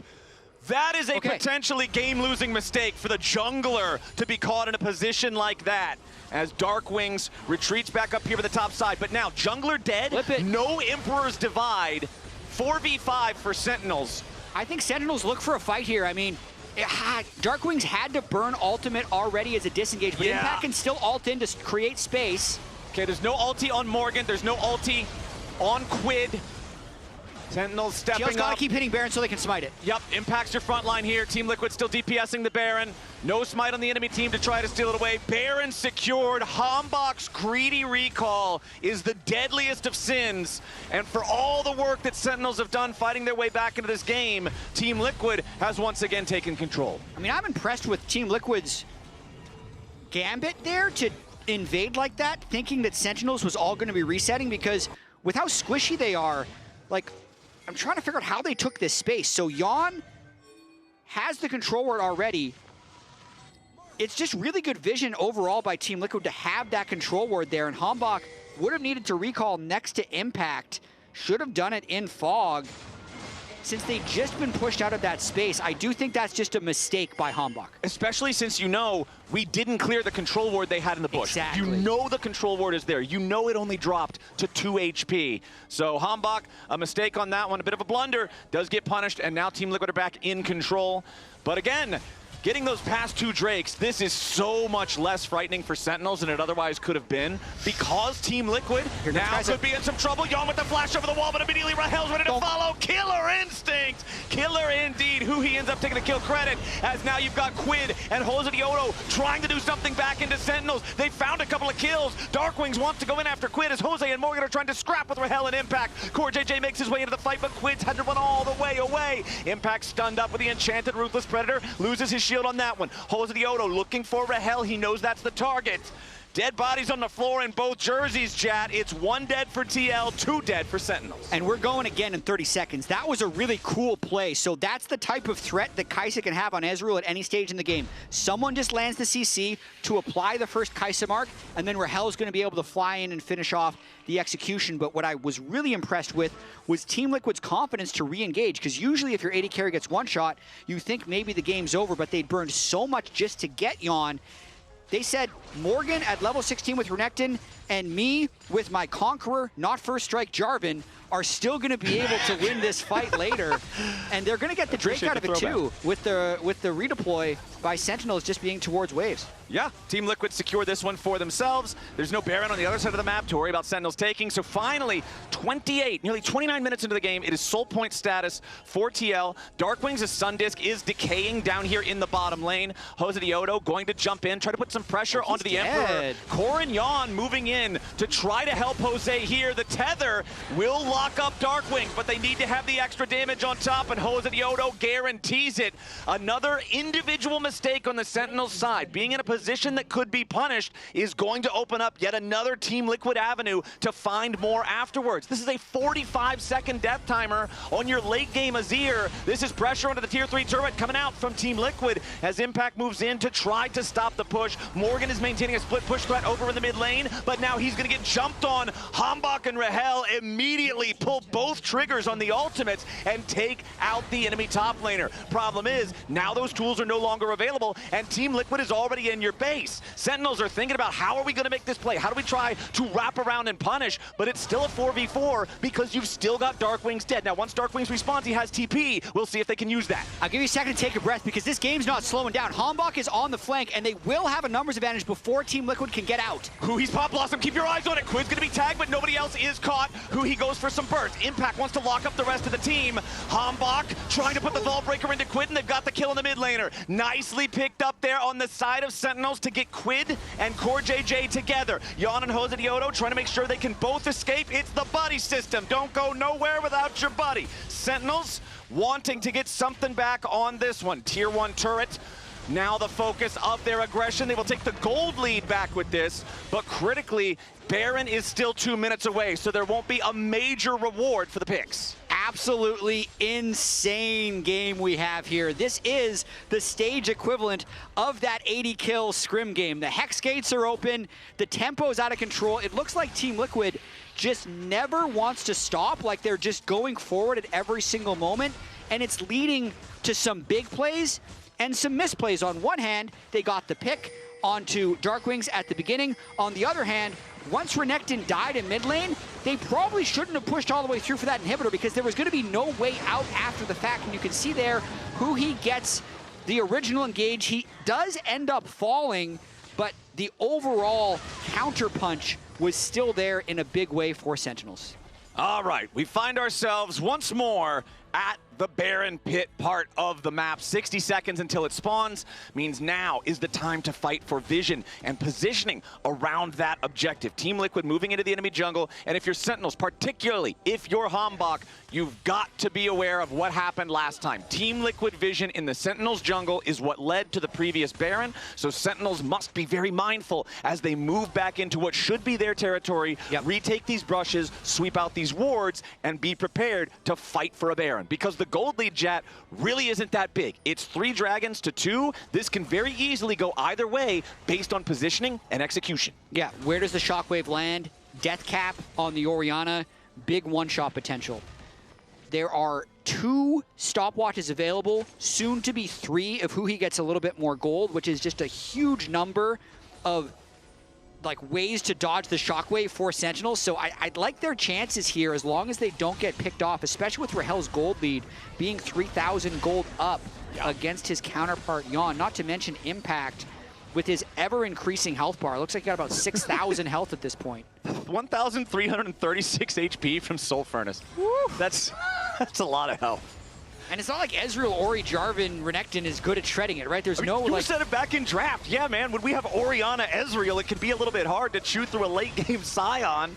But now Baron's health bar down to below 10,000. Team Liquid doing very slow DPS, though, as Huhi is a Riverside minion trying to find his way around from behind the fight. Hambach wants to lead the charge. Shockwave right back onto the enemy jungler, as both will be knocked down into the Guardian Angels now. Morgan not finding an entry point into the fight as Yon dies. Hambach's ready there to take the kill. Jose Otto re-enters, and Darkwings is dealt with. Jose over the wall, but Rahel's ready to follow him as Team Liquid continue fighting here in a 3v4. Morgan goes back over the wall. Rahel under pressure. They need to try to kill the Kai'Sa, but they can't find the damage. Core JJ going to be your target here next. Double kill into a Kathian Rain, and Quid is down. Triple kill Rahel, and Sentinels, when it matters most, out team fight Team Liquid. Absolutely insane play there by Rahel, but it all started with a suicidal-looking Vi engage. He knew what he needed to do. His job was to set up the Kai'Sa. He cues in over the wall and just sends it onto Yon. The rest of the team flies in, and watch Rahel in this fight. After getting ulted by Jarvan, ults over the wall, in range to hit Yon, but range of safety. Plus he has the stopwatch in this fight, which he holds for the perfect moment. So he flashes over for Jose. The last-ditch effort here by Quid and Morgan is to try and one-shot him. No, the Orianna Ball is not going to do it because of that stopwatch. He can finish off even more kills. They get the Baron. They also get another Drake to deny Soul, and this is an absolute banger. Somebody get my man Golden Glue some water. His face is looking red. He has to be just losing his mind right now at his team pulling off that play. They get the Drake right after, so no Soul for TL yet again. Sentinels equalizing that at 3-3. The next one has to be a Soul one way or the other, but Sentinels is now 4,000 gold ahead. Hambach with the hero moment, man. I criticized him very heavily earlier for getting caught in what gave away the first Baron, but he is absolutely the reason that they got this second one here. So redemption for the Sentinels jungler around the Baron pit. The gold is essentially dead even all over the place, not even 1,000 in any individual role, except with one very big exception, the bottom lane. 5,000 individual gold lead for Rahel on the Kai'Sa, nearly full build. You can see the itemization here in his inventory. Nashor's, Ginsu's, Dusk Dawn, critically the Zonias as well for the aggro drop alongside the Kraken Slayer, and now with the needlessly large rod in inventory, once that evolves into a fully completed item, he's done. 7-item ADC. What an absurd power spike you have on every stage of this Kai'Sa build. Every single item seems to give him a new awesome power. It's a Kai'Sa comp. When he's this fed, it's really, really nice to play. It's the funny thing with Rahel, this was true even last year on DSG, like when he gets a lead, he's very good at carrying. It's just really hard to get him gold because their laning is not that dominant. So the fact that they were able to win so many skirmishes is really setting him up for a lot of success. I mean, it's kind of what you said back at the beginning of the game, right? Like Team Liquid, they were playing super aggro. They were setting the tempo to the game to high. However, that led to some good things and some bad, even though they had those massive CS leads in top lane, mid lane, bottom lane, everywhere. The kills that Sentinels got kept the game close enough for Rahel to start hitting back, for Darkwings to start hitting back. We have 3 minutes until what finally, after 36 minutes of gameplay, 39 once we get there, must be a Dragon Soul. Yes, it will be a Dragon Soul, assuming someone hits the Drake. And also, what a vintage Impact game. 29 kills, none of the deaths have been Impact. 1-0-11, an absolute brick wall, level 20 Scion in this game. This guy is crazy. You give him the right rune and look what he can do. Impact is one of the most veteran players in Pro League of Legends worldwide for a reason. The guy is an absolute beast, man. All right, Sentinels with control over the map. They're trying to make sure that now Team Liquid are the ones who feel the pressure. They're the ones who feel suffocated inside their own base. Morgan is trying to defend the top lane, everybody else defending the mid lane. Then it looks like Sentinels will just be happy taking control with Vision for now. It doesn't look like they'll be able to push much further as the Baron has expired. expired. So that just means it's a 2-minute countdown, my friend. It's time for a soul. Death cap on the Kai'Sa as well. So he is 1.5 full items ahead of Yon's Ezreal. It's just, it's a full 7-item Kai'Sa, lethal tempo, AP hybrid super Kai'Sa. Will just one-shot the world, assuming he doesn't get one-shot himself. Observers, if we can, could you pull up the tooltip for Kai'Sa's passive specifically 1 AP right now so the viewers can see how much damage the passive will do? Okay, so this is Plasma dealing 48% missing health magic damage on a single Plasma proc. I knew it was going to be high. I didn't know it was going to be 48% of your missing health. And he does that in like half a second once he's autoing you too. Yeah. So if you're at half health, the bonus damage from the Plasma proc, without even considering anything else of his on hits or any of that, will take away one of the 2 remaining quarters of your health. That doesn't seem very fair. Well, it is a 7-item marksman, so at this point, if he's not doing damage, something is broken. But that damage seems like it might be a little bit high. Ops crew, thank you very much. Love you guys. And now we want to see if Sentinels can close this one out. I feel like for many situations, if you play this next situation 10 times, a lot of those times, this is the game ender. I agree, and this could also be the series ender. Like, we're talking them up in a big way, but if Rahel mispositions or Team Liquid win this in a weird way, the game's late enough with no turrets on the bottom side that they could run and end the series. It's likely we see a game 3, but Sentinels need to close the deal here. They've done such a good job fighting their way back in this game. They've hit the 7-item power spike. It's time to get this soul and convert the advantage. Whenever we get into these late game moments, I always want to count who has the 1 fight, 1 game items. Guardian Angel on both junglers, Zhonya's on both mid laners, but then critically, you've got Zhonya's on both bottom laners for the side of Sentinels as well. The only person without a no you can't kill me item on Sentinels is the 7,000 HP Scion. So I think he's a no, he doesn't need the item. It's also the protoplasm harness, kind of. Like when you have it's not to the same degree, but it's really, it is still good. It's insane. They just get the soul for free. So we could still be in this for a little while longer with Baron up. They're just going to collect the buffs that are available on the map. And you can see right now Jose he's trying to make a funny play happen. While they were doing Drake, he snuck his way in, and he's really just hoping that they do something silly and they can make something happen. But again, when it's 3 Zhonya's Hourglasses and a Guardian Angel and a guy that has 8,000 health, who actually cares about walking into a lone Jarvan at 40 minutes into the game? There's nobody that's instantly burstable unless they are like not looking at their screen and they get hit by a shockwave, because they can always press the stopwatch on the Orianna ultimate. They have better poke, they have better DPS. They just need to make sure they're playing as a unit. And they found him, actually. Jungle battle. Okay, never mind. It's not a jungle battle. It's an EQ to get away. Core JJ just took a massive thunderbolt of damage because also all the Void Seekers from Rahel now have the Hex Soul Lightning Bolt Chain Lightning Slow attached to them.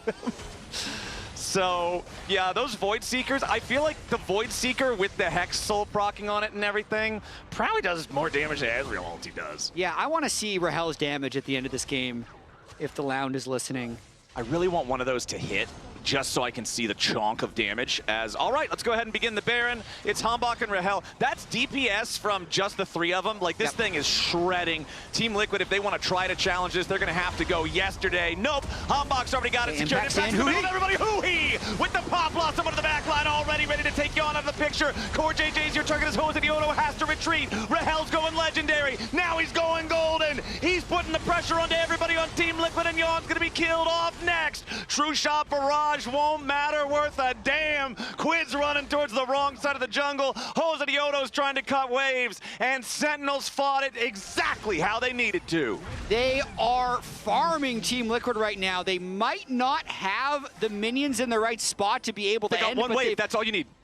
I think it's far enough along. Jose tried to cut the wave, couldn't completely do it. They probably end on this push. Yeah, they've got a cannon minion. They've got Baron. Quid's going to try to stop these, and as soon as he steps up, you just instantly kill him. The damage onto the turrets from Azir and Kai'Sa at this part of the game is so massive. Yeah. They're just going to crumble in an instant. Impact makes his way forward as well. I can barely count the notches on the health bar anymore on this guy. as Sentinels continues their push towards the Nexus turrets. 15 seconds on Yon and Morgan for the Team Liquid side. Darkwings and Rahel stepping up to do the DPS. Rahel flies into the back line looking for the killer instinct, but nobody's dead here just yet. He one-shot him. Rahel gets the one-shot at a core. JJ Hombach following up towards Quid as Sentinels is honestly taking a little bit too long to do this. Darkwings getting targeted by Morgan. True shot barrage over the top. Darkwings is slowed. Morgan with a 1,000 gold shutdown. There's no way, right? There's no way, right? There's no way, right? Hombach and Impact are alive, but a TP's coming into the bottom lane now. Rahel got one shot by Quid trying to style with a late game ultimate. I think the Baron buff and the Scion is enough to stop it, but this wave is pretty deep and there are super minions for Team Liquid. It would be a 3v2, but this is the last ditch effort. It's just a Scion and a Vi. Yeah, they're full Syndicate already for the Team Liquid side. They already committed both teleports. They've already got Yon here. Hombach and Impact trying to hold the line. Yon's gonna make sure he hits every single bit of his DPS, but Morgan's about to die. He dies before he can get away. Quid and Yon trying to keep the pressure going. Impact at half HP, and Team Liquid recognizes, despite their teleports, despite Rahel going in too deep, this will not be the end of the game. The Elder spawns in less than 2 minutes. Morgan is having a rough go. Just about 3 seconds ahead of the play there, gets CC chained under the turret. I do think it was overly ambitious for them to try for that end anyway. Again, like Scion does actually do a little bit of damage this late into the game, but my God, it as you said, there's no way, right, that doesn't end.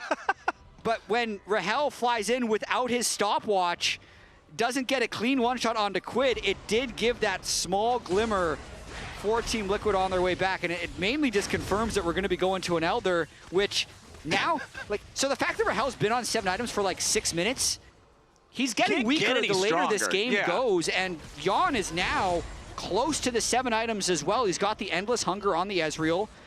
We're very close to getting a max item Orianna as well, so it's likely not to cost them the game, but it may have cost him the game there to not cleanly just hit the turrets and end. This is wild. 44 minutes on the clock. 7 elemental drakes claimed, the largest number that can possibly spawn. Now we're finally getting our Elder. 45 seconds from now, Hombach steals away the enemy red buff as the rest of his team steps forward to keep Team Liquid guessing. Only inhibitors down in the game. Bottom inhibitor gone for Sentinels, mid inhibitor gone for Team Liquid. So it's not like either side is also completely confined into their base either. And both of these inhibitors are in lanes adjacent to the Elder Dragon pit. So it's not like either side is even getting dragged far away towards the other side of the map to deal with the supers. I still think it's going to be really difficult for Team Liquid to make this approach. The poke from the Kai'Sa is so enormous. Someone's going to get chunked trying to retake this space. Not to mention, Impact just stands there, and you can't really poke him with how big his W shield is. So Team Liquid just trying to go through mid, and Elder is up. So the instant Rahel starts hitting it, it's going to die in like 5 seconds. Okay, let's see how much damage they do to it. Acathian Rain. Yeah, it honestly looks like already 10,000 damage. Kai'Sa's dancing with how fast she shoots.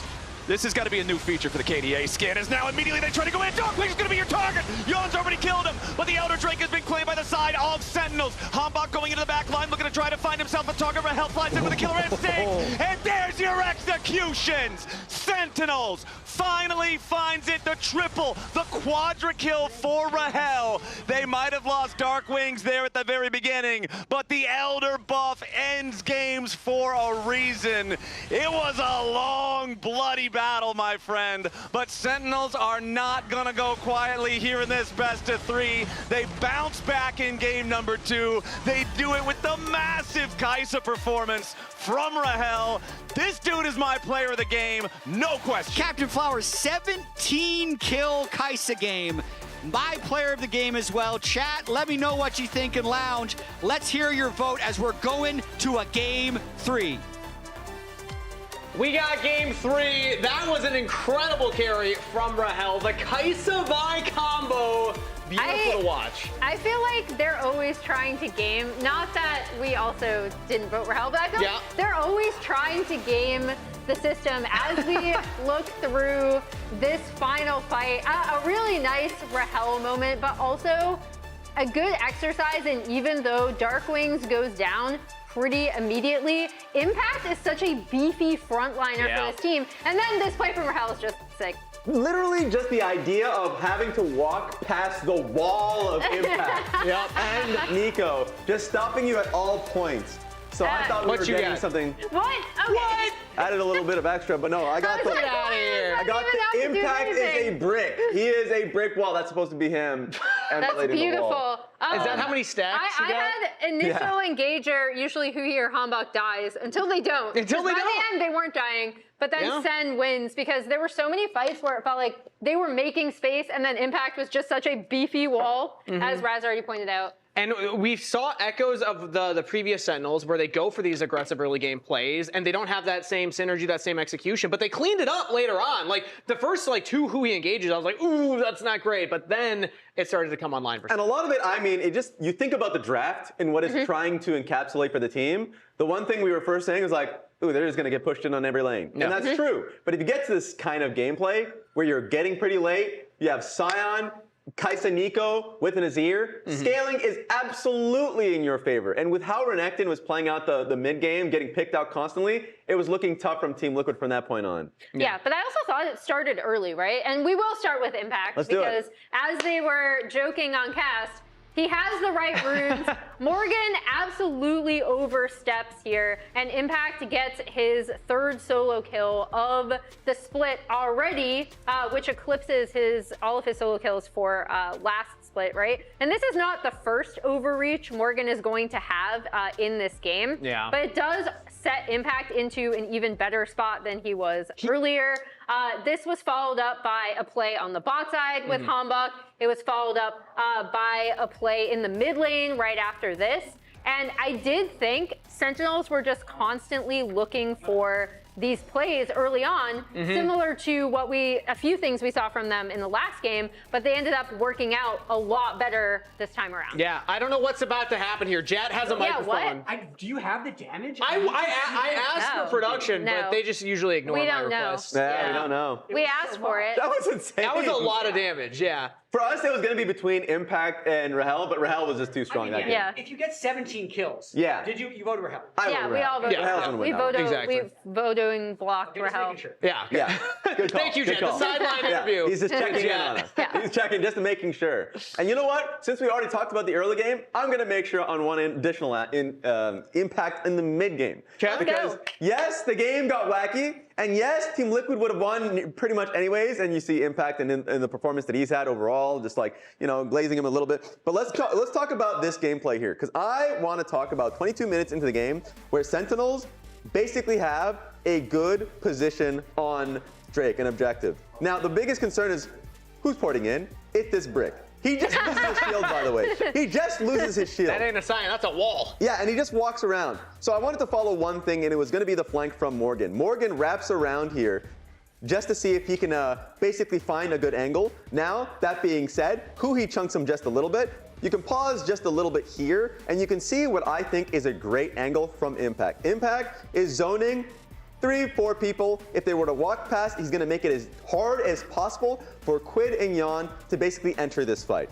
So, as we play it through, what we end up seeing is Impact saying, nah, buddy, I'm right here alongside Huhi. Morgan starts walking up to see if he can impact this fight. But if we just do a quick freeze frame here, Morgan, you're alone. Yeah. You're completely alone here while Impact is zoning 3 people. So you see a pretty strong fight in which Impact recognizes his role. Renekton really can't do much here. And so I think this is a significantly better Dragon focus and play from Sentinels in the mid game. Messy going forward, but in that moment in time, it was great. It did get a little messy, but I did like these windows of improvement, right? Because we were talking about how Sentinels, it's not the roster, it's can they bring all of their engages together. I thought Impact's frontlining was great in this. I did it as a joke about the initial engager of Huhi or Hanbok dying, but I did think they were doing their part in those roles, really setting up, always looking for these gigantic pop blossoms or these Vi engages, that this time, as you already pointed out, the rest of the team was understanding their roles a little bit more. Yeah. On the other side, I do want to give credit. Team Liquid. Who do you think is Pog? We're asking Huhi. Who's player of the game?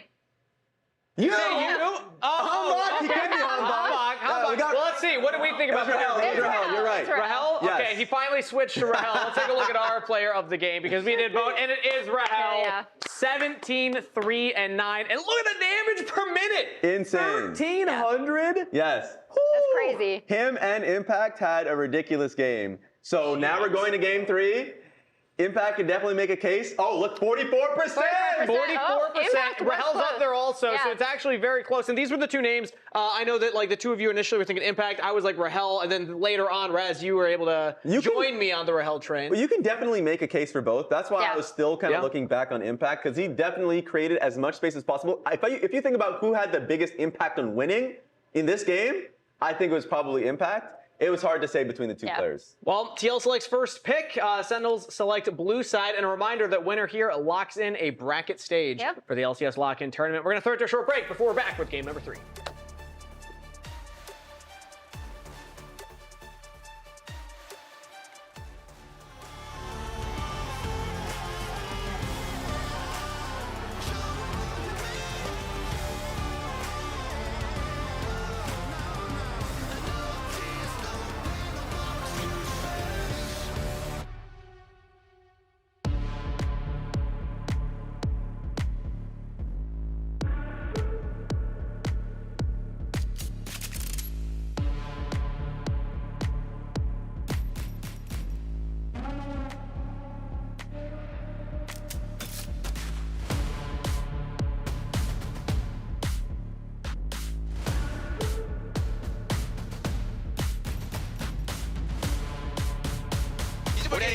이즈 알로기 이즈 살 제이포 Israel 너 제이포 펄스 제이포 지단 오케이 야 아니 마크 렉터 거다시 이제 다해 렉터 스로 달반 I'm taking 제이포 플래시 안 먹게 슬롤리 가운데 나 이거 랭터 볼게 랭터 플래시 Or no flash.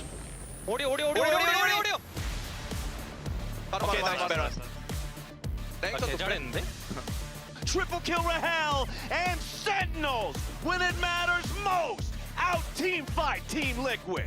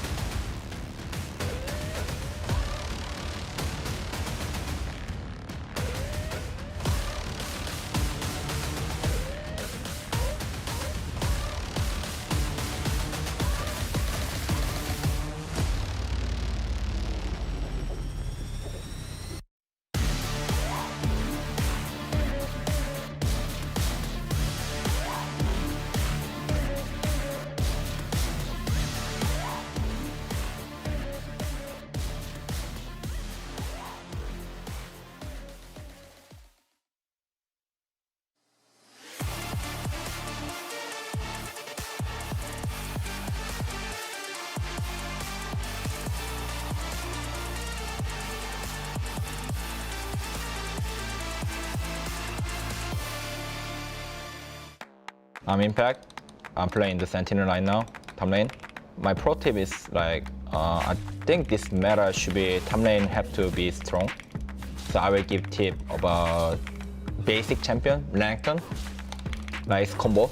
Like, so normally when Renekton have 50 range with R, you can use only one rage skill, but you can cancel motion, the WRQ, same time.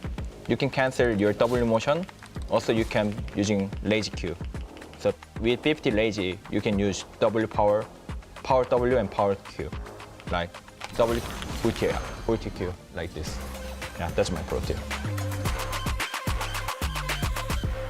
Some snappy moves there from Impact. Young as ever. Maybe Morgan needs to watch the video. Last game, the Renekton not quite where they wanted that one to be. But the last game was a bloody one. Man, we went for over 45 minutes of gameplay. Rahel alone on the hyper carry Kai'Sa having, what, like 17 kills by the end of it. 7 elemental drakes claimed between the teams. 3 Barons, maybe 4. I'm kind of losing track of all of the different super buffs at this point. The Elder Dragon obviously being the game ender it was supposed to be. And Sentinels striking back in a game 2 after game 1 was lost from draft because of the Guardian Aatrox situation. So now we've had the game 1 that was extremely Team Liquid one-sided. We had the absolute bloodbath game 2 that Sentinels was disadvantaged at the start for and fought their way back.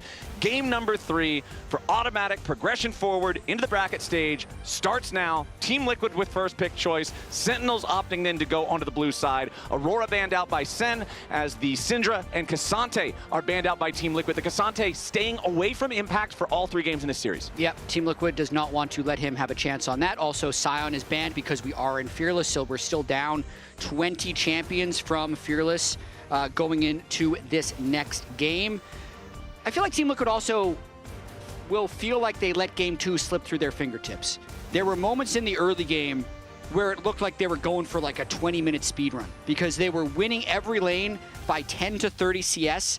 They were attempting turret dives, jungle invades, but they just made too many slip-ups, and then Sentinels just got a lot of gold, and the game became that fiesta. So Sentinel's going to try and build off of that. I do wonder if Team Liquid stays as aggressive as they have been in draft with picking kind of 3 winning lanes and just hoping to steamroll you, or do they say, guys, take a deep breath.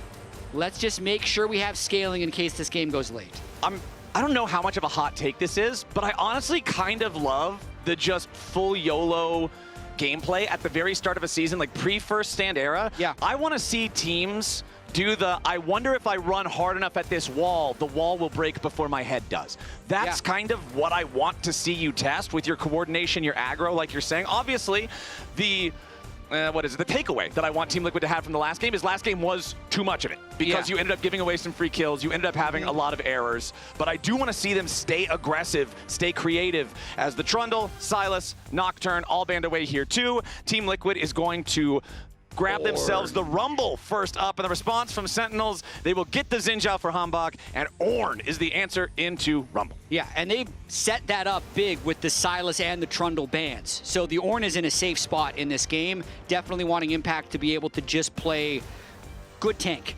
engage. Well, the other thing, there is still a couple champions left to control Ornn. Windwall and Unbreakable from Yasuo and Braum, respectively, are also both very good against Ornn. Yasuo, I feel like you've got to see more of the draft to be able to pick him Yasuo, though. Comfortably, He loves confidently. it. Braum is one, though, that sometimes you will see teams go for after some of the enchanters are out of the pool. It's Yunara locked in for Team Liquid. Do they want to go ahead and draft the support for that already, or maybe not? Maybe we get something else. Maybe we're looking at the jungle. You can see Quid jumping through a lot of these. Some of them in particular seem very exciting, but not very likely. And we're going to get Jose Dioto on one of his iconic picks, the Lee Sin. Okay, that's definitely confidence in outplaying. I do not think Lee Sin is strong in the current scaling meta, but if you pull it off perfectly, you can still run over a game. You can dodge around the Ornn ultimates, but in a straight-up duel and a lot of skirmishes, that Xin is going to be stronger. So big confidence play. It could also set up a Yasuo in the 4-5, because Lee Sin kicking a Yasuo ultimate is still a spicy kill combo. And Yacht is laughing. Something's going on here in the draft for Team Liquid. They're cooking something up. I hope it's something wild. I really sincerely do. We've got Corki picked up for Sentinels, for Rahel there in the bottom lane. Obviously, it will be hard for him to have as monster of a performance in any game as he did in game number 2 with that hyper carry Kai'Sa, but we know that Corki can do plenty of damage if he's not kept behind early. I do want to see how aggressive Jan and Core JJ will keep playing here in game 3. I'm just so locked in on what Quid is going to play. It's probably, could be something completely boring, but he loves Yasuo. He plays so much of it in solo queue.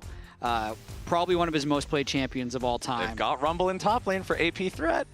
And it's I don't think it's good either, but it just it might work. But it's cool. It's cool, and that's kind of Team Liquid style. It's a weird thing though, to bring back your earlier point of you do want to have the team that just goes all out, early game, flips things, plays aggressive. But what happens in League of Legends so much with these formats and how quickly you can react to performance, like if they drop this game, then they could be put in a situation that they're in a best of one to make top 6 versus being eliminated and have 2 months off. Right. The 2 months is crazy. I agree. Like, I actually do fully buy into let's play the early game stuff because that's also a good way to beat teams internationally. And you need to practice that in your own domestic region. But if you just make that few mistakes early because you are playing a coin flippy style, you can really, really get punished.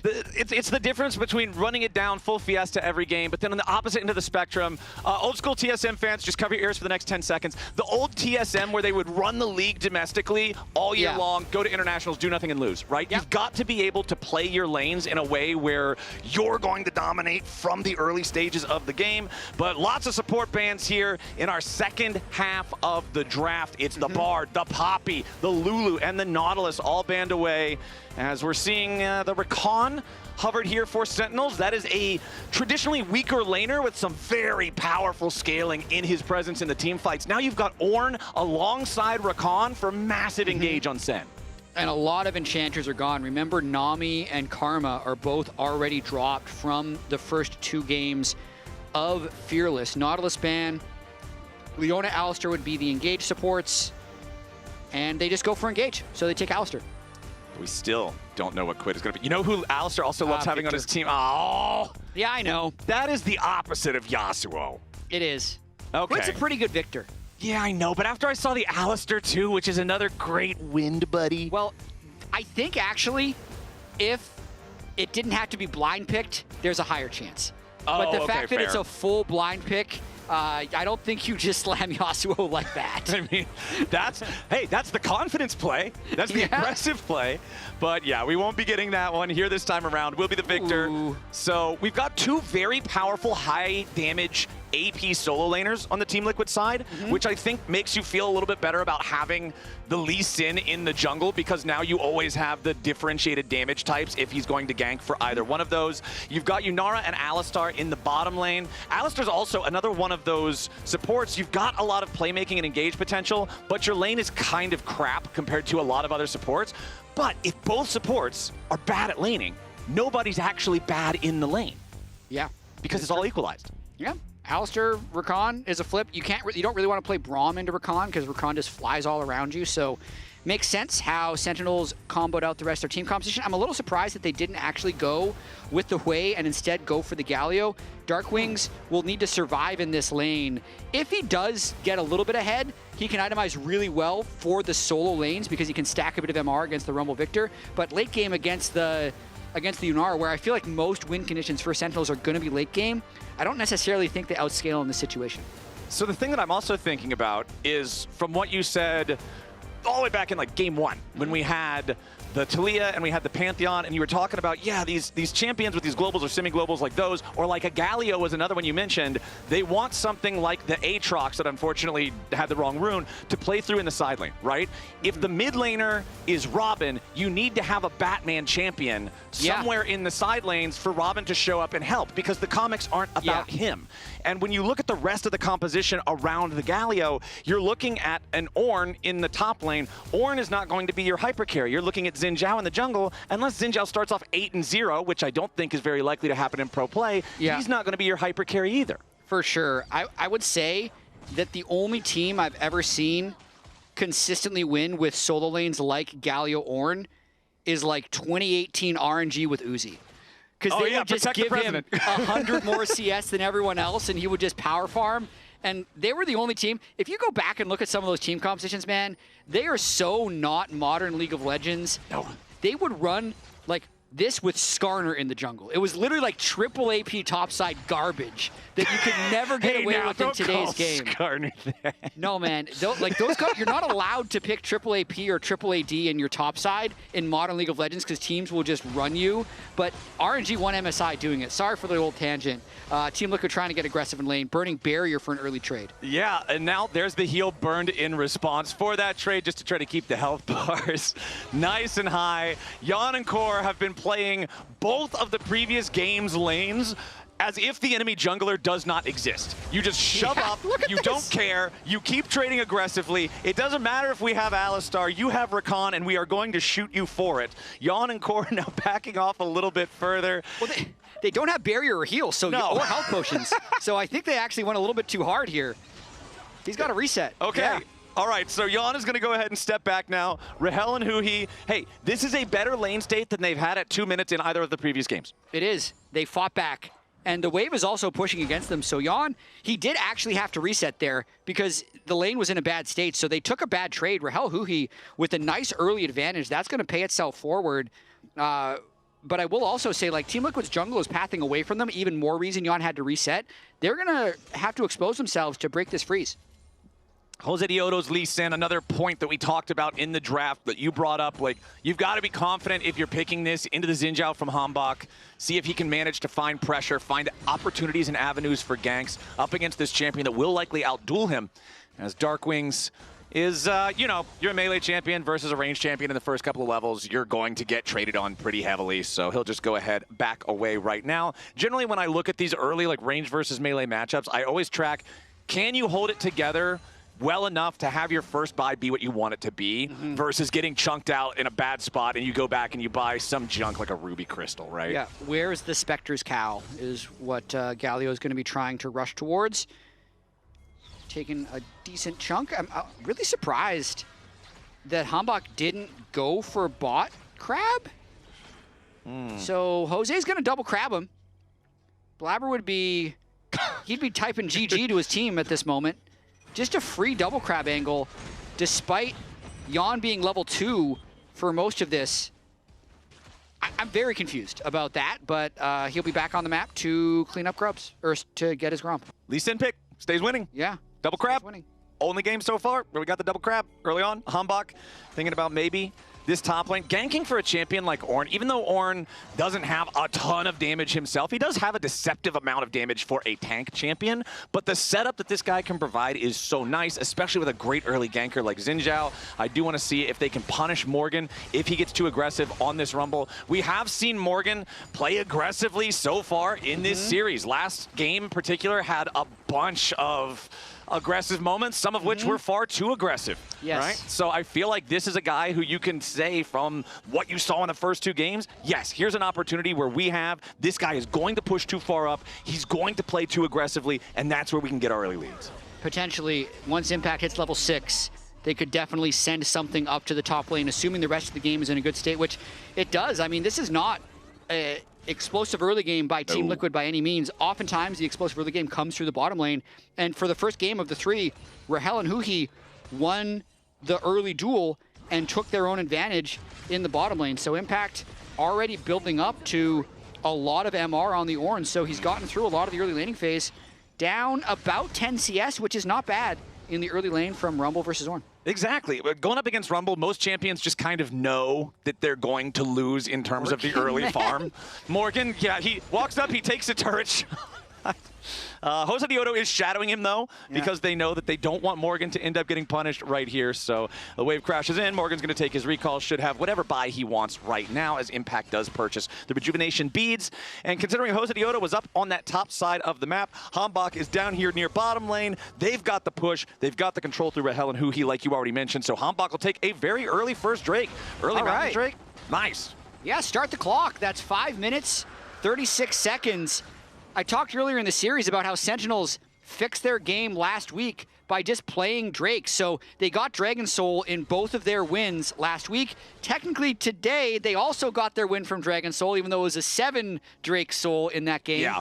This team does need to have the stacking objectives to win so far. They don't necessarily play on the same page a lot of the time. So a way to bring everyone onto the same page is just start Drake stacking early and fight around objectives.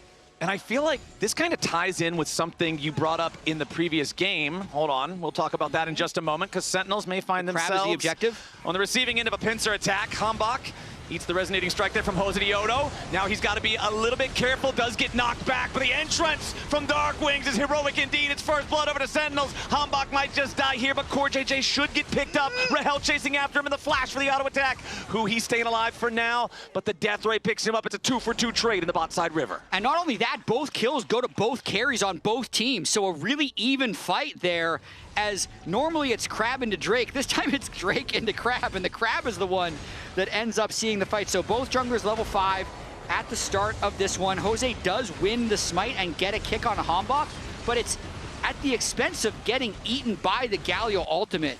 So it continues. Rahel and Jan also continue, both down to 100 HP during the replay. They're playing barrier chicken as well, so both of them aren't in immediate risk of death.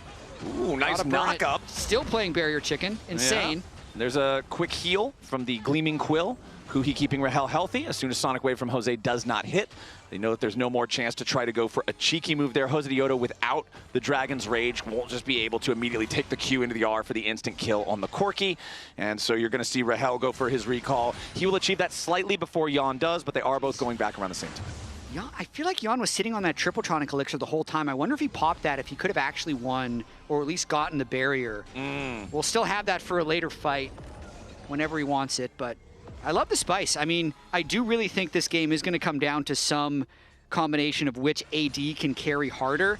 Okay. It's not necessarily like a Kaisa comp like we had last time, but just looking at the top side for Sentinels, Ornn, Galio's in, you really need Rahel to do damage. But then likewise, with the Rumble Victor into the two tanks that are all going to be itemizing MR because that's in side lanes, you need a really fed Yunara to cut through that. So we're going to wait until 3 or 4 items on these AD carries to really start seeing fights have big consequence. A tale of 2 carries here in game number 3. 2 minutes left on the clock until the next Drake spawns. The Void Grubs have made their way into the top side river. Nobody moving there just yet. It is Morgan with control over top lane, nearly claiming the second plate there as he crashes another wave into the turret.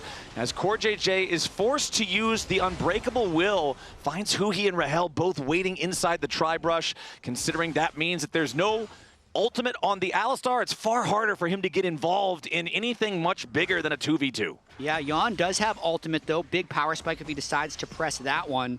So Sentinels pushing bot lane, getting pushed in the top lane, but it's a lot of just minion trading when we consider what's actually happening in the lanes, unless Hambach can make a dive happen. They're gonna get the notification of the grubs soon.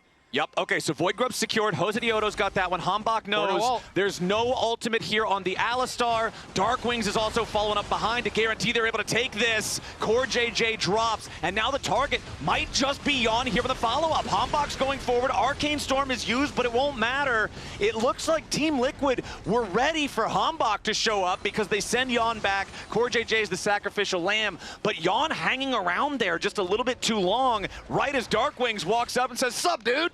That is not what they were expecting, clearly, because they end up losing 2. Yeah, Jose thought he was getting some cheeky grubs, but not being around to cover could have big implications on the rest of this game. Look at that CS gap in the bot lane now, 92 to 66. When's the last time you saw Jan on that low CS 10 minutes into the game? So beautifully done by Sentinels, getting the ult out early, rotating around. I think Team Liquid knew the Galio was around because you can see Quid trying to shadow on the way back, but it's just too big of a numbers advantage. Ultimately, Jan needed to just retreat to his turret, but knows how bad it is for his game to lose that wave. Ends up losing his life as well, which makes it worse.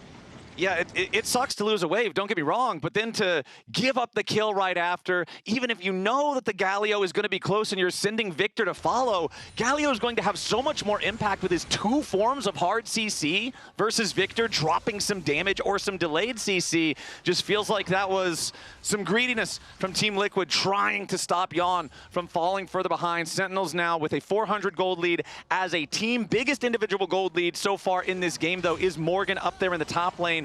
But I feel like if you're Sentinels, you're pretty okay with that. Again, you picked Ornn. You know that he's not going to slam his lane. He does almost have the Kaenic Rookern completed. And I feel like that's the point where Rumble really stops being able to bully this guy effectively because you just allow the shield to absorb all the barbecue. Sentinels team comp becomes extremely hard to play against if they keep Jan in the dirt. because there will not be damage to kill Galio Ornn, and they will be able to go wherever they want. And the Drake stacking, it's online. They play around bottom lane. They're trying to burn this bottom lane down, and Drake's up. So Hambach and River, that's the game plan. Okay, Sonic Wave from Jose Diodo finds Hambach. No reason to follow that one up here just yet. Both junglers do have Sundered Sky completed, so that power spike is locked and loaded. Hallowed Radiance done for Darkwings in the mid lane as well, alongside the Blackfire Torch for Quid's Victor. Neither one of our bottom laners that we are talking about being so important in this game have their first items thus far. Yeah. As Darkwings wants to make sure Quid doesn't try to rotate over to this bottom side river at all. You could see the Xin Zhao portrait just quickly jump forward a little bit towards the Dragon Pit in the minimap, and that means that Hambach and the rest of Sentinels have decided they have enough control. They will be able to secure this second Drake of the game. And once again, my friend, it's a Hex Rift. Chaos is on the horizon. I hope so, because this game is a little bit slow, but in a favor of Sentinels, which was not expected. All three people on the lounge predicted a 2-0 for Team Liquid today. But again, look at this. Yon can't get back to his turret. Sentinels is just camping them. I love to see this aggressive play from Sentinels, but now it might have got a little bit too aggressive. He does manage to dash back over the wall, escape before another turret shot finds him. The Arcane Storm is ticking, though. Here comes your heroic entrance. Darkwings arrives, but now he's got to try to get away. Rush. Lands the taunt, Phase Rush, giving him that extra distance. That means that Rahel and Huhi both get to keep their flashes, but they had to spend both other defensive summoners alongside the ulti from Darkwings. Jose Diodo seeing if he can find a greedy recall here, but there is no such thing just yet. Rahel does almost stay around a little bit too long. Okay, he trusted his sidestep there. Okay. The trust pays off. Flowers Hex Rift is creating chaos already. Yep. I told you. He's already back in the map. They're still fighting. He wants the knock up onto Jose, but the grand entrance falls a little bit short. Quid stepping forward here. Remember, no ulti on either one of the mid laners. Core JJ does have Unbreakable Will here on the Alistar as the TP is coming in. Core jumps in, nice two-man knock-up. Hambach returning with the counter-engage as there goes Morgan's Equalizer, trying to find enough damage here. Huhi and Hambach both about to die. Core JJ won't be traded. The double kill back over to Morgan on the Rumble. He's looking to carry from the top lane. Where the hell did the Ornhorn go? Impact is not able to send the thing back in where they wanted it, and Team Liquid gets everybody away on blinking health bars. I gotta see if Impact got CC'd, because I thought that Ornn ultimate was about to turn things, but as we mentioned, total chaos, and the biggest winner of this is actually Yon. He got a full push bottom lane, takes 2 plates, and then can walk up for this. Wow, Rahel is completely denied of farm, but Hambach actually just all-ins on top of a Rumble TP when Impact is way behind and a level down. So yes, Impact has his ultimate here and just doesn't click it right. No CC to stop him. I do think that could have been the fight turner that you were talking about. Ooh. If that Ornhorn redirects, because you slam that onto all of those low health bars, they should be able to pick up this kill onto Quid without a whole lot of to do about it. That Phase Rush is getting him somewhat away, but no, Hambach will finish the kill. Yeah, the Ornhorn in that previous fight, if you could have found the knockups and the follow-ups, but we'll never know. It's only hypotheticals from here. Core JJ and Jose Diodo coming up 2 versus 3 as a nice quickness to charm them both from Huhi, but there's no follow-up damage. Yon and Rahel encountering one another. The Foss Bomb connects onto Yon, and Rahel goes in! The AD carry battle results in a win for Sentinels, and now with 2 dead on the enemy team, both of those 2 being carries, chat, it looks like Sentinels is ready to start up the Rift Herald. Jose Diodo is nearby, still going. and Darkwings is coming around from the other side. Core and Jose wanting to challenge for the objective. Resonating Strike comes in from Jose Diodo, and he steals away the Herald. Now the Equalizer's down over the top from Morgan, but it's still a 4v3 favoring Sentinels. Jose wants to get out, but the heroic entrance goes in. Morgan's still overheated, but he's got another flame splitter ready to go. Morgan finds a kill. Rahel's gonna die to Core JJ. Morgan finally falls to the winds of war as Core is knocked up into the air by the grand entrance once more. Quid's trying to show up, mop and bucket. He's got some cleanup duty to do as Impact wants to cover for the escape of Darkwings and Huhi. This is a game, my friend. This is North American League of Legends. It's non-stop action. Jose Diodo's insane. It's a 3v4, and he goes in for the Rift Herald steal, and they just all commit to the fight. They nearly get the execution onto Rahel. He lives just a second longer. That allows Impact to walk all the way from base. I still think Sentinels come out ahead at the end of it, but this is insanity. The Hex Gates have ruined the minds of everyone in this game, and they're just giving them this insane bloodlust because with the Gates, they're always 5 seconds from a fight, and they always want to fight. Hex Gates is the new Otacon. They're just all over the map instead of at one spot. MasterCard Power Spike right there on your screen. Jan has acquired his first fully completed item with the Kraken Slayer for the Yunara. So maybe that is going to get him paid. 1,000 gold lead for Rahel's Corki specifically. Which is important. I feel like the first AD carry to hit, 7 items wins this game, seemingly, with the direction that we're going. But this is kind of part of how League of Legends works now, with home guards being better and with the Hex Rift getting you there. Okay. The map shrinks, right? The game speeds up, so it's all about how you outplay the opponent in the constant skirmishing, which is definitely the direction that this game is moving. You remember Nexus Blitz? You remember the Ring of Fire? It's kind of just like that, but a little bit more indirect of a version. Fighting again. As Core JJ steps in, headbutt pull only onto Hambach. Not going to see that Gravity Well accomplish a whole lot here just yet, but Morgan has arrived. That is the largest individual gold lead in the game.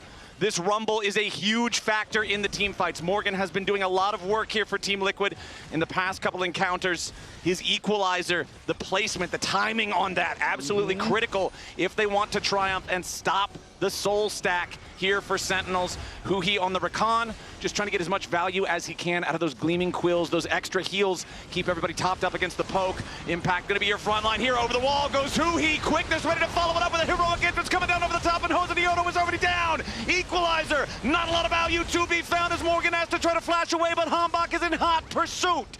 Team Liquid, they only lose one man, but that man is the jungler, and Sentinels are going to Soul Point. And they crucially burn Flash off of both Team Liquid carries for future fights. Clean engage there by Huhi's Recon, and they actually execute the jungler rather than the carry. Morgan was trying to hold the flank, so he's almost preventing the re-engage here, but Huhi flies in. You can see no other carries other than Morgan can really do any damage as Jan and Quid both just push completely out of the fight. And Sentinels win the Drake River contest yet again. Sentinels, man. You could look at Jose Dioto's eyebrows jump up. The damage just exploding this guy before he gets the chance to respond. Okay, so last game, it took us till like post 40 minutes to get a Dragon Soul, or just about 39 or so, right? This time around, we have the chance at a Dragon Soul 24 minutes or so on the clock. We'll see if Sentinels can maintain that control. The gold lead itself is still very modest, but 3-0 Dragon State means that Team Liquid cannot afford any more mistakes when those are about to spawn. Definitely not. And remember the way this format works. Winner is in playoffs. Loser might have to play a last chance qualifier tomorrow. And based on the preseason expectations of Team Liquid, that would be absolute insanity that they'd be playing the game to decide 6 and 7 in the standings. They could still be 5th. It depends on the way strength of victory and head-to-heads play out. We've got a great foldy sheet from our stats guy that we're going to be folding all of tomorrow to decide that. But yeah, loser of this game could still be eliminated at some point tomorrow. And with how Game 1 happened and Game 2 started, it's crazy that we're here, right? Yeah. With Sentinels almost being back to their Week 2 selves, right? Sentinels loses to DSG, then they demolish Dignitas, and maybe they beat Team Liquid. They're on Morgan now. Yeah, they immediately summon up the Ornhorn. Impact has it all ready to go here this time. Yes, he doesn't quite slam himself into the volcanic fissure how he wanted, but it means it only cost them an extra second to get that kill. And Jat, that was the plus 2,000 gold Rumble. That was what has been trying to get Team Liquid through some of these mid-game fights, and that was a free kill on the very same dude. How much swagger does Impact have right now? He might beat Team Liquid in a series where he played Guardian Aatrox. Like, Game 1 was a throwaway, and they're winning Games 2 and 3 right now.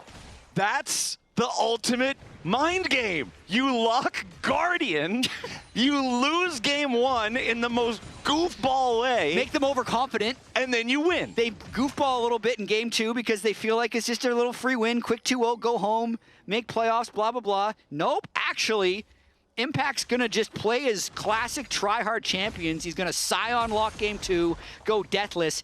They're going to set up bans. They're going to draft for Impact's Ornn. That's what they did. They banned Trundle. They banned... Yeah. What was the... Silas. They banned Trundle Silas. And then just blind picked Ornn. Slam Ornn. Well, sorry, they played it into the Rumble, but still. Who, by the way, he has Kanik Rookern now. He has Jack Show. Kanik Rookern is evolved into Kanik Rookern, or whatever we named the ornaments these days. This thing is absolutely massive against both Quid and Morgan, and Morgan's gold lead has now shrunk. This man who had twice as much of an individual advantage compared to anybody else on the Rift now has less of an individual advantage than, oh, what's this? The mid laner from the enemy team, the bot laner from the enemy team. These champions that are going to be causing a lot of issues. Team Liquid is now 3,500 gold behind. Jat, the thing that I said a couple of minutes ago about how, yeah, they're 3-0 on Drakes, but the gold lead itself is at least very modest. Not so modest anymore. No, and Rahel with the gold lead is also going to get accelerated whenever Ornn upgrades his item. So it's looking very dire. And again, who he's hunting in the sideline. I don't even know if they have the damage to kill, but he's flashless, so they're hoping to burn ultimate, which they do, and now they can just disengage. Yeah, just walk it off. Hambach is coming to show up, though. If Morgan overstays for this, Core JJ is at least ready to shadow him a little bit. Meanwhile, they will at least be able to secure the top lane tier 1 turret for the Team Liquid side. That is the first turret they've got all game long. Mid and bottom are still at only a single plate, and Quid gets some extra money from that, which they are going to need. 55 seconds until the next Drake spawns. The Rumble ulti will be ready to go again for that fight, which is very, very important for the Team Liquid side. Yeah, that could have been absolute disaster. That was totally a play just to get the Rumble ultimate. Morgan probably didn't even need to burn it. He would just imagine that there would have been more people on the way, so he was trying to shoot back some damage. At the very least, though, it's going to prevent Team Liquid's ability to contest early vision, which will allow Sentinels to have first start and really set up everything they want around this Soul. I feel like if they get Hex Soul, 90% chance they win this series, so they're ready to go, and Huhi is going to be looking for an engage here. They have great river control right now. Muramana completed for Rahel. You've also got the extra serrated Dirk on top. Jungler's already fighting. Here in the river, here in the jungle of Team Liquid. Is all right, checking in on our Ornn upgrades. We do have that Trinity Force upgraded now for Rahel's Corki. And Sentinels, this is the spot to fight. Grouped up as 5. Rumble ulti still 5 seconds away. Core JJ tries to jump in the middle of everybody. He's going to take a lot of damage here at the very start as Hambach wants to put pressure onto Morgan, but Hambach is already killed. Now Yon's about to be bursted down. Darkwings doesn't have any cooldowns left. The Arc of Ruin going to force the Galio back. Sonic Wave into the Resonating Strike. Hosadioto wants to go in, but he has to get right back out. Remember, there is no jungler on the side of Sentinels, so trying to take this Drake doesn't feel right. And Hex Gates re-engaged. Look, Rumble already teleporting. Core JJ on the way. I think they denied the Soul. Soul stopped. It stopped. Team Liquid, it's a 1-for-0, but again, last time they were on the receiving end of the 1-for-0, but it's jungler. This time, they achieve what they're looking for. I can't believe this worked. Core JJ at 50% out. Flashes in for the CC on the jungler, and then I think the fact that Hambach went on to Morgan allowed him to get executed. If he just stays in river, I feel like they probably just get the Drake if they played that fight slow. But instead, Hambach really tried to go fast. He's the one who falls, and Team Liquid stay in the game. Huge, huge halting of momentum there. I'm not going to call it a swing for Team Liquid because I believe that Sentinels is still definitely in the lead. However, that gold lead has fallen by half. Team Liquid has bought themselves at least 5 more minutes before a Soul would arrive. Darkwing should be able to pick up just some free gold here. Punch the turret one time. Easy peasy. Brings the gold lead back up to 2K. But man, these fights get crazy, man. They're fast. They are so fast, man.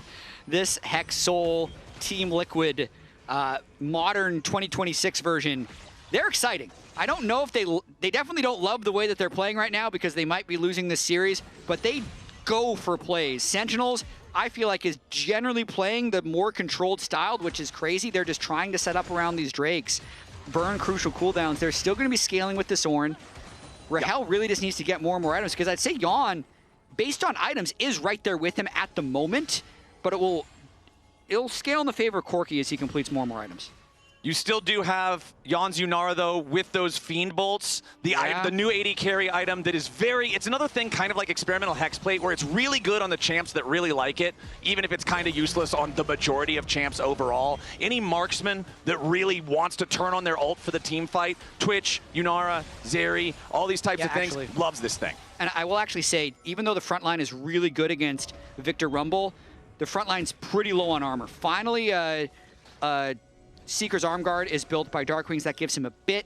You get a little bit of armor from the Jack Show on Ornn, but Jan will also be able to completely shred the front line if he's able to scale. So Team Liquid's just playing this slow game here where they're just hoping that they can deny this soul as long as possible.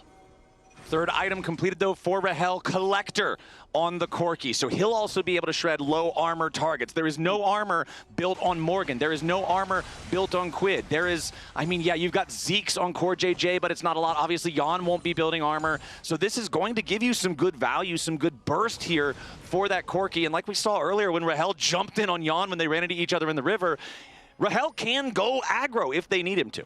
He really can. They're just going to start the Baron, accelerate the game a little bit more. Quid was trying to push the side wave. They're likely just looking for an engage here. Impact level 16 on this Ornn. You're seeing on my way pings coming out from the Team Liquid side towards the Baron, though. This Baron DPS is not particularly fast. Team Liquid is going to make their way over. Morgan gets taunted up, though. A lot of combo damage onto the Rumble, and Hombok's ready to create some space for everybody else. Core JJ down to half HP. Here comes the Ornn Horn, and Impact with the sideline kill on Morgan starts it off. Now Jan's in danger. He might get focused. Rahel flies in. Hombok is down, but so is Jan. Team Liquid has lost everybody except for Quid and Jose Diodo, and Sentinels still has 4 men. Health bars are compromised, though. Darkwing's gonna go ahead, go back to base for now. The bloodbath ends with nobody claiming the Baron, but a decided victory for Sentinels. Man, Jan tried so hard in that fight. He just doesn't have the gold to be effective. He managed to space the Impact CC at the very end to stay alive, but Rahel even bigger after that fight. 2,500 gold lead. He's getting the last hits from these fights because Impact and Darkwings, if they fight away from Jan, are untouchable. Look at what they're able to do to Morgan right here. And then Jan is distracted, can't hit the Xin, has to deal with Huhi. So Morgan just gets kind of soloed by Impact on the top side there.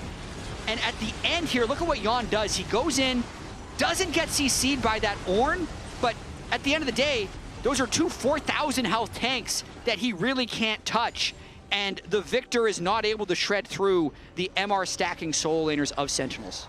Sentinels now have 30 seconds on the clock until Dragon Soul time is once again at their fingertips. You can see they've already got their support units in position around the area.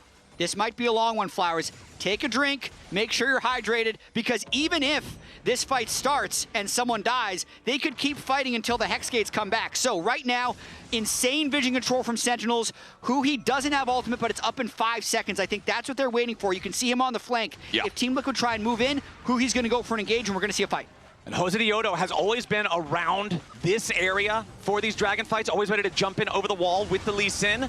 That seems to be what Huhi is marking with his Recon. Hombok and Rahel DPSing the Dragon slowly but surely. It's a flip. Got it down to about 2,500, and Impact is going in here with the Ornn. Ornn knocks him up into the air, and they've already claimed the Soul and Morgan's Soul as well. Darkwings drawing the ire of Jan off to the side, but it's only a distraction as now Team Liquid's going to lose their second man. A double kill for Rahel, and Hombok wants even more. Wind becomes lightning, and lightning strikes Quid as he's again forced to retreat. Team Liquid, they lose 2 men. They lose the Dragon Soul, they lose control over the top side of the map, and now the Baron should go the way of Sentinels. Jose still hoping to pull off a miracle, has the control ward inside, has another control ward and a trinket to check, but I mean, this is a rather big ask to try and steal the Baron away from this Hextech sold Sentinels team. Team Liquid fans, spam your Tukis. Jose Diodo's got to go for the miracle here because Sentinels really wants this Baron. Jose Diodo Leo throwing the Q over the wall. He jumps into the pit. The Baron's still at 2,500 HP. Meanwhile, Darkwings is ready to follow up over the wall. He finds the taunt onto 2. Nobody else wants to overcommit to chasing Lee Sin and Alistar. The Baron goes over to the Sentinels side. And what a massive swing for this team now. If they weren't in the lead convincingly enough before, this one's real tough for TL. And they played this fight really well. Look at the flanks they're holding. Huhi on the right, Darkwings on the left, Impact up the middle. Team Liquid had to go in for the Drake, but it was too low by the time they did, so Sentinels get it anyway, and then there's no retreat. I'd say Darkwings is having a great game. I mean, if you consider going up against a former LCS MVP, a lot of people wondering how Darkwings is going to coordinate with his team, who often plays in full Korean, and he just has to follow along. He's been right there. His ults have been great. He's been on good roam timings. He's kept up in lane against Quid. He hasn't been picked once. He has been doing exceptional. And stay tuned for this post-series interview with Impact. He's going to have so much swagger if he beats Team Liquid in this series. This is going to be like a storybook, what you get in the interview for this game. Between the game 1 all the way up through now, if they can manage to turn it around and win the series. CoreJJ is already almost dead. As soon as Hambach goes in for the prime 3-talent strike, knocks him up into the air, that's going to force out your Unbreakable Will, which means CoreJJ now has to wait for that cooldown to do anything other than go in and die after one combo in a team fight. Not completely over yet, though. So 1 minute, 30 seconds on this Baron power play. They have to make it count. They are a short-range team. So they have big-time tanks, but it's really just Corki who can safely hit these turrets. They might have to full commit for a dive, which can get messy. And they're ready to step up and start putting that pressure on. Just hit it, though. Yeah, the first turret. There's no defense here from TL. Hambach steps forward. Audacious charge on the minion for the better positioning for when becomes lightning. Means that Team Liquid feels that presence. They have to back away. And now the top lane tier 3 gets knocked out by Darkwings right thereafter. That means that this will be a 2-inhib game immediately without much of a fight being put up by Team Liquid, who are now this close to losing this series. Jan gets jumped on. Ornhorn coming through. Heroic entrance right next to it. Jan's about to die, and Impact's taking the kill all for himself. Hosediono can't get to the back line. Who he might die. The turret shot's in the air. Quid takes the credit for it, but the first Nexus turret is already about to fall. Morgan wants to hold with the flame spitter, but it's just not hot enough. Rahel and the rest of Sentinels push forward towards the Nexus itself, and Quid and Morgan can't stop them. 2-1. Sentinels takes the dub. And Sentinels move on to lock in playoffs. An insane progression from this team. They lose to DSG week 1. They sweep Dignitas week 2, and then they win the back half of this series. Impact, he's wiping the sweat off his brow. If they lose this series because he takes Guardian Aatrox in game 1 against his former team, that's going to be a tough one to live down. But now beating them with that actually even sweetens the victory. And I said at the start of the day here, this is Sentinel's chance to prove themselves against a team ranked higher on the tier list, against one of the bigger competitors here that they'll have to go up against. They turn the sweep, or they sweep the series with the reverse sweep the series. I'm losing my mind here. It's 2-1, even though they lost the first one. Impact is going to be on his way for the interview. You guys can see it. They're going to have him on the lounge. Lounge, what the heck do we just see? We just saw, I would say, a big upset. Sentinels taking the win against Team Liquid. I don't know. Look, even with my glasses, I can't see. What about your big old glasses, Emily? Is that just a comment on my glasses? I think we saw a team that from week 1 to week 2, we talked about minor improvements that they'd made to, again, like focus down all of their opportunity areas to one thing, which was focusing around Drake. I think you still saw that today. And going into it, we were saying, like, my big thing of why I was going TL was that Sentinels just didn't look as coordinated. It felt like every single game in this series, they got more and more in step with each other, and that was such a huge difference maker. Their comps, I think, very much simplified it. Straightforward, front to back, easy understanding your role if you're Hambach and Rahel, for Huhi as well. Like, and you had the big old Impact coming through. Woo! Well done. Impact. Let's go. Well done, well done. You got the win.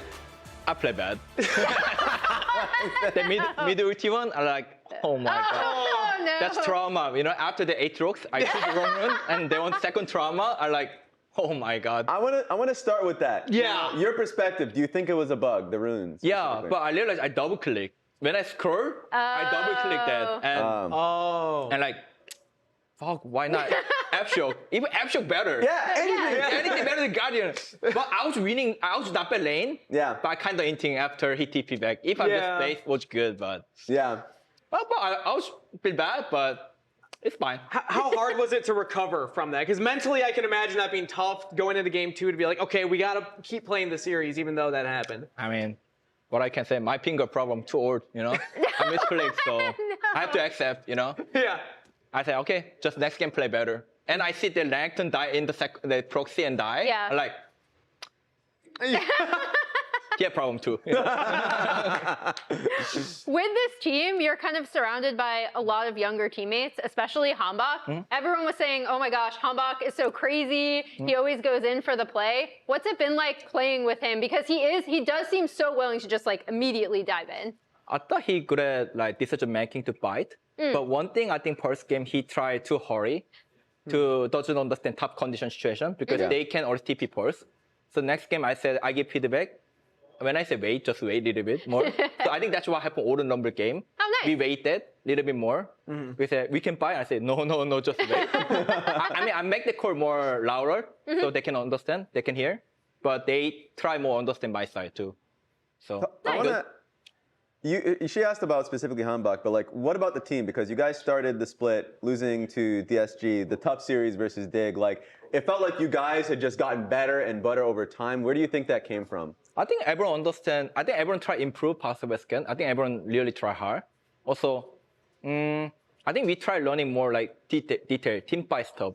So we try focus more team fight because even you're losing or winning doesn't matter. Team fight most matter. Yeah. Even you're losing, you can come back from team fight. So we focus more spacing and team fight. I think Grace, Golden Guru doing well about that. Oh, let's go. Yeah, he is right behind you, Thumbs up or down for team fight. Thumbs up. Oh, yeah. We got the mic. Yeah, I mean, I told you guys we'd win. Oh, you can't really see us. I told you guys we would fucking out. Win. And unless my impact goes Guardian on Aatrox, we would have won that game too. We can win that game. You guys played well. All right, thank you, Coach. There we go. Well done. I want to ask about the team also against Team Liquid, because this is your first time going up against them. You were on Team Liquid for such a long time. We talked about it before the game, how many championships you've won with this team. What was it like playing against Team Liquid? When I was EG, I played against them too, you know? Yeah. So I feel not different that much, but like, they're the same. I remember your quote that you said when you were leaving Team Liquid was like, will you guys win without me kind of thing. That was joking. Yeah. Well, lizard wise. But still, I'm cheer for them too, still, you know? I don't hate them, you know? So, I'm not a hater. Hater. I like Tier. I like Yon and Core. We lost your mic, so if you could use the stick mic, that'd be perfect. Thank you, Raz. I like Yon and Spawn and Core and Dodo, you know, there. So, I don't have bad feeling from them, but kind of nervous a little bit. But after one game, my nervous gone because I choose Guardian, you know? Yeah. And like, my nervous gone straight. I like, wow, what I'm doing, you know? What are you going to do at that point? I'm hearing that we have an APA tweet. I thought Impact and me were the problem. You co-signing that tweet? You co-signing it? Yeah. I mean, he can do, but like, no comment. I don't say anything because just one regular season, you know? Okay. I think most matter is playoff and, you know, just MSI world play and person, right? So up to results, so I don't mind that much about we beat it. I mean, I'm happy because our team play well, you know? Yeah.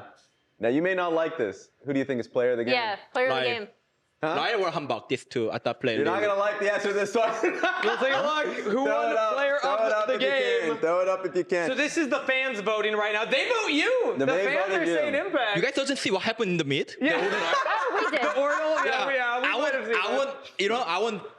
don't know. I want to just jump windows past, you know? They voted you. I voted you. A lot of it is like they just could not get past you as a tank. Yeah. That felt like the composition was really tough to deal with. That being said, of course, thank you a lot for coming through. Congratulations one more time in the win. We're going to head to a break. When we come back, it's going to be DSG versus Lyon next.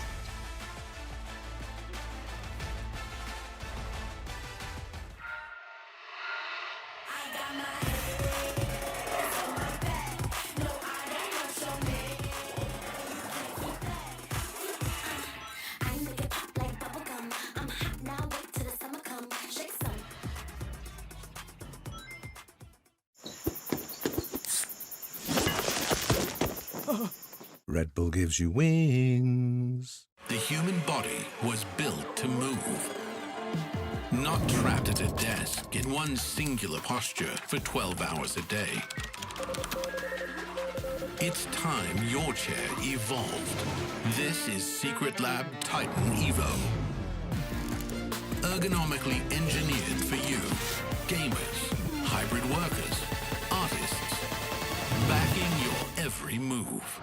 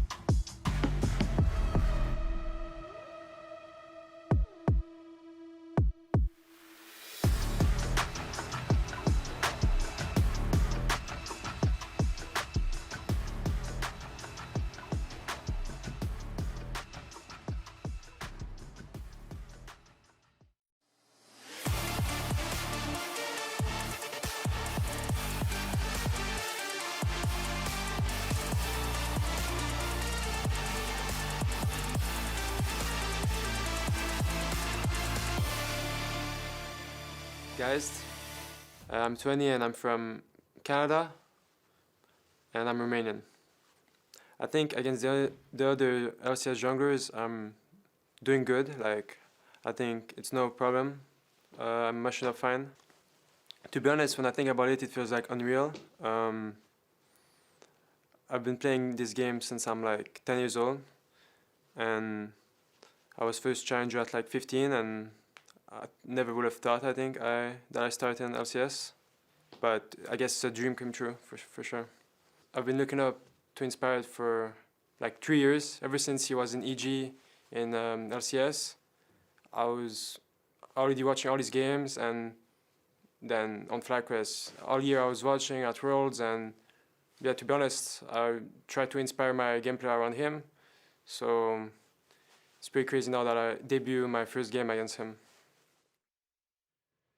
Crier's here. That's the big story. We finally got him. That's all a big the way one. From Canada, the ping story's done, Raz. He can no longer claim ping issues. True. Now you can say the ping is too low. So he's not used to it. Yeah, maybe we get Masu situations where he's like pre-cleansing ash arrows himself. That's true. Do you want to make any additions or adjustments to the board after the last series? You know what? I think we do have to move some stuff around. So we're going to be updating this as we go. Obviously, Sentinels actually win. I just dropped on the magnets. Team Liquid lost, and that brings up a lot of questions around Lyon plus DSG is what's going to happen here, because we already had one upset.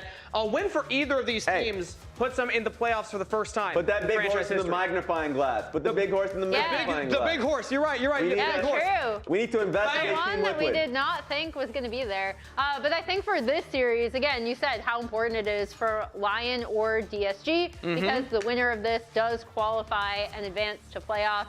And Kryra being here, we've talked about how he's been scrimming with the team pretty much the entire time. And a lot of the impetus for bringing him onto this team was to have him be a carry jungler, right? So I'm really looking forward to see if their compositions reflect that. What do you think, casters? It's another wonderful day in my Chungus life here. I'm Azale alongside Kobe. We got Lyon versus DSG. One of them's going to playoffs, baby. One of them is going to playoffs. It's going to be a tight battle. I'm super excited for this one. You know, after being very pleasantly surprised by the success of this disguised roster and what they've been able to accomplish with this team. You know, last year perennially on the bottom of the LCS, but you know, really making a big push here with a lot of young players themselves. So let's see what we can cook up here. And I think the big question is, how will they look with Kryra? Because he is finally here. When I talked to Coach Ido before the split, he told me they were building the whole idea of the roster around having Kryra. And then he's not there. He wasn't there. They had to play with Kizno, who, by the way, only had 3 total scrims ever with the team. And Smurfed on stage. Pretty good. Did pretty damn well. The team looked solid even without their intended starting jungler, even without the guy they were scrimming with. So now Kryra is here. Really excited to see how he can perform. He has the opportunity to play against one of his jungle idols in Inspired. So I will put forward a question here then. Since, you know, they're all about Kryra, you know, they're talking about, oh, we're going to build around him. It's going to be jungle carry. We're going to funnel him. You, Azale, what would you want your carry jungler to be on? Because we got a really good taste. We got Griffin on Ambessa. And what did that taste like? That tasted delicious. That like was victory. That was perfectly cooked steak right there. Griffin on Ambessa, FlyQuest made that carry jungle look really nice. So do you think that's a good angle to go versus Inspired? Seems pretty difficult of an opponent to try. That would be really, really hard. I mean, when I think of carry junglers, I always am hoping as Ambessa is going to be banned out. He actually gets triple banned in the jungle. There you go. So they're looking at him as a real threat too. I always hope that we're going to get things like Kindred back. Kindred is one of my favorite champions ever. Still think it's my most played champion ever, and I do really enjoy that. So I'm always hoping it's going to come back into the meta. Of course, it is not in there right now. I'd also be interested in seeing some things like Diana, which has been really popular in solo queue, but hasn't really come out in pro. Some of the AP junglers feel very popular in solo queue these days. So, I mean, I'm down for it all. You know, whatever Kryra wants to show us, I'm going to kind of just buy in and see how he does. Yeah, let's go. On stage here, let's see what happens. He had a lot of respect for Inspired. He talked about in the, you know, little video that we just saw. So we'll see on stage, in game, how it pans out. Regardless, though, we're going primary picks right now. We are on the new patch, but not a lot has changed as far as Azir or Rumble. So that trade should be fine, except that with Orianna banned out, you know, they can still go like Talia or Ryze or something on the side of Lyon, but you already have the Rumble. So whenever you have Rumble, I'm already thinking, ooh, don't I want something like a Yone as an other solo laner instead? Maybe like a Jarvan on our team, little Cataclysm synergy there. We'll see what AD options they can cook up. I would bet almost anything you do not lock a Nidalee in. Yeah, very unlikely. It's always the classic Inspired hover, and Kryra does end up going with the Pantheon. So obviously a strong AD jungler, but also if you are anticipating Talia, you want to pick up that duo, right? Be able to have that as a takeaway. So it's going to feel pretty nice. Vi Talia would be a pretty common combo as well. That or Wukong are generally the things that people do look at. And is going to be Vi. Akali would be an exciting counter. It is one of those answers we see sometimes in pro. But I think he's just kind of taking us on a wild ride with the hovers. I mean, I always like it because it's more kill pressure or you know, oriented, and especially if you do have a Vi. But the classic here, lock it in, easy to hit those seismic shoves off of the Vi ganks. And what's going to be our response here into the Rumble on top side? Or do we just drop it and then Castle's like, all right, you know what, fine. Okay, so we go with the I mean, this one we saw a lot of mileage at Worlds. Last year, for sure. Galio into Rumble.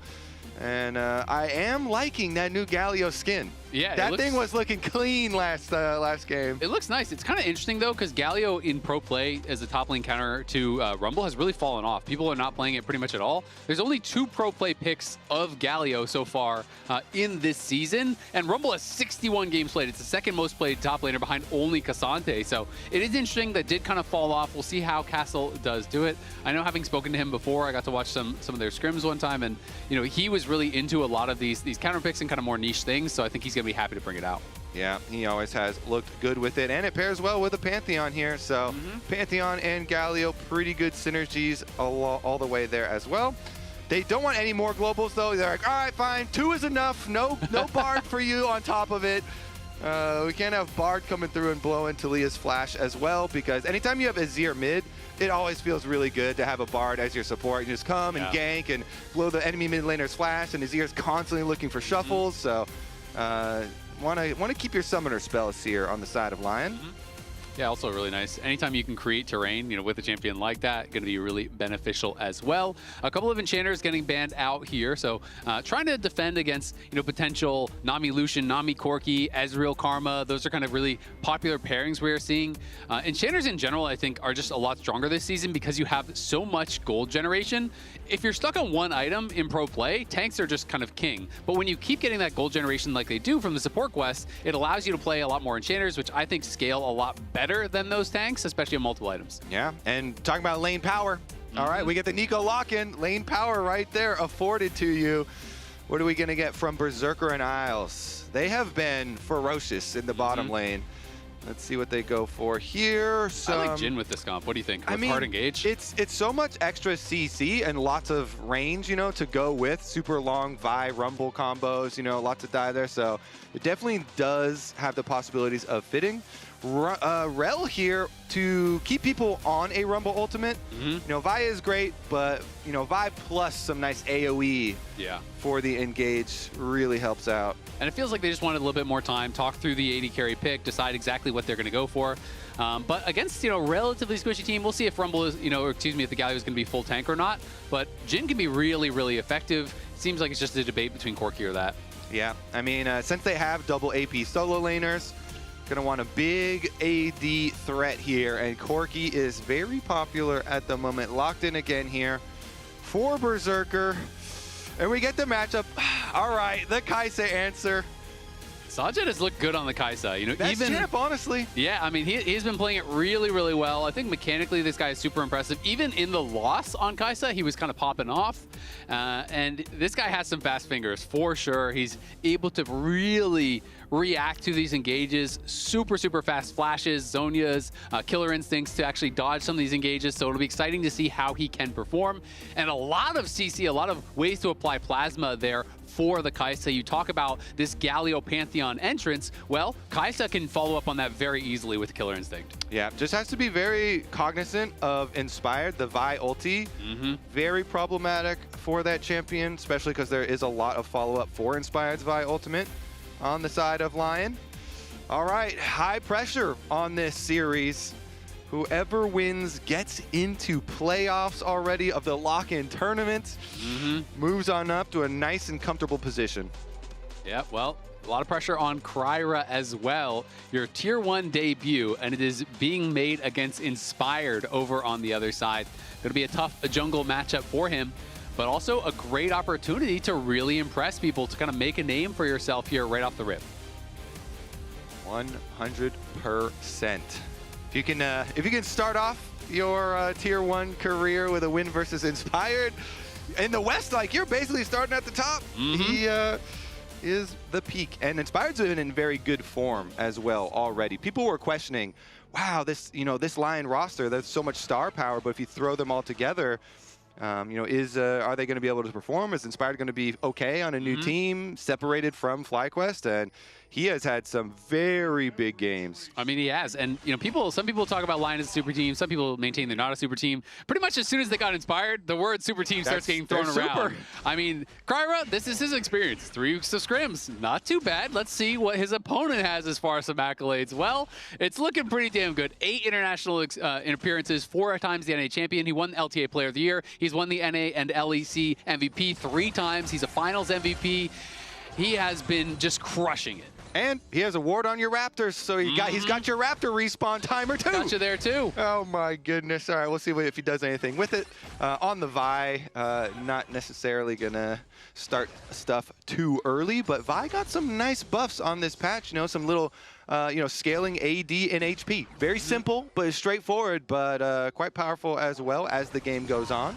Yep, Sajed just narrowly avoids that Foss bomb coming through from Berserker. And as you said, Isles and Berserker have been very strong in the 2v2. You know, Lions and Sajed, not as strong in the laning phase, but have had some good moments in the team fights for sure. But here with the Nico early on, you're expecting them to have the advantage, and we'll see how much they can actually make of that. Yeah, and especially as you're highlighting on the Kaisa, Sajed has just looked quite comfortable on this champion. He's gotten so many kills in both of his games, has gotten a very healthy gold lead in both of them, even though they weren't able to win one of them. See if they're able to do it again. Get this little chip on the tower, proc the small little bit of crystals that's there, and soften that thing up is step number 1. I mean, the gold off these is good. The progress towards your quest is really good. So early pressure, really nice, because both junglers are pathing down to the bottom side, and you see the red ward in that Phaelite brush already for DSG. So they're pushing bottom, they've got the Phaelite warded, both junglers pathing down here, and feels pretty comfortable. Yep, and Sajed, 14 kills across those 2 Kaisa games that he has played thus far. Castle will be playing Phase Rush, so 2 different kind of approaches. Sometimes people will go Aftershock, and it's more about that kind of big trade, you know, the upfront damage, the tankiness.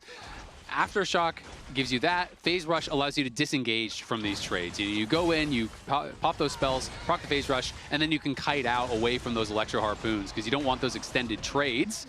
But Castle and Dokla trading very aggressively here. Dokla does have the push, but he's getting pretty low on health. We know that Kryra is on the other side of the map, and he has the Vi covering him, so I don't think Dokla's too worried about jungle interference at this point, but does have to be careful. Yep. Split crabs here, and Inspired's going to use a couple of seconds to wait around mid lane. I mean, it is in his ear, but going to spend a couple of seconds here while Pantheon goes back for the early buy. So Kryra back with his Ruby Crystal and Longsword, ready for the second clear. Meanwhile, Inspired, with his earlier one, will just go on over, and as soon as the Gromp respawns, get into his second clear as well with the exact same clearing potential. Same early fighting tools, and we just continue to farm. Yep. And Kryra is now up on that top side, but of course there was a ward in that Tri-Brush from Dokla. He's going to be completely safe. Castle does elect to just stay around. He's going to collect this last wave before he goes home, and top lane looking pretty even, all things considered, assuming Castle gets all of this CS. It's going to be pretty close up there. Well, Sajed does have a slight lead on the bot side, but again, that's going to be just a couple CS, assuming Berserker gets all this. Yeah, he's working on it. Gets 2 of the 3 there. Meanwhile, teleports right back out to mid lane as well, so no surprises there. The farm fest continues. I guess once we get towards the crab that gives level 6, the all-important third pop-up of the crab, and that will determine jungler level 6s. Then maybe we get a little spicy. That's when you start heavily scrutinizing my mid lane push, who's going to be able to collapse on this crab earlier, and the bottom lane push, if it spawns on bottom lane, is the real key, because if it spawns on top side, I mean, it's far away from dragon, so it's still good crab, but it's definitely not the same as that bottom side of the map and the dragon area as well. Yeah, and you feel like the 2 junglers are maybe wanting it to spawn on opposite sides. You know, Inspired feels like they have push up on the top side. You know, if Rumble is level 6, that could be pretty strong. But of course, on the bot side, it has been Lions and Sajed pushing in, Berserker basing. So we are seeing that it is that bot side settle spawn that is going to be in the area. And DSG should have the advantage, if everything stays the same, to be able to grab that. All right, Pantheon on the way. Side brush is warded up too. I mean, See what Inspired moves from here. Because the entrance there, the ramp by mid, is also warded. So he doesn't actually have too many avenues. I think they just popped the Scryer's Bloom as well. Yeah, they do also have that option to potentially go for Call Me if Call Me's trying to move down the river. You know, maybe Talia Vi can try to make a play there. But Lion's going to push Isles back, who did get vision there of Kryra, and Inspired just going topside, realizes, you know what, they have the push, we can't contest. So he's just going to go back towards that top side, see if he can steal away some camps, or maybe look for a gank angle here. Yeah, Pantheon early on quite good at dueling as well. And he'll get the early level 6. All right, Kryra with a level lead over Inspired. Oh, okay, we get the flat. Oh, actually not even. Yeah, going to be able to get the flash there out of Saint, but Kryra has to defend here. Call Me getting quite low. Saint, of course, has no flash to follow, so Call Me will be able to just walk it out. Holds onto the flash, so next time Call Me has his ult, Saint could be in a lot of trouble, especially if you call that Pantheon. You could look for a flash ulti onto Saint and try to punish. Yeah, that's the first step. Get your flash, even without the support roam, just do it yourself, and Pantheon jungle could come on over. We'll see about Inspired if they want to like counter gank that and try and turn it around. Meanwhile, top side still has like bend pressure for Dokla. Hasn't actually turned into too much quite yet, and the Gallia ultimate is the extra little bit you have to think about as well for them. Yeah.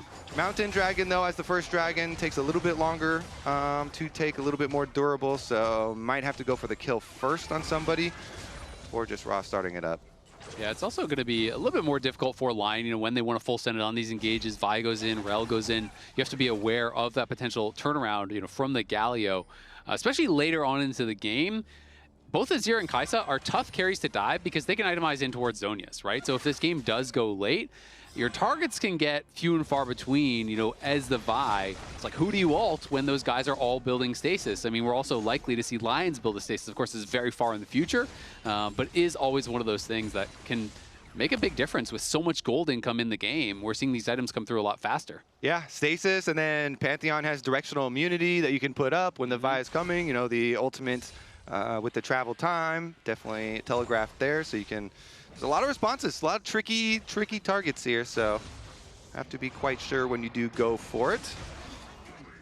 Honestly, maybe Inspired just trades again on the top side. Now that grubs are up, okay.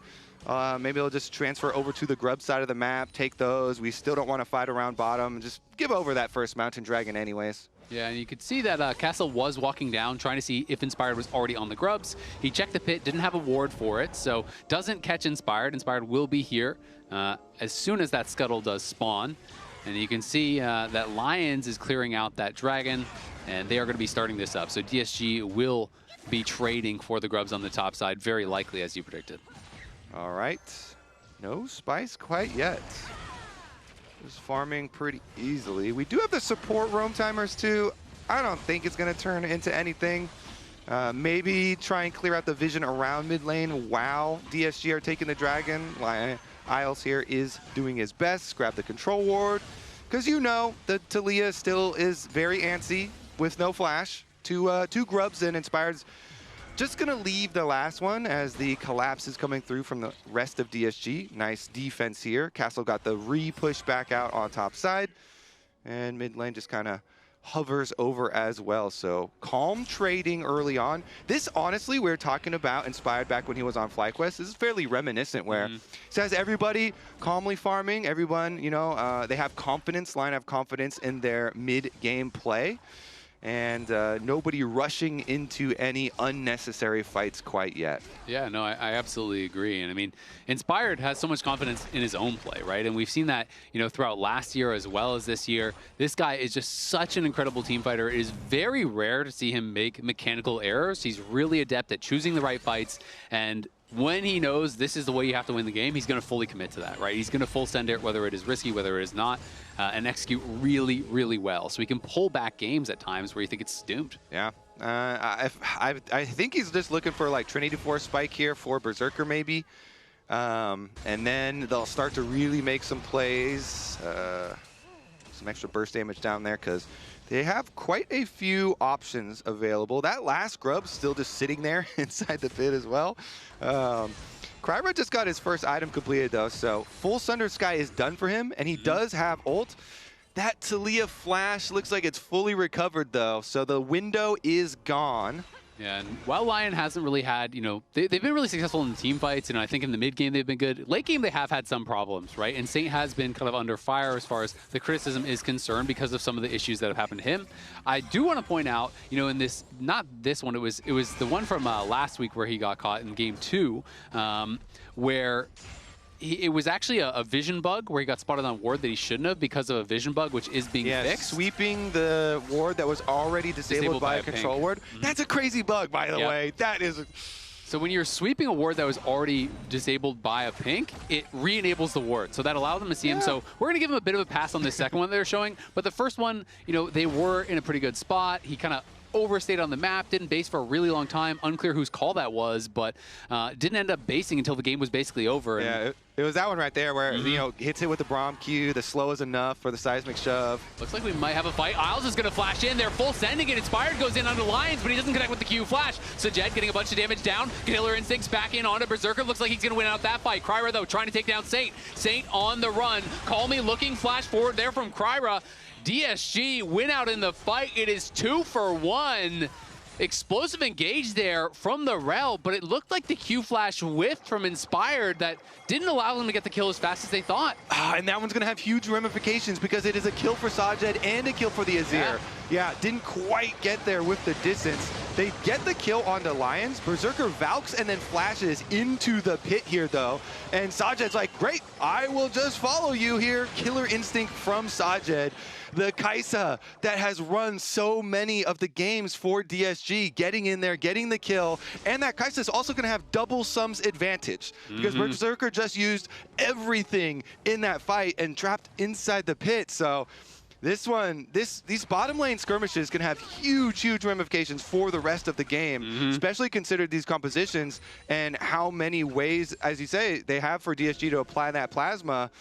I mean, Sajed on Kaisa is becoming quite the story. That boy's nice on the Kaisa for sure.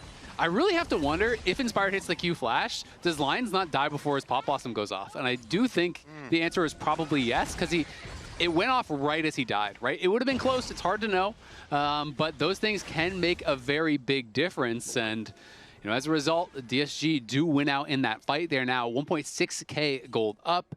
They are a dragon ahead. Yes, there was 2 Grubs on the other side, but Grubs really aren't that impactful, especially if you don't get all 3. Yeah. So I think DSG is going to be super happy with how this game has started. Yeah, I mean, they have to be. I mean, we talk about, the overall gold lead for the team, but it's 1,000 gold concentrated onto this Kaisa that we're trying to hype up. And I don't know what kind of gold value you're going to assign to having flash and barrier advantage too, because you just infinite, just like the possibilities. Exactly, and his ult is coming back up soon too. So you have ult shield, you have barrier shield, you got flash ready. He's almost cashing out the call. Yeah, he's gonna be rich. He's like, I am ready to outplay somebody. Let's see if they actually go for it though. A couple of globals. Remember, on that team, you have to be cognizant of.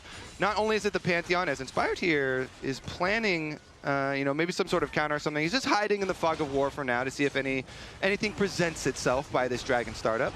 Yeah, the mid lane quest just completed for Call Me, so he has tier 3 boots right now for this fight. They are ahead as far as those role quests are completed. Lion still needs their mid and support role quests and decide, you know what, we're not going to try to contest. They were looking for a pick on Call Me, but Kryra is right here behind him. They're going to go right now. Inspired starts it off. Seismic Shove is there. The full combo comes in, but now the counter engage. Call Me sweeps them away and survives, and Kryra is chasing. He's hungry for some kills, and I think he'll be able to get at least one, but Saint trying to throw down the covering fire here. Kryra is the one that goes down, and Call Me comes back in. He gets flicked forward. Saint gets another kill. Sajed finally arrives with the killer instinct, does knock him down. Great counter engage from DSG. Got a little bit over ambitious on the chase though. Yeah, that's totally disrespecting Saint's damage. They're just trying to all walk past this to Leah, and Saint is just throwing rock after rock after rock. Saint ends up getting 2 kills after DSG had initially disengaged. Then Sajed comes in and kind of like saves the day a little bit there, cleans it up. Lane with Talia. Okay, Hex Flash. Nico is here. Try to one-shot him. Okay. Do Pantheon. He has flash, it's bad. Go flashing. Kaisa starts running. I will spell Kaisa here. Yeah. Nice. Kaisa coming to the back. Okay.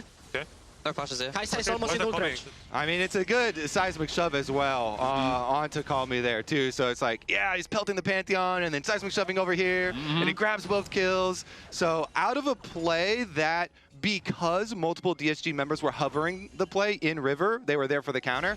Lyon actually still ended up getting those 2 kills, but right now they're under pressure again. A little bit of an invade from Kryra and Lions onto the top side of the map.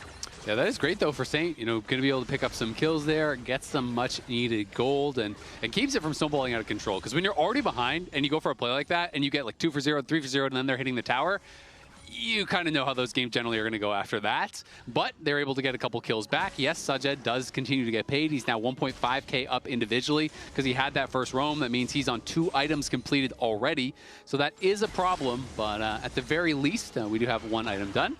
As Pantheon ult going to come in, not going to amount to really anything, as we have the MasterCard power spike of the game being completed. Sunder Sky there for Kryra. Yeah, I guess it's in Sajed we trust for DSG. Yet again, he's got his Rage Blade done, so 2 item feeling quite good. As you mentioned, the on-hit for Kaisa really can just rip through people, and they have so much CC on this team.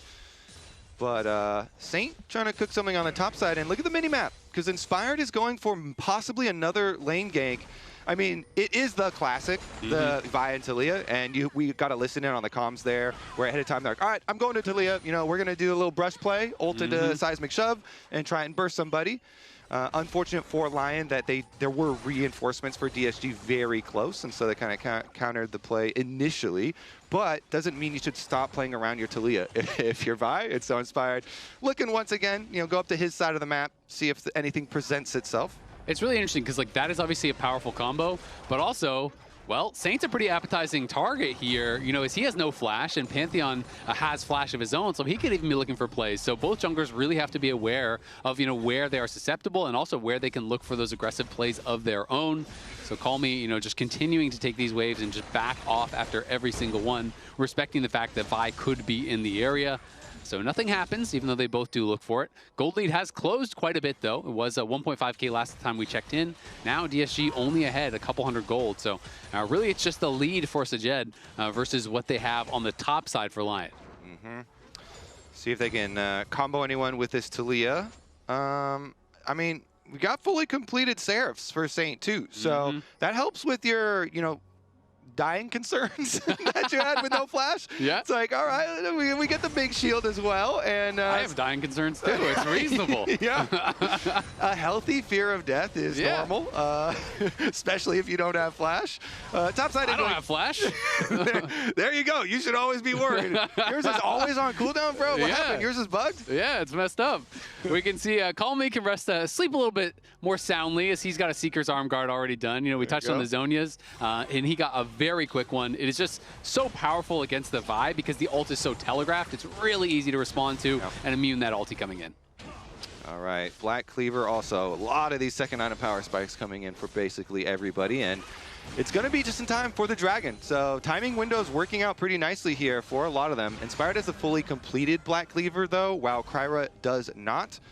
And he's going to head on over. Let's see, Galio would have to start moving pretty early. Here we go, Saint trying to find him, but does force the flash there off of Lion, so that is their reward for it. Call Me getting a little bit of poke damage down onto Inspired. TP coming in now from Galio, and it's going to be about the Herald. Can DSG stop this mid? Looks like they will likely be able to defend the turret, but of course not the crash.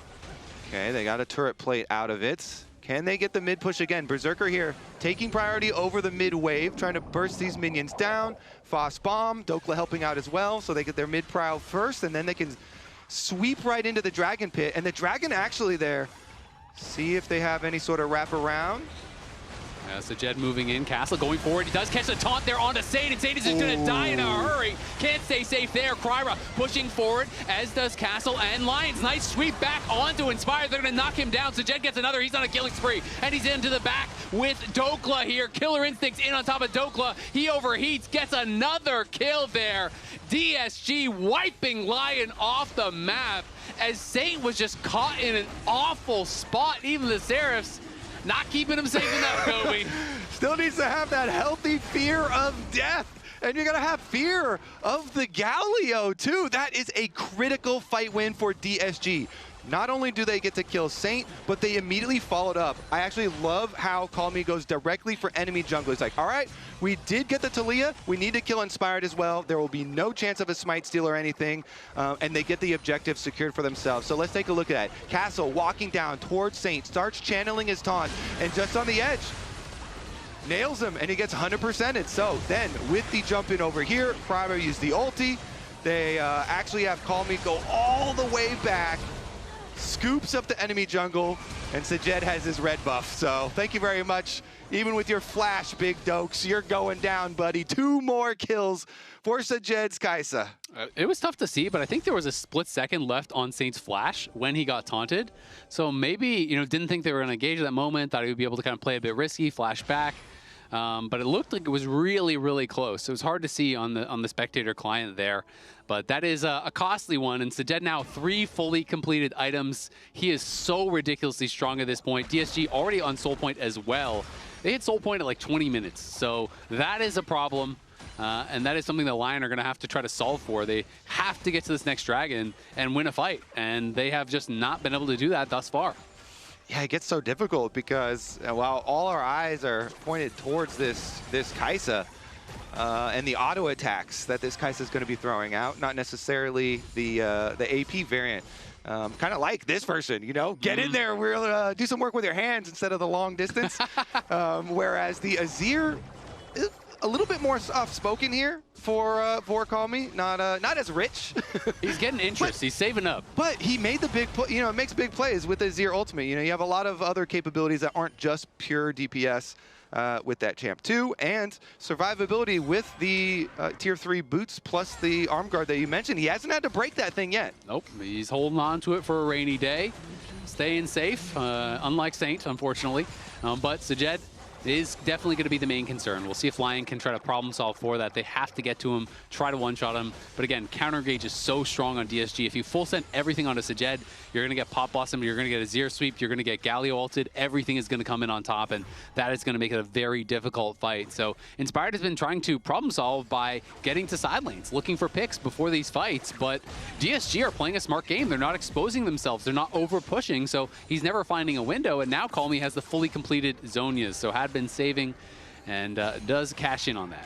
Yeah, it pretty much has to be either Inspired or Isles doing some good vision work and doing one of these sneaky routes to get in position to have a bursty engage, you know, Vi or Rel. If you can lock someone up for Taliyah and Rumble follow-up here, then that's kind of your hopes for actually getting a way back into this game, getting some leverage before the next objective. Yep, we'll see. Still just kind of hanging around that top side. Saint going to be able to go up there and just defend. Call Me not pushing forward to try to cash in on some of those plates. He just knows they're winning. They just have to keep doing what they're doing, keep showing up to Dragons. They're not the ones that need to do anything different, that need to look for any sort of aggressive plays. They are chilling just how they are right now. And Berserker obviously trying to work quickly towards his collector. But really quirky at this point, the next big spike is your 4th item, not your 3rd. Like, you need to get towards the IE, and that is just such a long way off. See if they can get there. It's going to be a difficult path. They do still have the remnants of their tower in mid lane and top lane, so some defenses still to work with, and shouldn't be too difficult to keep vision of the top side of the map. Problem is, 1 minute on this very early Dragon Soul that's about to arrive with the Chem Soul, and Azir's going to go back. Azir's going to get another purchase before this one. So, got to be in place early. Try and take advantage of positioning.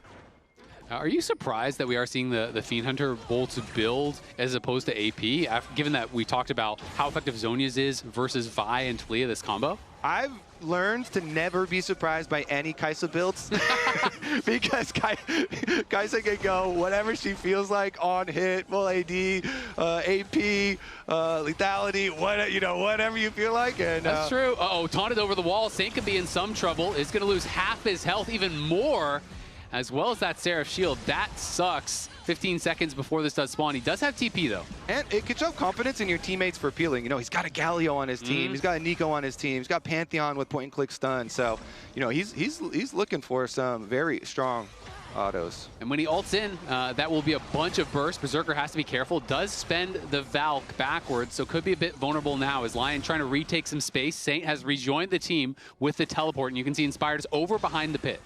All right, wrapping around. Lions as well, though, he's got the benefit of a clone, and they do spot him out into the pit, though. Oh, in comes Galio, the blast going into the back line. Flashback, though, from Castle. In comes the ultimate from Cry right now, a little bit disjointed on the play. Lions going for it. They're just one at a time going in. The Dragon getting incredibly low, though. It's going to be a smite fight here, and it is taken there by Kryra, and it's up to Sajet now to try to win the fight, but he's getting burst down. The barrier gets punched through. Dokla trying to knock him down, but he just can't do it. Finally, he does fall, but Kryra getting a lot of work done on one side. Castle going forward on the other. He's going to get knocked down by Berserker. A disjointed fight, but kills-wise, pretty damn even, and the soul goes to DSG. Oh, that was an exciting one. You could tell their blood started pumping here after the initial surprise of this blast cone.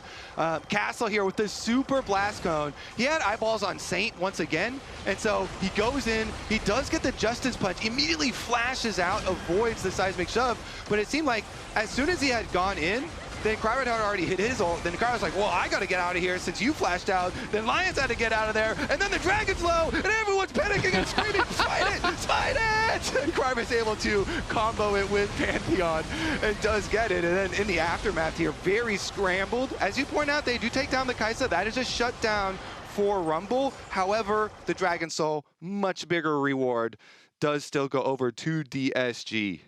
Yeah, and I'm not looking too happy about how that engage went. Yeah, it was so hectic. I mean, I was feeling panicked for it. Yeah. And I think once Castle flashed out, he didn't know, like, do I Galio all back in now that, Kryra's going in? Like, what are we doing here? And Lance was like, all right, me too, I'm coming in. And they did get flashes as well. So a lot of summoner spells were burned in that team fight, which also makes it look a lot funnier because there are so many re-engages. Oh, Isles could be in some trouble. Does get caught out. Sajet is there. Equalizer going to be dropped defensively. Kryra actually early flashes out of that. Was quite scared about the damage it was dealing. Castle arrives. Justice Punch forward, but the Valk will keep Berserker safe. Now Sajet is going to be separated out. Tries to rejoin his team. Saint jumps off on the wrong side of the wall there, unfortunately. Has to flash back. Saint definitely having some struggles in this one, and they're going to look for him now. Kryra going in with the Pantheon ult. He throws down the E. Saint is getting ran down. Inspired trying to go back in, but he is by himself, and he is gone in a hurry. They're looking for Berserker. Call Me can't quite find him. The Valk just barely keeps Berserker safe, but it is not going to defend the Baron. You have Azir, you have Kai'Sa. That thing is dead. They got what they wanted here. DSG, they take out Saint, they take out Inspired.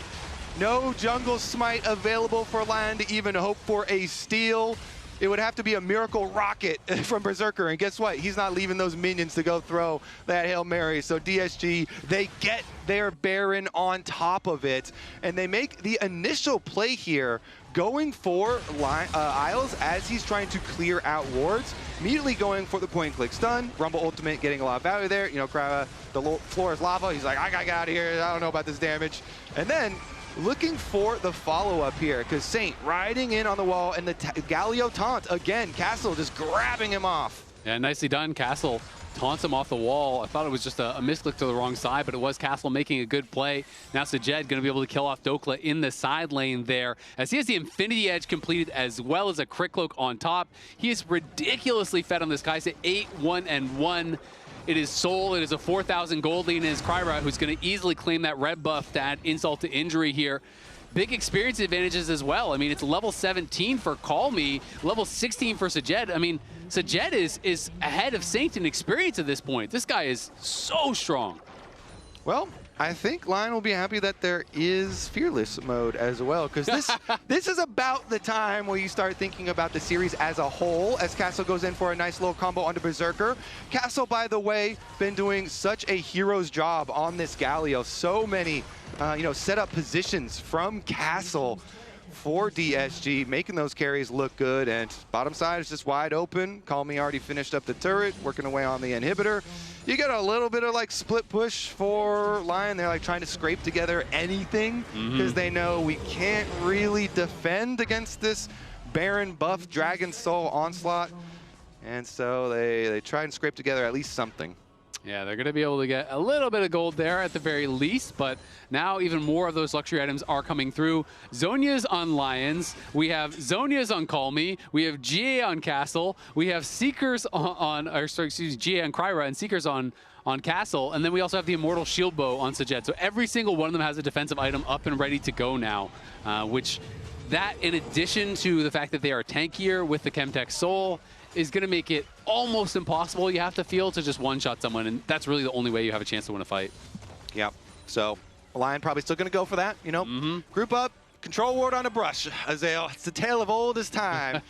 And DSG grouped up, though, not going to give them any stragglers, nobody out of position, just have Castle, 4-1 split push, Galio on the top side of the map. Castle does have his Galio ultimate ready, and looks like no road in for Lion to crack through this siege. DSG with a very good opening game. They'll go for their pick onto Dokla here, but even without a turret, just kind of walk away. Warning shot. It's my lane now, buddy. Stay out. You've been warned that we're coming for your Nexus shortly. That's the message. I guess they're going to go buy first, though. Yeah. They're feeling kind of rich. And if that was real life, even though you lived, you did get hit in the butt with a spear. That would hurt. Even if you're inside of a mech. Yeah, that could have some lasting consequences. Okay, well, we'll see if he's walking funny in the next fight. Yeah, exactly. I mean, that's tough. We're just rubbing this off. Just because he didn't die doesn't mean it's not a big deal. You're going to have to get surgery for that, some rehab afterwards, physical therapy. Crutches. Could be months before you're the same. That's tough. You could get your cast signed, though. That'd be kind of fun. That'd be kind of sick. But maybe not if it's a butt cast. Maybe people don't want to sign that. We'll see if they're going in. Kryra going to look for a fight here. Galio ulti coming in over the top, and there is Sajed, and there is Dokla dying instantly. Inspired flashing forward. They're going to try to take down Sajed, but do they have the damage to do it? Berserker going forward. Sajed flashing out. Barrier as well, and he kites to the side from Inspired. Now they're going to go back in onto Berserker, who's trying to survive, trying to get something done, but he just can't do it. DSG too far ahead. Oh, look at the player cams. Kryra popping off. He's about to be 100% win rate in the LCS. That's gotta feel good. And 100% win rate versus Inspired. DSG marching on the Nexus here. Kryra with a very successful first game here for DSG. Sajed popping off, the whole team looking good as they secure game number 1. Oh, you can tell. They are feeling amped. They're feeling good after that one. Really nicely done all around. You know, bottom lane, they were working well themselves, getting their own leads. But then they also had the good dragon fight and Castle making a lot of plays throughout the game. So who will your player of the game end up? It's actually pretty tough in this one. Spam chat, and we'll check in on the analysts and see about their picks as well. I think it's pretty tough because that was a full team effort. It was. Like, honestly, this team looks so much more well-coordinated than I thought they would. I mean, we've talked so much about Sajed's Kaisa. It was the thing that he impressed me on the most in their first series win. Even when that was the game they lost in that series. Super impressive in this game as well. Just really great debut from Kryra. And also, Drake is above all. This is how you win games. This is literally how you win games. They were hard committed to those. And I got to say, this is, I think, a benefit of why a team that is in a situation that DSG was in. You have an E-sub Kisno playing for the first 2 weeks. Keep scrimming with Kryra. Keep scrimming with the intended jungler, because this is a very well-coordinated team. For a debut of a rookie, first game in the LCS, he did not play with nerves. It didn't at least feel like he had any nerves. It didn't look like it at all. And I'm going to go straight to Telestration one more time. I think the biggest wins that we have been seeing from this team is that they just have amazing mechanics within the fights, and also they are able to see things that I would say the last DSG was not able to. So let's play out the fight here. This is really early on in the game. This is 11 minutes in, and this is just basically trying to find an angle. And if I speed it up just to see, because they're hunting for anybody. Isles is presenting himself. He's just basically trying to look for a fight himself. Now I'm going to pause here because I see two things. A, I see Berserker, an AD carry, looking for a flank. I think kind of risky, a little dangerous. Not sure if I agree with it, but all is well, because you see basically the three-man core from Lyon looking and hunting for the fight, so they go for it immediately. And let me tell you right now, if I highlight this brother, he's cooked.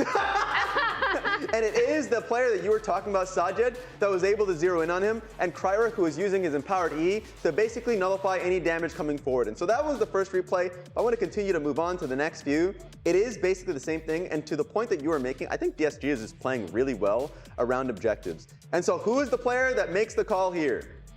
Kryra! Yes, sir! That's a manfall right there. You can already see him taking off. Straight manfall as he sees two people that his teammates can straight up come and combine forces on. Skadoosh! I just want to say they make a quick kill on towards Sync that's separated, and they full-on dive to look for any extras. Call Me also gets a fine pick here. But from this point forward, you just see Dokla saying, I need to get out of here. But Sajid immediately clocks him and says, no, you're not going anywhere. That's 2 fights in a row where I feel like DSG have great eyesight on how to take the fight. And this is the third one.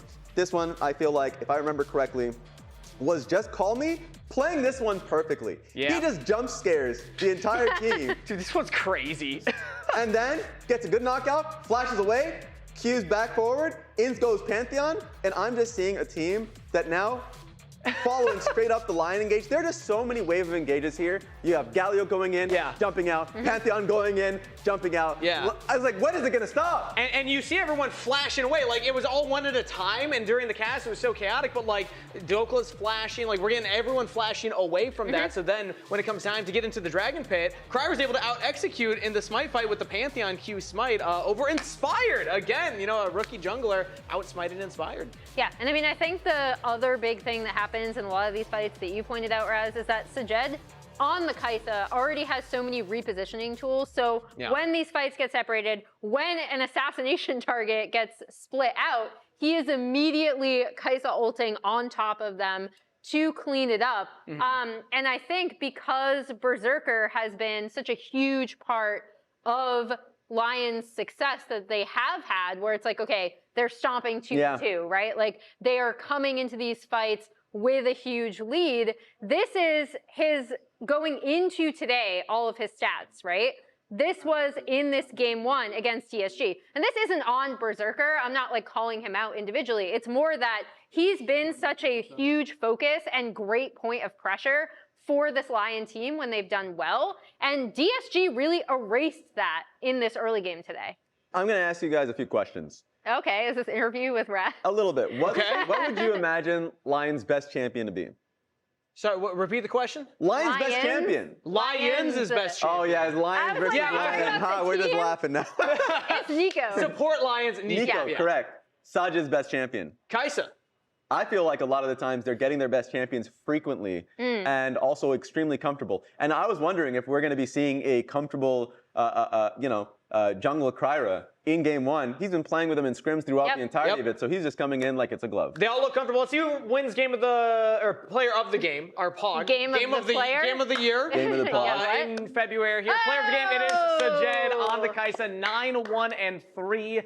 80% KP as well. He was flying in there, man. I mean, we saw Berserker and just not being able to get into the fights the same way that Sajid was. Yeah, and I think that is partially Kryra taking the fan vote. He had a fantastic debut game on the Pantheon, like we said. I do feel like, though, this was a game where I'm like, wow, everyone did their role. Like, it seemed like everyone knew on this DSG team what they wanted to do, and then they were able to execute it in these really crucial Drake fights. Yeah, and I echo the sentiment of the fans just because when a rookie jungler comes in like Kryra, he's throwing himself in his Pantheon. He's outsmited Inspired. Incredible debut from a very young player. So we'll see if they're able to keep it going. But don't miss any LCS action when you get your favorite foods delivered on Uber Eats for less gold. Make sure to check out that QR code on screen right now. Scan that and get some great deals. Thank you, Uber Eats. DSG's eating good. DSG's eating good. A remander that this win, if they win game 2, will put them for the first ever time in playoffs to join Sentinels. Also, technically the first ever time making playoffs. So we're going to throw it to a short break before we are back for game 2 right after this. Dead? I have plant. Oh, wait, let me take a plant. Oh. Look at it. Yeah. Play slow and rumble. Play slow and rumble. I got rumble. They cannot damage. I'm okay. I'm okay. Have G. Hit front. Look at Quirky. Quirky no flash. We won. Let's fucking go. Thank you, bro. Holy smokes! You don't look so good, boss. Tell me about it. It's a real inferno down here, and I'm burnt out. Here, try a Red Bull. It's devilishly good. Red Bull? Oh, that tastes heavenly. Wait a minute. What's this? Oh, yeah. I forgot about that. Wings? Wings? I can't have wings. Not in my position. Red Bull gives you wings.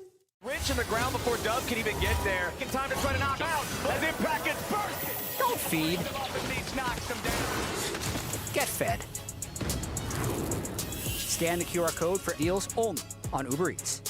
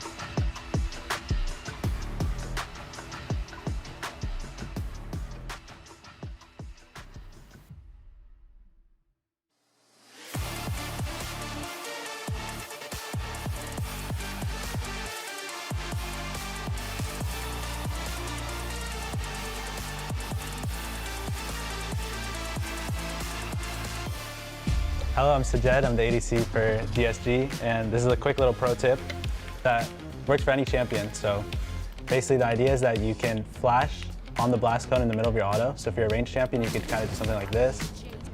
And you can do it as a melee, but it's a little bit harder. And yeah, can get you out of some sticky situations. Welcome back to the LCS. Thank you, Sajed, for that cool tip. Maybe we'll see him pull it off in game. But they are now on the precipice of knocking down Lyon to that 1-2 bracket, securing their advancement into the playoffs. Up 1-0 against Lyon. DSG is looking good. They look very capable. They look up to the task as far as game number 1 is concerned.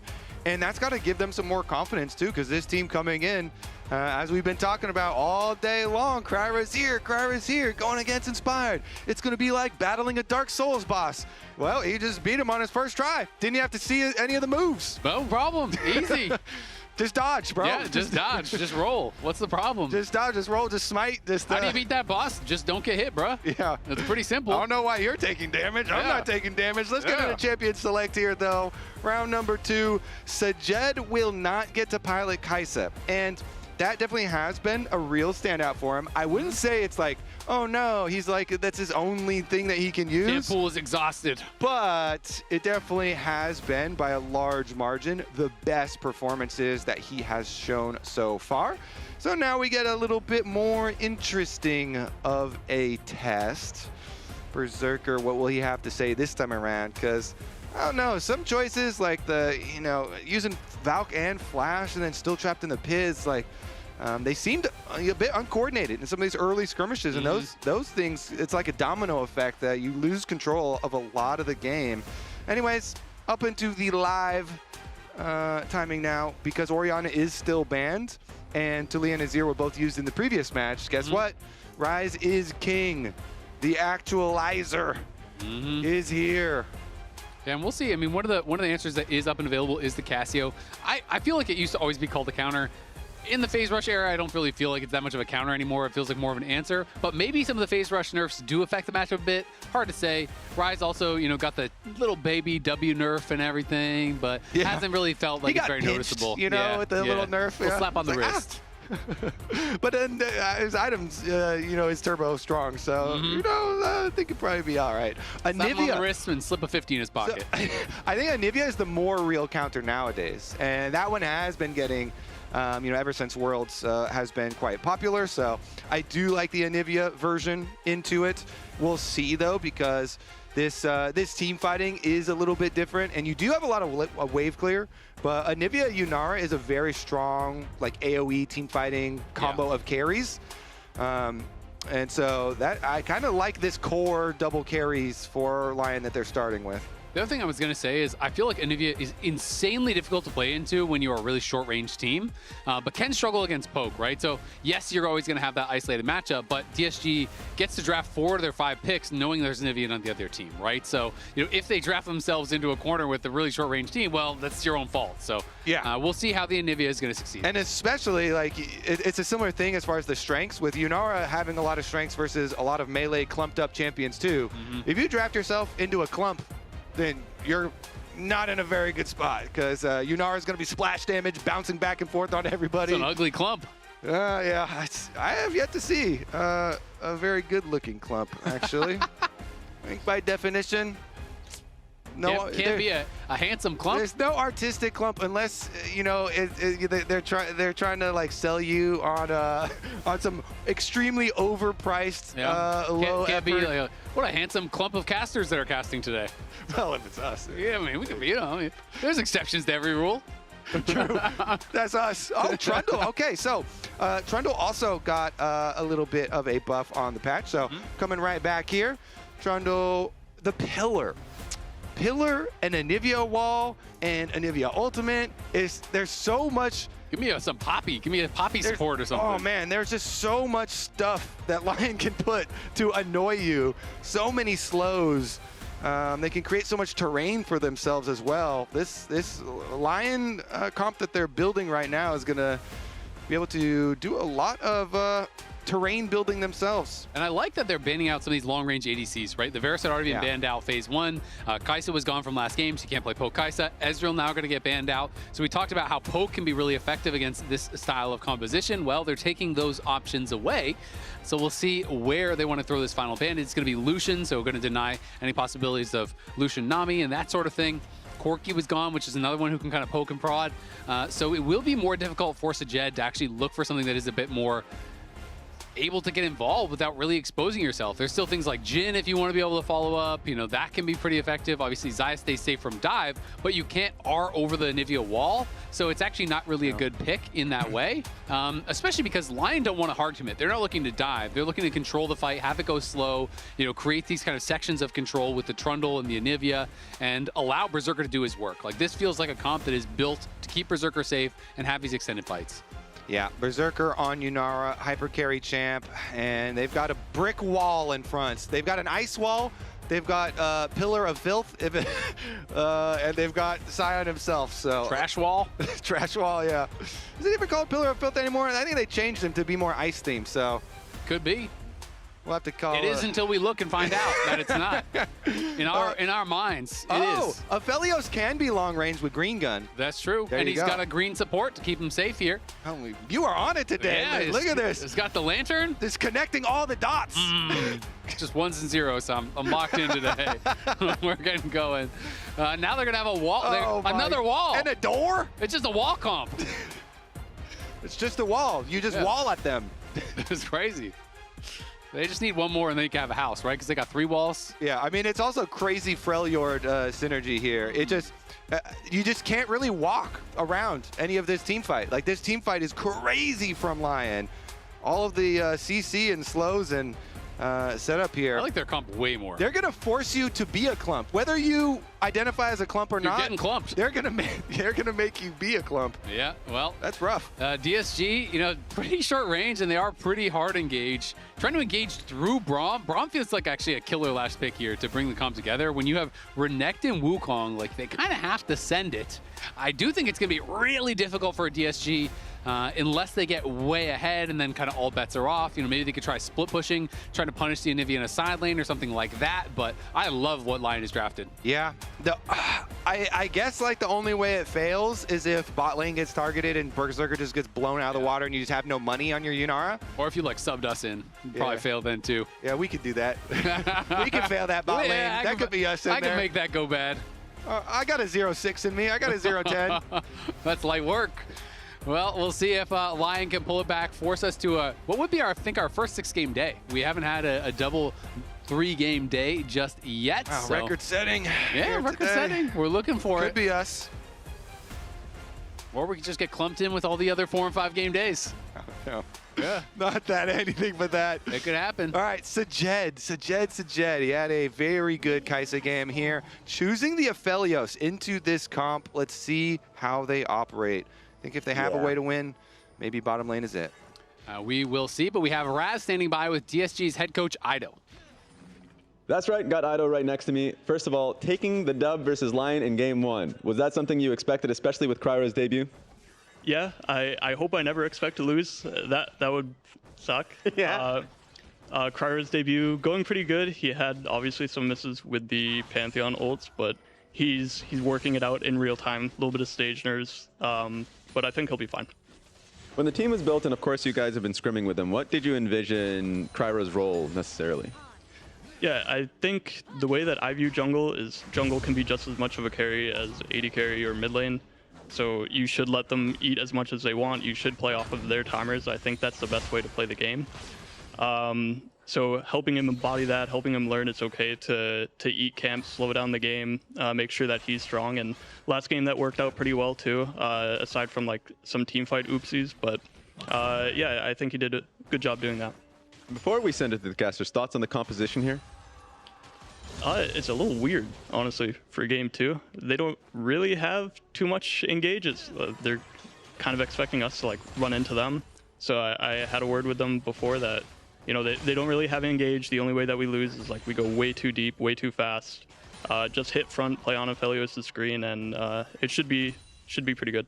Sweet, thanks a lot for the interview. Gonna send it straight back to the casters. Okay, I mean, if they walk up and they start stacking dragons, like if they get to dragons early, and they've got, you know, Braum and Trundle and Sion in front, we'll see how those ones do go. I like the confidence here. And the last final words, you know, calming words for your team, always nice. Send them in there. Relax. You know, they can't win. They can't clump us. We can only clump Yeah, ourselves. just don't clump ourselves, and it's all good. Yeah. It's also interesting hearing, you know, his kind of take on how jungle should be played at pro level. I got to talk to Ido before the season started, and he kind of reiterated a similar thing, where he was saying he thinks that a lot of pro junglers are going about it the wrong way. He thinks that the team should play for jungle and really inject gold into the jungler. The jungler shouldn't just be sacrificing and making themselves weak because of the reason he was saying. He thinks they can be just a strong carry. I tell my Flex Q team that every single night. Every night. Here we go, though. Looks like bottom Scuttle Crab.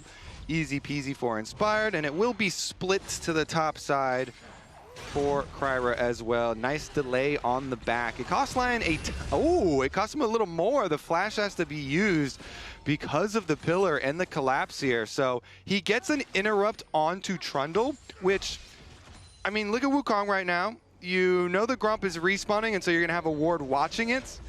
But because your first clears are done so quickly and the second clears, you know, like instantly start, junglers have a couple extra seconds anyway. So that interrupt is not really going to deter Inspired at all. Like, basically, Grump is spawned now, so I lost 1,000, 2, 1,000. It was alive. Like, that Grump could be thanking him maybe, hey, thanks for my extra 2 seconds of life. Yeah, and I mean, Inspired ended up basing before Kryra anyway, because Kryra spent that time walking across the map to get the ward. So regardless, you know, it's not going to be delayed too much. But we have an update, a critical update in this all-important matchup. You know, because the accolades were looking a little bit uneven last time around, but Kryra has been able to add to it. He now has beat the reigning MVP Inspired in his LCS debut. That's a pretty good accolade. Also, you got a thumbs up from production right there. That's the biggest one. You don't even get a thumbs up for being a 4-time champion, for being a 3-time MVP. That's kind of crazy. Look at the producer bias on this one. Yeah, actually, I mean, you got trophies and blah, blah, blah. Don't care, but... But you beat the guy with the trophies. Thumbs up. There you go. All right, well, game number 2 here in this series, though, Lyon, it would be very big if they lose here and they go down to 1-2 in this lock-in tournament, bringing in such star power as we keep on going over the story here with Inspired, as well as Berserker. Some pretty high-powered pickups for this squad. And if they were to go, you know, especially if it's a 0-2, you know, versus DSG here, I think very few people would have predicted that coming into this, you know, this season. And we know it's not determined yet because of tiebreakers and so on and so forth. But I mean, TL is 1-2 as well, right? Like, that is super surprising. TL was kind of the de facto #1 team as far as the power rankings. People had Lyon Scrim rumors. And Scrim rumors. People had Lyon in various places, but a lot of people did feel like, hey, Lyon could be competing for a championship. Lyon should be a top 3 team. So to have both of those squads here off to a tougher start. Of course, Lyon could still come back in this series and win, and then that changes the story a little bit. But yeah, not having the start, I think it's fair to say that they were hoping for. All right, well, let's see about this bottom fight. They did have vision over the entry from Inspired. And that ward is going to die in Tribrush as of now. Scuttle Crab being pushed up to the top side. Oh, they're going to Realm Warp. They're going to try to look for this fight here. Kryra has 6, can't quite get in range. Nice attempt, though, with the Realm Warp right as Wukong hits 6. Honestly, I love that the whole talk of, like, every single game, we're always like, all right, that level 6 crab is coming up. Where is everybody? And no longer has it, like, determined the whole game. We haven't had people dying over it. But bottom side for the level 6 crab means you also get priority into the dragon. And so the rewards are, like, quadrupled for winning that little push and shove around the bottom side of the map. And you're talking about where is everybody. I think Lyon was wondering, where is Saint? Because he was the one that wasn't there. He was, you know, late to actually arrive to the play. He was trying to run over there, but I think had taken a base. And Calmy was that difference maker. He shows up. And Lyon does have no flash, but is going to be able to back off. Nice hook. Forces out the cleanse on a Berserker as he had been rooted up by Sajed. So just a trade of summoners there. And Lyons is able to use the Spellbook Cleanse to stay safe on the Braum passive. Okay. Kind of a little bit scary, but topside is actually more scary for Lyon. You know, Dokla here is losing in CS. Castle has been able to get 1 turret plate. I don't know what your metric is for how far you feel okay with a sign getting behind versus Renekton, but I think Castle's doing quite a good job here, earning a decent amount. You know, 400 gold lead for himself, and 7.5 minutes feels like a pretty good pace for the extra advantage here. I agree. I think he's doing really, really well. I kind of think if you can, like, this is really good for Castle now, but if Dokla can keep it dead even, I feel like if you stay within 2 waves and you can kind of defend your tower, then you're usually doing okay, right? You know, that at this point in the game is significant. That in 15 minutes means nothing. So that's kind of generally how I look at it, is Sion should bleed some CS early, but as long as you can stabilize and kind of keep within a couple waves of CS, then you're going to be really happy later on. Want to see, too, how much side lane pressure DSG can get out of that, because that's one of the big things here is that they do have Ryze and Renekton for side lane pressure for later, and Castle's going to use his ultimate pretty early here on Dokla to get a very, very nice trade here, getting a lot of his HP down. And Dokla, of course, neither of them have their teleport cooldowns, so that's why he's going for the extra pressure. You know, he had some distance there from the mid lane. You could walk him down. The damage over time is one of the biggest things about the Renekton ultimate. That was the area that they kept buffing when they were trying to get this champion back in.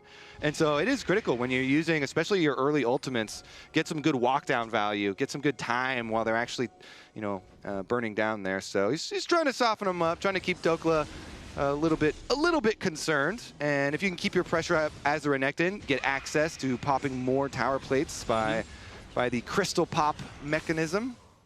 Yeah, and I like that from Castle, especially because not only did Dokla have no TP, but he ulted back to lane, you know, the last time he actually based. I should have that TP back up pretty soon, as well as the ulti, though, so as long as Dokla doesn't get dove or anything weird, he will be okay. And look at that, I'm pretty sure he got the second turret plate. Renekton was up at the tower, you can see on the mini-map. So bottom side, they're getting turret plates. Top side, Castle just got his second turret plate. So both sides for DSG early on, grabbing some turret plates here. Still gold lead for Berserker, though, as he returns. Yeah, and you could see that Lyon was very worried about Kryra coming in down for a potential dive. They didn't have any eyes on him. They saw that he'd walk down to their bot side jungle, and so they respected the fact that he could be there. Kryra, of course, just based, and he's farming top side, but that does earn DSG's bot lane a little bit of reprieve. It's allowed them to catch up a bit here. All right, replacing some vision on Inspired to look at the clear down towards bottom once again. Oh, nice hook comes in, and this is not going to be cleansed away. Lyon is just trying to back it up here as Isles blocking some damage. Berserker, though, does get hit by the Infernum ulti. Will they chase in further? Doesn't look like it, so it's a trade of ultimates. The heal used from Isles as well, as Berserker did not have his cleanse back. I mean, you heard Ido play around Aphelios. If Aphelios, you know, has some space to work with, and you got some good Thresh Lanterns for mobility here, then get some extra money. Maybe they can work away on that other turret plate as well. Then that would be the biggest area for them to start. Kryra, though, exiting past the mid lane where they have their control ward. No real option here. We continue to farm. And Berserker now does get back. He will catch some of this wave, but the lead is gone in bot. So Sajed, you know, gets some help from that, you know, implied threat that Kryra had, and then they win a trade. They push him back. He's also a little bit ahead on the call, so going to be pretty happy about how things go, despite the fact that, you know, they are into a bit of a tougher matchup. Can be difficult for Thresh playing into Braum, but farming even like this, I think you're going to be really happy. Yeah, nice little bit of pressure. And the return here, Aphelios will get there just in time. Lion's going to pull the wave a little bit. How many does he get? Every single one. Nice. He should be able to clean up all these pretty effortlessly. Meanwhile, the Trundle and the Wukong, same Trinity Force timers here. Both these Trinity Force junglers. I mean, Wukong especially has the opportunity to try and you know, look for some flash plays with ultimate, with Trinity Force Spike. I mean, yeah, the Lion team is very good defensively, but you can still pull off some really good flash engages onto a Yunara. Wukong is one of these jungle champs that can put a lot of pressure onto Yunara. Let's just see, it might even occur here at this dragon fight, approaching from two angles. Yeah, Call Me does get walled off, but the stun does not connect there from Saint. Isles and Berserker down below, and the TPs are going to be coming in here. Sion going to arrive with the rest of the team. Castle had already TP'd in early, forces the flash there from Saint, but they are split up. Who are they going to engage on? Lion does get that big hook on a Berserker, but he cleanses away on a Kryra, trying to get it. He does slay the dragon, flashes back in, knocks up Berserker, now dashes out to the Braum. Well played by Kryra, dancing around the team fight. Dokla's locked up, he's going to be knocked down, and Call Me once more, trying to chase in onto Saint. Won't be able to find him, but it's 2 kills and the dragon, and how about Kryra dancing around that fight? That was beautiful. I also love the DSG preps so well. They get to the dragon first. So that was going to be the big difference maker. Okay, if we have to approach this Lion team, they're good defensively, that could pose some problems. But they have pressure. They go early to the dragon. They are on the same side. So when Lion approach from 2 different angles here, bottom lane coming up the river and top side, Saint and Inspired, that's not real threatening because DSG have 5 members top side of the fight. So Saint has to flash. You have to respect that. And then he goes back in, and we're going to get, you know, the dragon picked up for him because Inspired's been rooted all the way over there. So it's an easy dragon smite. But the cool thing is he escaped. Flash over onto the Yunara, then dash over, kill off the Braum as well. Berserker's going to have to flash out because your team has priority, has the pressure. You're all grouped up. You're able to chase them out, and Lyon, they're just split. You know, this comp, like I said, you can't engage, and so if you're approaching from two different sides, it makes it very tricky for you to have real pressure on any one target. You can't really focus target like DSG could, and DSG just calmly, I think, played out that fight quite nicely. You focus one side of the fight, force away their resources, go back on the objective, no chance of a smite steal, Inspired too far away, and they get more than they came for even with the extra kill. And I love, that flash from Kryra, because not only does it get him back in on Berserker, he flashed over Doka's ult, so he's able to dodge the sign ult too. It's just really, really well played, but I gotta say, Lyon in a lot of moments in this game just don't look like they're on the same page, right? Like you're saying, they're so split up. How is Anivia really supposed to enter that fight? How is Trundle supposed to walk into that fight and even have a chance at stealing it? Inspired never even got on the same screen as the Dragon. He was never going to have a chance to actually 50-50 that. So definitely looking tough for Lyon. And though, I liked their draft a lot, when we were actually coming out of Champion Select, they are now way behind and, again, going to be in a pretty tough spot. All right, Big Dokes finishes his Sunfire. So that Scion with the ultimate is the primary engage. You're hoping maybe like, all right, there's gonna be Trundle pillars and Anivia walls and stuff to make it hard for enemies to move.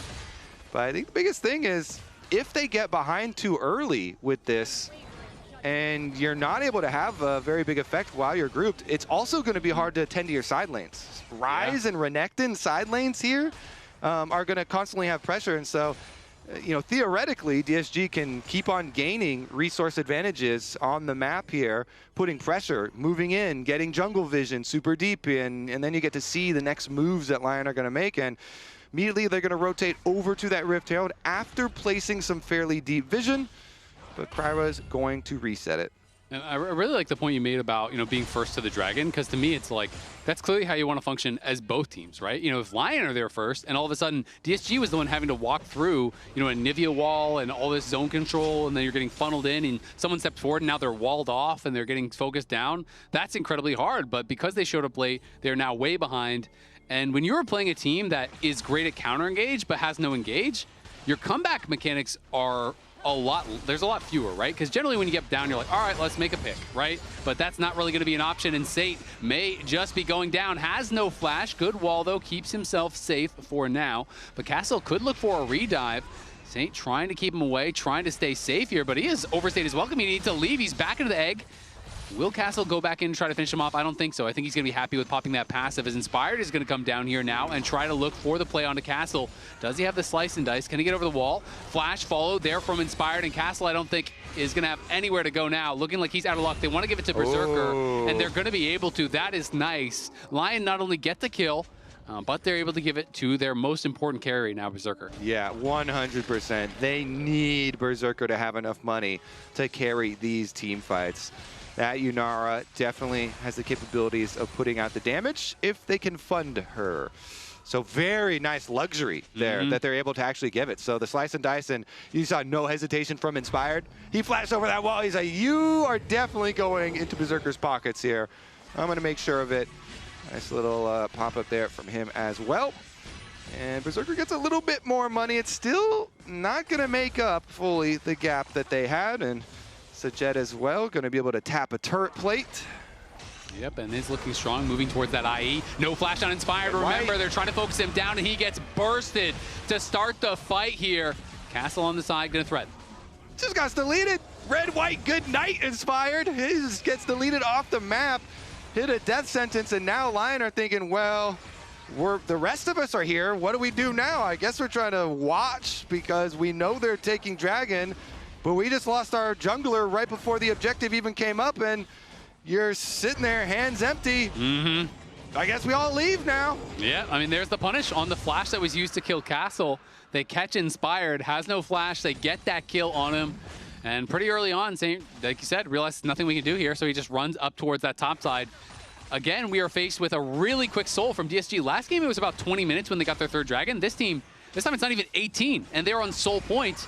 and that is going to be really difficult to deal with. Call Me going forward here onto Saint as Lion's going to flash in, finds the follow-up hook, and remember, he has no passive, so there may be a punish back the other way. Good flash out, though, from Saint, and now the stun coming down on Lions. He's got no flash because he used it aggressively. Inspired arrives, and they're going to get the kill onto Lions. Just barely Saint survives, comes up with a pretty important play, but did he overextend? Oh my god.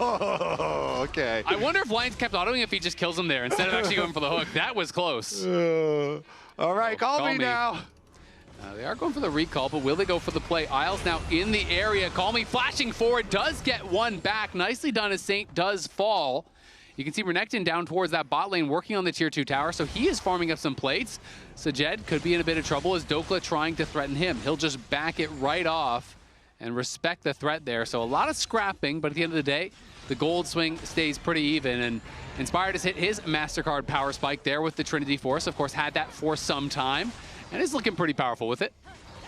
Yeah, interesting stuff up there. I mean, it got a little dicey, a little spicy at the end. In the end, though, Flash invested from Call Me to make sure that he gets a counter kill on the play. We'll see if that Flash ends up getting punished, but he just didn't want to go down without taking somebody with him. So, you know, I respect that. Respect. I feel that. I got mine. Yeah. What else is the team doing? You're going to kill me. I'm taking somebody down with me. I'm good for one. Yep.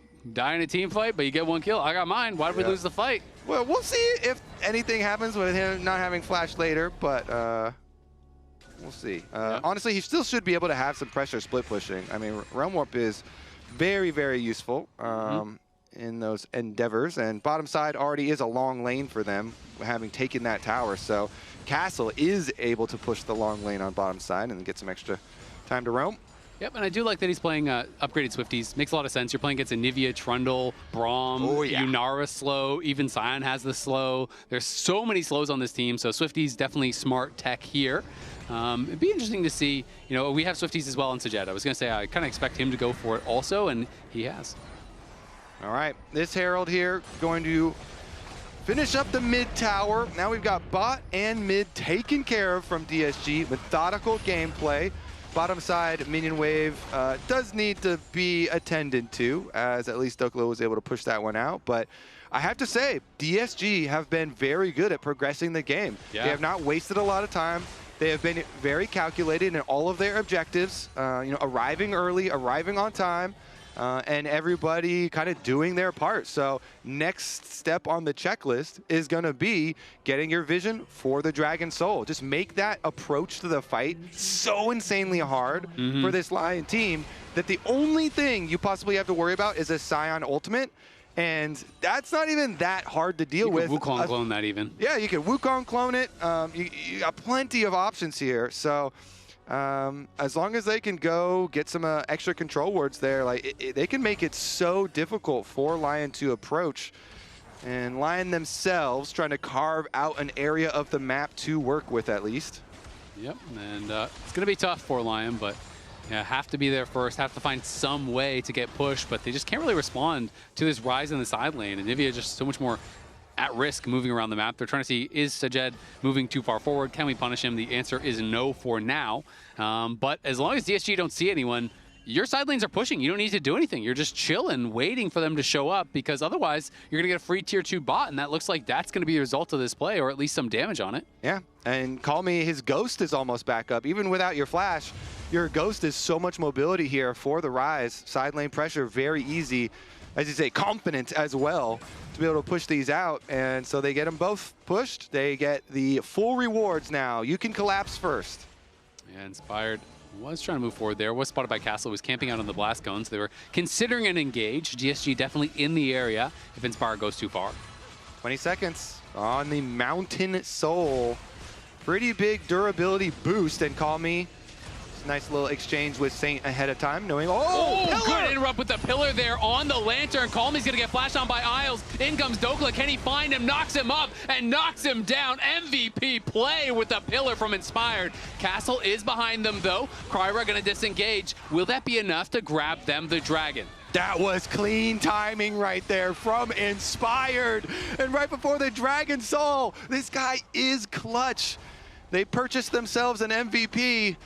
Maybe it was just in time here as far as the play for Lyon. Now they've got the inside route on the Dragon. DSG are still trying to approach a little bit here, though. I think that is very ill-advised, and Lyon will be able to secure the Mountain Dragon themselves and a little bit more. Yeah, Castle has to slice and dice out. Cryo forced to flash as they were really overstaying.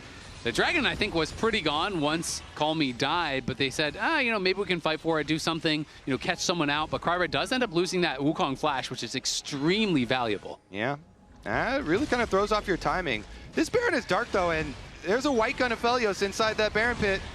Yeah, and Call Me's going to realm warp right over into the pit, so they are on this. Dokla going to be able to scout this out. Inspired in the area. Do they just stick it? It's down to 5K. It's getting low now. Still getting hit. They're going to stop the damage for now. In goes Inspired and Dokla. They're trying to tank this up. Inspired's been pushed out of the pit, though, so they just focus it down. It's secured there by Kryra. Castle on the side trying to slice and dice to safety. He's alive for now. Call Me's going to get lanterned out. He's still alive. DSG on the run, but how long can they stay up? Dokla going to get hooked up the wall. Castle still somehow surviving as Dokla, against all odds, is the first one to fall, but a great wall is going to section off Sajed. And Sajed goes down. Isles and Dokla try to chase Inspired here as well. They want to push the wave. They're going to try to cancel the base here, surely. Isles does go forward, cancels it onto Kryra. Call Me now caught out into a weird spot here. He's going to get interrupted on the Lantern play. Inspired cutting back. Lion's not able to connect on the hook. Berserker pushes it up, but they can't get more. Yeah, they were sweating up against the wall. Saint ran out of mana, though, on the Anivia, and Berserker had pushed the wave into the top tower, so Lion will be able to get the tower at the very least for themselves. Still 3 remaining members with the Baron buff for DSG, and this is a tough one. They go, all right, we're going to push Inspired out. He flashes away as Aphelios was on him. That secures the Baron, but it costs them almost all of Castle's HP, so their front line's going to be gone. They have to run. Here, Sajed used a flash right there. So then afterwards, when they turn around to burst Dokla here and they move back up a little bit, now he's got no flash to get out of this wall. And the Scion gets a little revenge there with Big Dokes in the zombie form collecting. At the end, I mean, the terrain creation that we kind of were highlighting for this team early in Champ Select with the pillars and the walls, these clutch kind of interrupt timings on lanterns. They did another little one up on the top side, but you can see why Ido said it's okay. We just play on Aphelios' screen. Everybody kind of play around one screen length from Sajed. Yep, just trust in your boy, and we'll see if he can take him to the promised land. He's been on 3 items for a while. It does have that LDR completed. Berserker has his IE completed, and he's had those Fiend Hunter bolts for a long time, so the IE very big spike now for Berserker, who is going to be a threat. But of course, the problem is Call Me snuck out of that fight with almost no health. That means he keeps the Baron buff, and it's going to make that split push that much more threatening. Yeah, let's see about the return towards mid. Nobody gets hooked as of now. Do they actually find a pillar here? Lion's gonna have to flash out immediately as Call Me trying to get some damage down, but did he overstay? Are they gonna look for the Realm Warp to re-engage here? Sajed takes that Lantern back. Nice hook there onto Dokla, does interrupt him as Call Me has to flash over the wall as he was being pressured on the other side. No one gonna go down, just a trade of summoners there, as it was Dokla's flash, as well as the flashes of the Rise and the Thresh. Pretty interesting stuff here, because we have like 2 kind of sides of it, with a couple flashes traded here yet again. Call Me losing some more mobility resources. I don't know if this is going to become a problem for them, but it could be an area that Lion try and attack when they attempt to push these side lanes. Stop the recall on Big Dokes. Nice smite there, does interrupt the recall. Sajed trying to get the damage down over the wall. In comes Isles to try to defend him. Kryra's caught off on the side, and Kryra's going to get burst down by Berserker. Saint goes into the egg. He's alive for now. Castle arrives with the TP as Lion surely want more.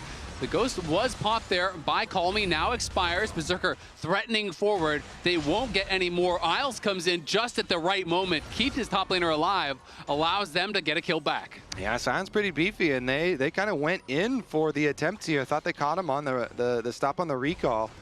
End up losing a little extra themselves, but this Dragon, still 50 seconds, so there's plenty of time for Wukong. And Wukong's flash will also be back up. So Kryra will be back. He will also have flash. I don't know how much money he has. Look at his GAs. He really wants to complete the GA for the Dragon Soul fight. He has the components at the moment. If they could squeeze that out, it would be so, so big. Yeah, that would be massive. You can see Saint now completed his actualizer off the back of that. So he's on 3 items. Same items there on the other side for Call Me. So Jed just the pickaxe on top of his 3 items, whereas Berserker has completed his 4th. So Berserker actually way ahead in gold now, up 2K. So it's kind of the inverse situation of last game. Berserker definitely has an opportunity to carry this one. Yeah, for sure. And especially if their team does get here first, like they are now, because trying to cut through front to back through a Braum and Sion front line here, that are backed up by a very fed Yunara could be difficult. So you might need like Wukong and a Renekton flank, which Castle is trying now. Castle just now got spotted. He walked over that ward, but no one pinged him out. Did they not notice? They're not reacting to it whatsoever. They're going to go forward instead. Lion's going to be caught on the wrong side of the wall. He's going to get knocked up there by the decimating Snatch. Now Castle being marked. Call Me being pushed back. Berserker dashes in. He's trying to take him down. Sajed flushed over the wall, trying to get one back. Sajed kills him, but not before he goes down from Berserker. Lion's over the wall, lands a hook. Kryra's left alone, and it's Lion running over the fight here this time. They get the best of DSG. Berserker went huge. So much confidence in that fight. Yeah, you can see it. DSG know, all right, well, we can't get through all this, you know, Sion, and look at this wall over here on the side. Lions is getting burned down, then the Bramble. It's like too hard to get there. So they're trying to all flash on Berserker. Sajed even flashes over onto Berserker. Berserker flashes up, and that causes everybody to expend so much in their endeavors to take down the Yunara that they do in the end, but it costs them everything. And it's just so hard to get through all of these Freljord champions. They're so durable, so much CC. Look at the relief there. Feeling some stress, safe to say, on the Lion side. You can say that. Yep. Expectations are high for this team. They built a very expensive roster. And, you know, with that comes the expectations that you are going to be a top-level team. So Reignover definitely knowing, hey, if things are going bad, that's going to be some pressure on me. So very happy to see them win that team fight. They were pretty down early, but have been able to claw it back. 3 straight dragons for DSG. Now Lion have won back-to-back fights, and Berserker is ridiculously strong. Already had 4 fully completed items. Now has the QSS and a Vamp Scepter on top. And this is the stage of the game, which is why we were getting worried when we saw the champ select. We're like, oh man, that 5-on-5. Woo! Lion are looking very beefy, and they're going for a dive even. Yeah, Berserker, though, going to be potentially in some trouble. Gets exhausted. QSS is it. There is the GA pop. Lion's looking like he's going to fall as well as Saint going forward, trying to finish him off. Can't quite do it. Sajed, though, focusing on a Dokla. Dokla getting low, but he is still alive. Call Me on the side just gets deleted there by Berserker and Saint as he tried to come in. DSG know from this spot they kind of have to try to find clever angles, but they're just getting picked off as they move forward. Yep, cannot get in. Berserker knows he's the target, and he's not too scared with all of his bodyguards around him. They're going straight into the base. Middle inhibitor tower immediately down. And look at the timing windows here. It's going to be a desperate defense. Can Sajed and Castle and Lions pull out a miracle? Castle popping the ulti, knows he can't waste too much time. They're trying to trim out that wave, but a new wave is coming in. Sajed on the side looking for some damage onto Inspired. Gets chunked a bit himself. Castle on the run from Berserker. The towers are being focused down. The last tower is gone. Sajed tries to make a big play. Knocks down the Anivia, but only into the passive. Kryra comes back up for the respawn, but Inspired eyes on the Nexus. He is not messing around with kills. Inspired wants to tie up this series, and he will do so. We are going to the first 6-game day of this split so far. Record-setting day at the LCS. Banger here, too, as we go to a deciding game coming up right after this. All right, Lounge, how you feeling now?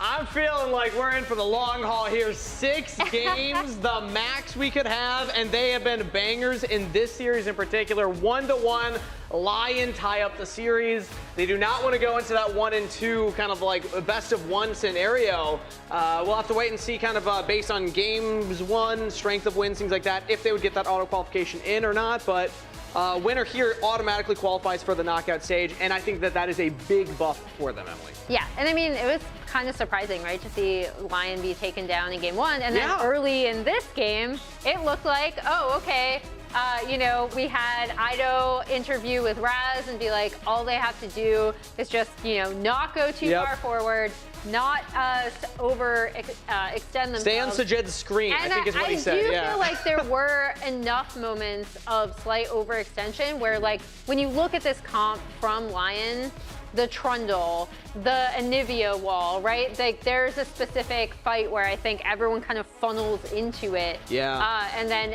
it just ends up very, very poorly for DSG. So I think we did see those kind of strengths and weaknesses of both compositions. Yeah, and at the end of the day, I think that the fact that we saw Lion Berserker's used to comps that try and keep him safe, and he had a pop-up performance on the Inara, being able to, in the late game, carry on a lot of those team fights, but it was inspired with the pillars, stopping people from calling me, like getting away with the lantern, stuff like that. Raz, you're back over here. What were you doing back there? I was fan-dangling with that machine there. I was getting it ready for Emily because you wanted to talk about something within the game, right? Yeah, so I wanted to go over one of those fights I just mentioned. This is after there have been a few catches, right? So we do have the big thing you do not want to do with this composition is end up funneling into a choke point where what's going to happen is the Nivea wall is going to come down here, and then there's just going to be so much damage cycling onto DSG in this, right? Yeah. Because as we play this out, especially since the carries don't have flash from DSG's side. So then they have Castle is headed up here. He's going to be looking for a potential flank, but Sajed is already over here. When Isles gets caught, kind of a little bit caught there, this is what I'm talking about. This is all of that damage just kind of cycling through. Castle's too late. They're already on to call me. And again, this is after a few other picks had been made previously, but this composition from Lyon just gives them such easy setup. So then it's up to DSG to try to potentially find some answers. And in here, it was just, again, so easy to set up, so easy to funnel them in, even with the flanks that Castle was looking for on that Renekton. And it felt like every single fight that even was like, okay, it looks kind of even, lose 2-1, something like that. Lyon was just clawing their way back in. And for a team as young as DSG, I think it's important to remind people that they don't have as much experience to lean back on. Players like Sajed, players like Kryra. Like, this is Kryra's first weekend here in the LCS. And I saw some hints of that, Raz, in terms of like just them not being able to find the right approaches. Once the game started getting out of control, there were a lot of efforts and attempts, but they just weren't able to find the right ones. It was a good point from Ido within the interview that we had prior to the game, talking about how they don't have engage, specifically Lyon, don't have clear engage. I guess you can talk about the sign, but a lot of it is like difficult for them to start a fight and force a fight. But if you're walking into them, it's hell walking into a team comp like Braum and Sion, who's just channeling Q, and an Anivia. And the biggest point within that replay that you kind of highlighted is the fact that you're walking into that comp, you don't have flashes on your carries, so they're just being cooked up the entire time. That is like that is Ido watching that from the back and being like, this is the literal nightmare that I had talked about. We did not want to walk into. We were not supposed to leave Sajed, They had another one topside where Sajed then didn't have flash, gets caught by the Anivia wall after they go back in to try to get the kill onto Dokla. Same thing, right? Where you just get trapped, get absolutely cooked by Anivia. I am curious to see who player of the game was. Let's get player of the game. While we're doing that, I'm going to take a look at the tool as well, because there's a lot of playoff implications for this next game. Boom, Berserker right there. What did the fans think? Yeah, I am curious to see what the fans think. Because Berserker, we talked about how in game one, I did bring up those stats where I was like, okay, it was tied. I'll out myself here. I actually voted for Inspired for this one, so I'm sure it was a split vote. Berserker also played really well. I think Berserker to this team, when we talked about when they were finding success in their games, he was doing really well. A lot of the time it was by having a really punishing 2v2 bot lane that then snowballed into the rest of the game. Here we see even when things didn't necessarily go Lion's way early, he's able to pay them back with insane Unara damage in some of these team fights. Yeah, they had a lot of control with this comp, and I think you needed to have that if you're playing something like this. And I was concerned because they're losing Drakes. They're really falling behind. What did you have down there? So I'm playing around with the tool right now. So we had the Sentinels 2-1 win earlier over Team Liquid. So right now we have 3 teams locked for playoffs, 100% between Cloud9, FlyQuest, Sentinels. Well, we're going to see who's first seed between Cloud9 and FlyQuest later. But then this is what's happening with this series. Because we're 1-1, we either get this world where it's DSG 2-1 and they qualify, or this world where it's Lyon. So then there's going to be a lot on the line here. So let's imagine, what do we think happens with Shopify Rebellion versus Dig for tomorrow? Do we assume 2-0 Shopify? What do we think? I'd say 2-1 Shopify. 2-1? Okay, so if we're thinking like this, if DSG win, they're in. Team Liquid would be in as that, 5th seed that auto qualifies. Lion and Shopify would have to play the next kind of best of 1. But if we switch it around, huge difference. Lion are obviously in, Disguise make it in, and then Team Liquid and Shopify would have to play. Let's see what happens if like Dig win it instead. Yeah, it's still TL. Over here, yeah, so if Lion win, TL looks like they're gonna be in that tiebreaker best of 1. Crazy world to think about. But with that being said, that's all that we have for this post game. We're gonna throw it to a short break before we are back with game 3 to see how all this plays out. We'll see you there.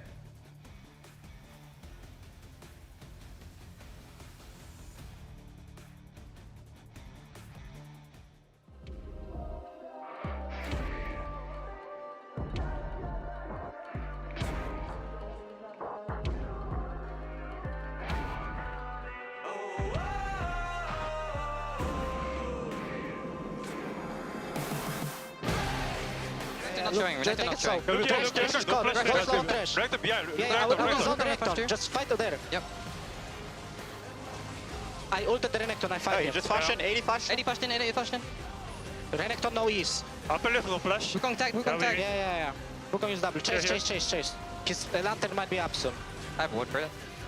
Can you get one more kill or not? And it's Lion running over the fight here. This time, they get the best of DSG.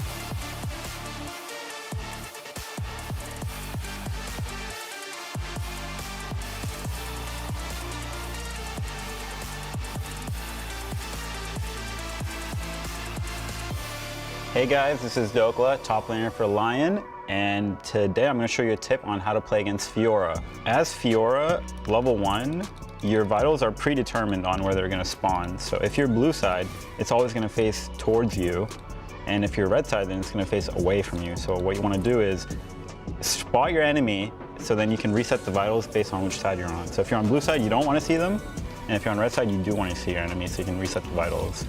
There you go. That's just a tip on Fiora. All right, now that we've mastered Fiora with that tip from Dokla. Yeah, I'm good to go carry an LCS game now. Yeah, seems pretty straightforward. I don't know why they make it out to be so complicated. Why don't they lock that champ in more, huh? Come on. Yeah, come on, Dokla. You got the tips. Maybe save him for game 3. See the champ, don't see the champ. There you go. You get to pick side now, too. Oh, easy. You can just, yeah, there you go. You can choose whether you want to see him or not. Yeah. That's crazy. All right, well, we got some playoff implications now. So DSG is locked as a result of game 1 because of a strength of schedule tiebreaker that could occur even if they lost. For Lion, if they win, they are going to be locked playoffs. If they lose, it depends on the result of Dignitas versus Shopify. So that is the TLDR there. And DSG is going to select last pick while Lion selects blue side. Okay, well, only thing that is still going to remain true, and Bessa and Orianna are going to remain permabans. So those definitely will not be available as we get into the draft here for Fearless Best of 3, Game Decider, Series Decider. Possibly both teams can still make playoffs, so it's not the last decider of that, but... playoff implicationer. All right, well, it does get a little bit more interesting. I guess Malphite also remains banned here, so we're They just do Nocturne again? Because that was their first 3 on Blue Side Game 1, I believe.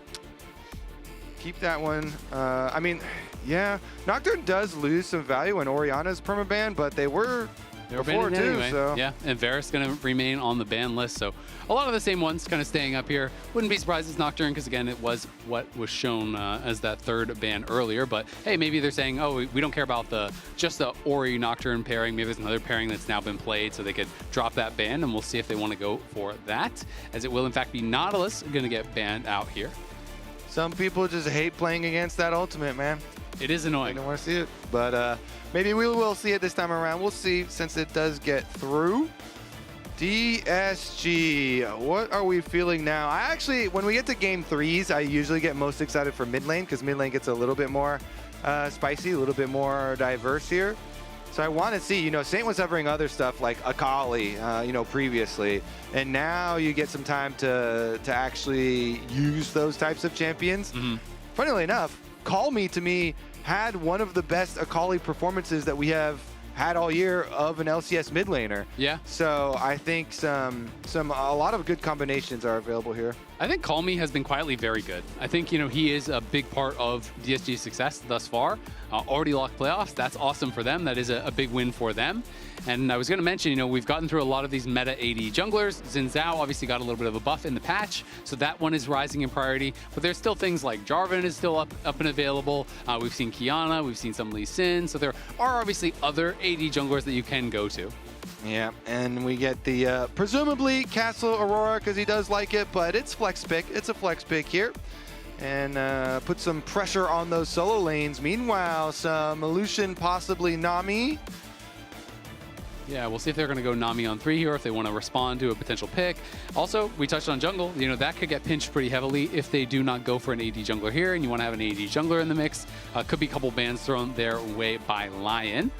Worth noting, though, that even though DSG is locked for playoffs, winning would start them in the upper bracket, which is very important. So, of course, still really hunting for that series win here on the side of DSG. And we are getting the Berserker Classic. This is the champion I associate most with him by far. When he first came in the league, was like peak Zeri gaming. He was getting pentakills. He was racking up wins left and right on Cloud9. And it is Lulu Zeri, absolute throwback to when he first joined the league. And honestly, I love Lulu as in also. So yeah, there's this line opening set for their draft here is very comfortable. Very, very comfortable picks. I feel like if I'm Lyon, I really would like to ban out Jarvan, because not only is Jarvan an AD jungler, but it's also a form of engage, right? And you are a bit light on engage when you do go this enchanter route, so being able to take that away could be quite nice. There's also obviously tank engage options up on the top side, like you can go towards Ornn or something like that if you want, but we haven't seen K'Sante played yet, so I'm pretty sure someone's going to play K'Sante. The only thing with Jarvan is he doesn't put a ton of pressure on Zeri, so fair. maybe they're like Berserker. You're going to carry this game for us. Anything you want banned, buddy? It looks like the first ban probably wasn't Berserker saying, get Gwen out of my face. That was probably Dokla. Maybe it was. You know, the Shroud's pretty annoying. Yeah, maybe. I'm trying to get a pentakill, buddy. What's up with this Shroud? Yeah, immune? Hell no. No. Not in my book. Get that thing out of here. So a couple mid lane bans getting thrown down towards Saint. So going to be taking away some of these control mages. Of course, Aurora could be top, could be mid.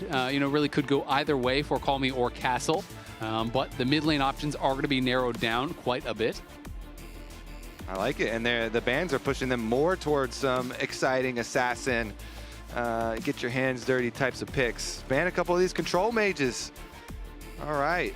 Raise that priority. All right, Jarvan still does get banned.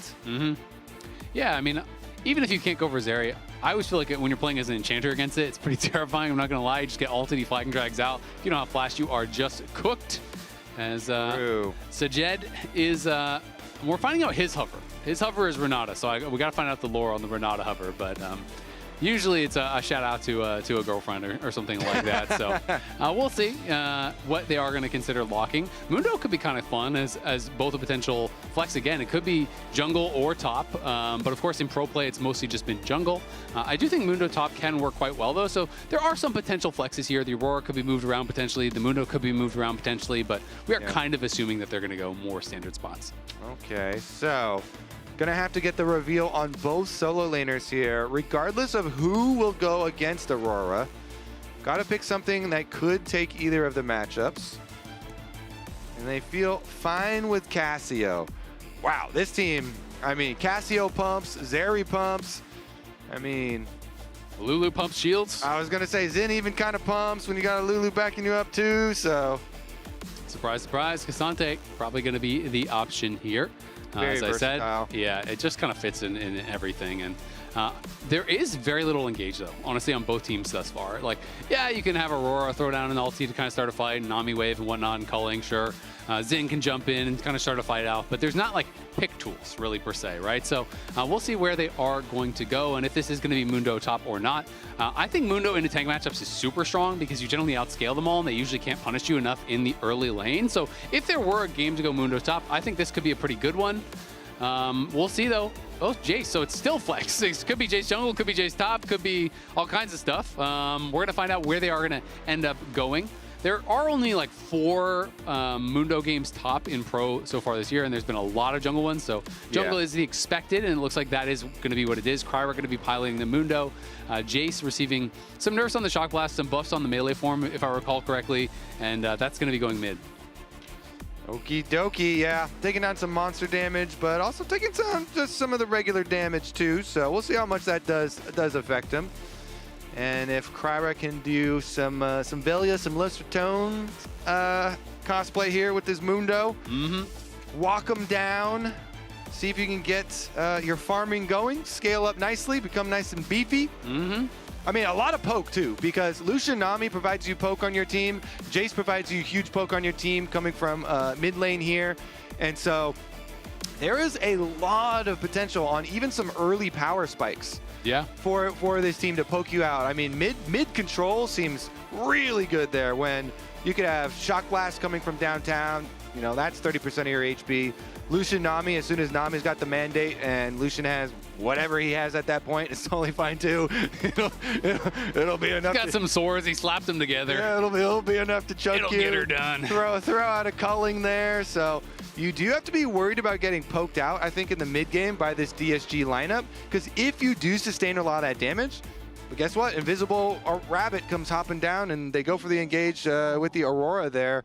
Aurora, maybe the slow and ult is enough to get a Nami wave going for them. So we'll see.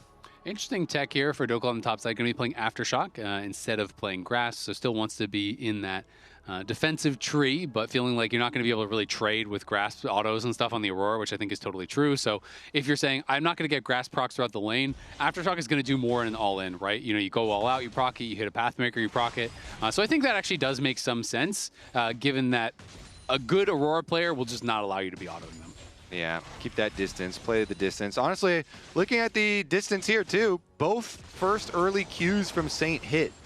2 for 2 on the Noxious Blasts, harassing the Jace while CSing. Yeah, and that really is kind of what Cassio lanes come down to. If you don't hit the Qs, you don't deal any damage. Every blast counts. Yep, yeah, exactly. Don't minimize any of these blasts. They're each important, and we'll see how he's going to be able to perform. As Calmy does backstep that one. He's going to be playing Phase Rush, of course. Helps a lot to be able to get out of Miasma. And when you're not playing against any team that has like true hard CC, hard engage, Phase Rush is just insane value all the time. Yeah, people are wondering, all right, are the nerfs, you know, people still going to use this thing, still going to have value on range champs? Every game. Yep. Turns out. Yep, pretty good still. Going fast, being immune to the slows, pretty damn good as Calmy goes in for a little bit of a trade, but Saint is dictating the laning phase thus far. Conqueror stacking up, speaking of which, for Saint, and Saint aggressively popping the Ghost as he had stacked up some Conqueror stacks here, wanted to push Castle away. Ooh, Call Me getting way too greedy there. I mean, he walked in. That was a freebie that he gave him. Saint is already standing on the minion that you're trying to walk up and hit for that last hit, and allows you to just kind of pre-queue it. And now he could look for a potential all-in. If he hits one more Q, he will go forward. I like that. Stand in front of the cannon. He knows you can't CS the cannon walking up, so he'll try and shock blast it. And Saint has enough HP, just face tanks it, denies the cannon. Yeah, this feels horrible for Call Me right now. The minions are kind of getting into that weird spot. He's missing all of the melees because they were kind of weird health amounts there. And this matchup going to be pretty important, has been pretty important throughout the series so far. Saint, obviously someone who's been getting a lot of criticism, to be clear, and Call Me someone who has been kind of, I think, a big standout for his team. Yeah, definitely has been true previously. This game starting out pretty Saint favored, though. Yep. That's what you get when you eat too much poison, Zale. Keep your poison intake low. Eating that. He's part of the food pyramid. Mundo, you should just get back into your next clear. Yeah, there you go. It was fishing for an easy recall interrupt, but if he doesn't see Cassio immediately, it's like, I tried, buddy. No interrupt on the recall for you. Only going to find Inspired here. Inspired does have a smite, so is he going to try to get it last second? Doesn't quite get it as Inspired reacts with the smite. And also, I think he had it body blocked enough. I don't think the splash would have reached that, but nice little attempt from Call Me. And Inspired could go around behind him. Even if you just get a bit of damage down, it would be pretty annoying, but going to be able to spot the Mundo over on his Krugs. The corporate... wait a second. What was this? Isles is just walking up and might end up dying. That was really close as the heal had to come through from Isles. We didn't see what kind of prompted that, but I guess they were low on mana. Maybe he wanted to walk up and try to stop some bases and try to get an advantage that way. Berserker did go back to base, so I think that's exactly what happened. Is Isles was just trying to go forward, trying to harass them, make them get locked in lane, because Sajed now is and has no buy. So now he can put no pressure on Berserker. Berserker can walk up no problem and farm a plate here. Honestly, since Isles didn't die, just spending your heal for that, and the Lucian is out of mana here, honestly, good. He just gets to go for his base anyway, and Berserker alone at the tower able to work off first turret plate. It was a risky bet, but it paid off, you know? It's like when you just close your eyes, buy some Bitcoin back in 2005, you know? Back then, it was looking pretty risky. PSA, we don't give financial advice here. I give financial advice to people in 2005. Buy some Bitcoin. I give time travel financial advice. Yeah, for sure. I do give that. I'm quite confident. But maybe the timeline changes and then Bitcoin's not worth anything. And then they travel back in time and kill us as, you know, little people or something. Who caused that wrinkle? That branch in the timeline? Who knows? Unfortunate so for never us. mind. Don't buy it. Time travelers. Well, Lucian's not getting any sort of money because walking back right now, some minions are dying to the old tower there. So Kyra just going to spend some more face time here in mid lane. Yeah, he's got nothing to farm right now, so just kind of waiting for that bot side scuttle to come up, and Saint going to be able to chase him out. Call Me getting pressured pretty heavily. There is more minions for him to farm there, but he will, of course, still be down in some CS. And will equalize a little bit, but not a big deal as long as things don't go from bad to worse. You know, if he doesn't die without this flash being up, he's probably fine. I do think this has been quite good for Saint, though. Like talking about some of the errors that have been that we've seen. This one has been very good. The pressure early. I love denying the cannon. You know, getting some good chunks out of him. And time to brawl. Wait a second. Crab is up. The big crab as Inspired just going to go right in onto Kryra. Kryra's kind of sectioned off from the rest of the team. He's going to have to flash, you have to think. Instead, just trying to walk it out, but Saint is coming in, has the ghost pop. Kryra very low. The ulti not going to connect onto anyone. Nice slow, though, onto Kryra as he flashes out. I don't think Inspired wants to take that back in. Call Me, maybe just going to get chased down, missing that flash. Isles flashes in. Can they get a kill back? Yes, they can. First blood, though, goes to Berserker. And that season, from last season, didn't give you any bonus gold. This time, it is quite a nice chunk of change there for Berserker. That was such a worthwhile flash and sacrifice from Isles to get the last hit for Berserker on the kill. And yeah, so Crab's taking a lot of damage. Look at Saint Ghost now. So Saint wrapping around here on the Cassio, flash miasma into the ultimate to slow, and they force the flash out of Kryra, and Call Me gets kind of stuck here. But then as the bubble lands, the peel is there, and Isles says, I'm going to send for it. Call Me goes back in, and it actually ends up perfectly for Lyon, allowing Berserker to get that last hit, and influx of gold. And it is terrifying. You know, you said you had memories of Berserker on Zeri when this champ was first released, and it was mega busted, going for pentakills all over the place. You know, it's always his comfort zone here. It's Zeri plus a Lulu. He's got early money. We have seen this recipe result in lots of team fight victories later on in games for Berserker. It was when he was wearing Cloud9 blue, but still could be true here. Absolutely could. And Call Me, as a result of that lane pressure, you can kind of thank Saint for that kill, honestly, because he forced the flash, and the flash was not back up when he went down. So that lane pressure in the 1v1, you know, I thought, hey, maybe it's not going to matter too much. Ends up getting in a fight right around that scuttle, wasn't up. And thanks to Saint's 1v1 prowess early on, Berserker is able to cash in on that first blood. All right, thanks all around then. Good effort, good hustle, everybody. Out there, team. Isles, you know, flash over, sacrifice. Throw up the in-game fist bump, you know? Yeah, are you a fist bumper? I am. I always answer. Yeah. I'll instantly answer. Anybody fist bumps for any reason, I'm in there. I don't usually start them, though. Oh, I'm an answer. Okay, yeah. You're like, it's maybe you're doing a little too much, but you're going to go on. The only one I only spam one, and it's a Braum Keck W, That's a good regardless of good or bad plays. Yeah, it does fit. It's an all-arounder for sure. I will say, my success rate in games where I press the fist bump and all my random teammates respond to the fist bump at the very start, like if you get a penta bump to start off the game, you're feeling confident. You're feeling confident. It's going to be a dub. Yeah. They're coming to help you on Dragon. You know, they're going to objectives. Yeah. They got you. Penta bump is definitely where it's at. But when you go in and you get like no responses and it just turns to the thumbs up. Do you deafen? That's depression. Yeah, that's. As soon as you get no fist bumps, all right, I'll mute deafen. I'm out of here. Tab out, get a movie going. You already know how this game's going to turn out. All right, well, teleport back up to the Grubs here side, and Kryra, the businessman, is on the way as well. See who can get the Phalites first. Oh, they both get it. Inspired's technically first, but it doesn't matter because they both saw them go down. Yeah, Call Me does have first move, but Saint is behind him, and they could try to collapse onto Call Me. They do. Forces the flash there. Inspired fighting against Kryra. Nice little use of the passive, going to be able to stay alive for now, but Inspired with the ulti is just sustaining through Kryra's damage. Kryra trying to heal up as fast as he can with this ulti, but he is going down in a hurry, barely staying alive for now as Dokla arrives. In comes the rest of the team. Castle is here as well. Saint is incredibly low. Call Me trying to finish him off. Castle gets a kill. The reset's coming through now for the Aurora as everyone's getting taken out. Dokla flashes forward. Kryra survives. It's a triple for Castle, and Kryra, who looked like he was going to go down at the very start of the fight, stays alive, and Castle gets paid. That is insane. Okay, look minimap right now. Aurora is basing for a purchase. Castle right now is looking, and he's going to teleport in straight from base with a fresh purchase. So even though Kryra's getting so low here, and Saint goes, one more, it's not enough. Look at that healing. Mundo barely keeping it up. And he's able to walk out too because the Aurora creates so much space. On arriving here, Castle, fresh purchase, Aurora ultimate, off of his teleport. That one hurts. I mean, and Saint even spent the ult on the Jace instead of the Mundo because I think he thought he was guaranteed dead, so he didn't use the damage. Jace is jumping in, and Kryra is pumped up. I mean, he landed. He got to live. He was like, oh, new lease on life. He thought he was cooked. He's not going to. Yeah, honestly, I take back my earlier advice. If you're Mundo, then you can eat as much poison as you want, I guess. Turns out, just bait. Well, Mundo, it does kind of make sense. Yeah. He like does that for fun. Yeah, exactly.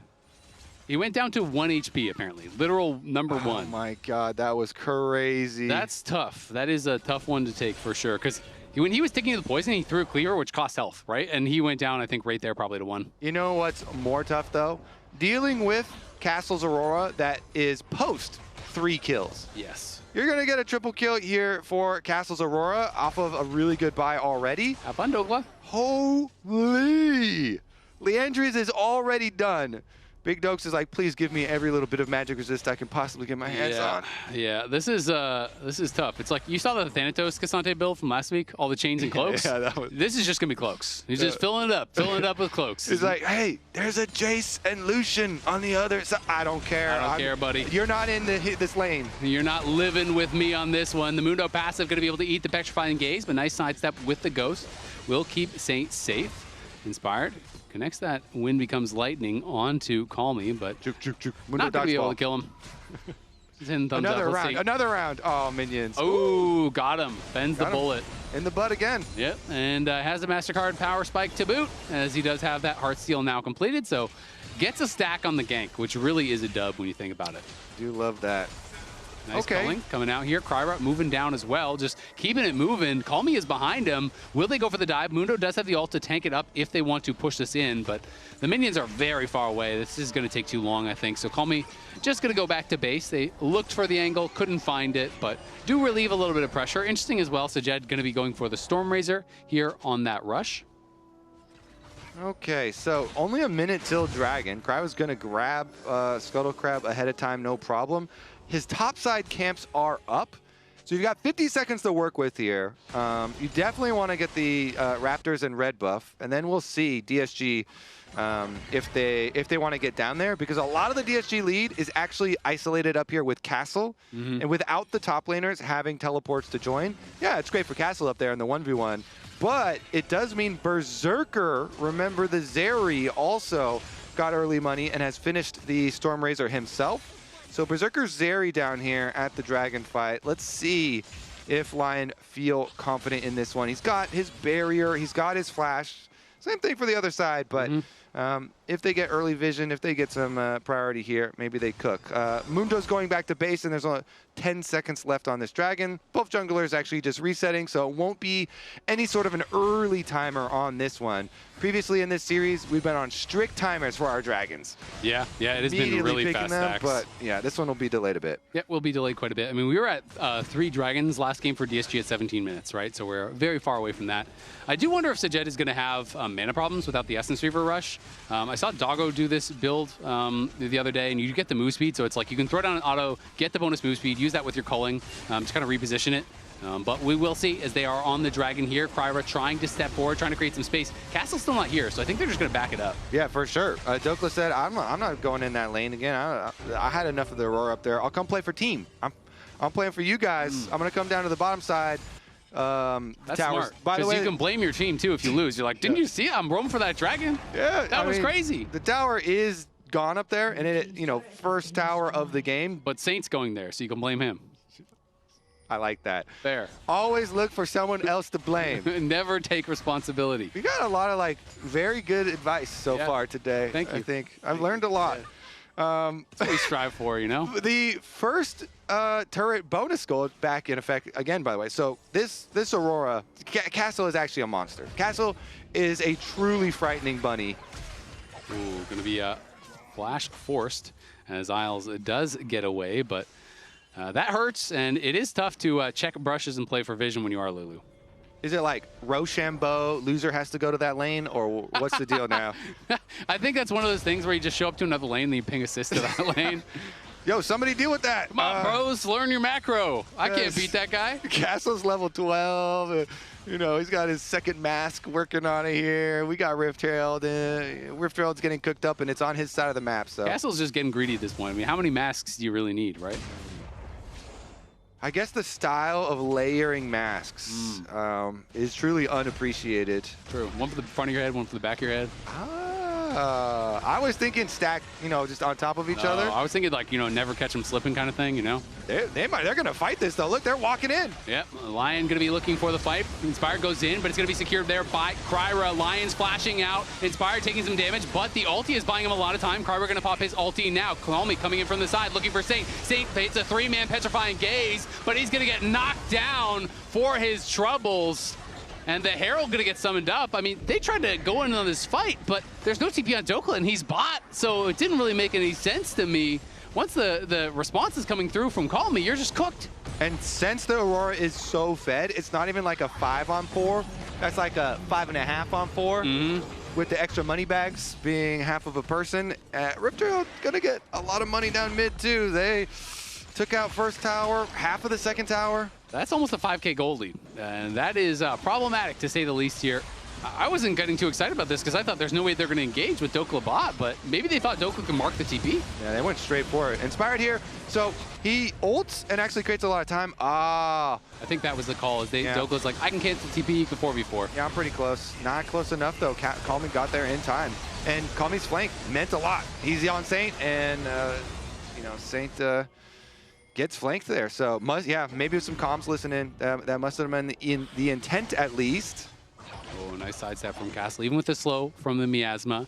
Gonna be able to sidestep The wind becomes lightning there from Inspired. And Kryra, we know how well Mundo scales. He's 1K up as well. So very far ahead. Call Me's up 1K now. It is the full Thornmail as the second item, which is kind of interesting here. But I guess maybe he's thinking that Saint isn't going to be that big of a threat, so he doesn't feel like he needs to kind of go a different direction. Yeah. Well, a lot of healing from Zin, there for Berserker as well. Decent amount since they've got a Lulu over here. Maybe he has to worry. I mean, they've got the power to walk wherever they want. Yeah, they're just pushing straight on in, and Castle always has his TP available.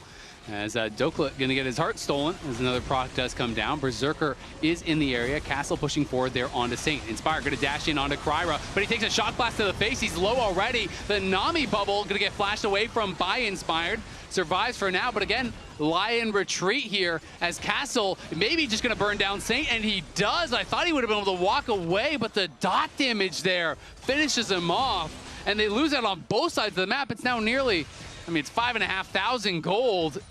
Only 18 minutes in. Stacking up your mask items provides so much here, and the Riftmaker was also completed there for Castle, so feeling the power. And that is just going to be DSG ballooning their gold across the map. They have full control. Here's another look at the beginning of it. So Saint went in and took a tower, two tower shots. That is not what you want to see. 2 tower shots. And then he pulls back, or pulls back to Q, and it's still enough. Yeah, I mean, it's tough when someone's that fed, but like you can't be going aggressive on the super fed guy under his tower. That's just a really bad death. Dying like that when you're already that far behind is really, really tough. Call Me going to be able to farm plates on the bot side. And I think Lion's hopes in this game are very quickly slipping away. Yeah. People were ready to be like, he was in the fed lane, but... Castle going to get dove here. Dokla trying to start it off. Berserker focusing him down as Tokla does tank up the tower, and they got the shutdown. Goes on to Berserker. Hey, a little bit of hope. They get a bounty. Maybe they can farm some plates. There you go. And they want to leave them for Berserker, especially because it just gets tankier and tankier with multiple people around. Everybody just vacate the area. Let Berserker farm. This is the plan for Lyon. Funnel as much as you can into the Zeri. It's got a Lulu to supercharge him. Pray for late. He needs a lot of items, though. He needs, at the very least, the IE and the LDR. But they're going to try to lay a trap here for Call Me. They were walking around into that alcove. If Call Me pushes forward, could be in trouble. Doesn't look like he will. So by time, Berserker needs probably 4 items, and then maybe you can make something happen at that point. But of course, it is very difficult to get there when you're already this far behind. DSG, at least thankfully for them, didn't stack early dragons, so that does buy them more time, right? You can afford to give up the next one in 4 minutes, try to play for the one after that. So you have 9-10 minutes before maybe you absolutely have to fight. And I think the idea is just try to get Berserker as rich as possible before then and see what happens. Yeah, and then you also are going to have to remember the poke we were talking about. It's right now when you've got Jace as well as Lucian looking for lots of exchanges. I think it is going to be hard for Lyon to just stay healthy on the map. Let's solve one problem at a time here, buddy. We're getting ahead of ourselves, Fair enough. Fair enough. All right. I'm trying to work on this sprained ankle. You don't have to remind me that my arm is broken, okay? True. We're going to focus on small problems here. Only what is immediately bleeding right now. Yeah. That's everything. It is going to mean, Sajed should have a lot of early pushes on mid lane. Is going to do that. Side lanes here for Castle. Similar kind of stories. Dokla, though, actually doing quite well for himself. Able to get that push in. Kanik Rookern, quite nice to be able to use that large, extra shield to go in and push a minion wave during the timer, back off, and get the reset for it. Funny enough, Dokla was ever so slightly ahead in XP as well. Of Castle, which is actually pretty surprising to me. Just a little bit, he's a wave ahead in experience, but I would have thought he'd be pretty behind in this situation. DSG going to be starting off the Baron. Definitely don't want to mess with that once he gets spotted, as they are just going to back it up. That would be one of the ways they could potentially throw. Call Me up a couple levels here onto Saint, though. Castle, nice chunk onto Isles. Will send him packing, and that's some of the poke that you were talking about. Yeah, so many angles you gotta keep your eyes on here, because all of your outer towers dropping really early on in the game just gave so many options to DSG. They need to move their ward line up a little bit. Everybody online trying to retake vision. There still is a nice little regular trinket ward there. through the blue buff that does not get spotted, so they'll remain with some. Bottom side as well, Castle has his teleport, so push it away, get your bottom leverage going early. Kryra,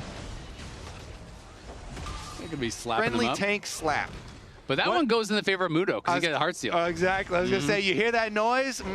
That sound is just crazy dopamine. I'm not going to lie. Riot cooked with that one. That's a good sound for sure. Lion going to bully their way in, though. We'll see how many kills they can get here, if any. The CC going to be stacked over onto Mundo, but he is way too tanky for that. Castle going to arrive. Dokla going in aggressively. Isles could be in some trouble on the other side. Inspire getting incredibly low. Flashes back over to Kryra, but he's just not going down fast enough. And now Lion are caught between the tower and a really hard play. Sajed wants to chase for more. Kryra trying to get the slowdown. Saint trying to turn here. Are they going to be able to knock him down? Great turn from Saint, and Berserker does get them the kill. But can Berserker make the magic happen? He has got to run. Castle's coming. Calmy's coming. He slides over the wall, but falls to the burn from Castle. And now that is going to give them the Baron. They are cooked. They're like chasing the Mundo all the way in there. And that play took so long that by the time they go for the flash engage onto Calmy, onto the Jace, like the rest of DSG have arrived. And so after that win, you know, free Baron wrapped up.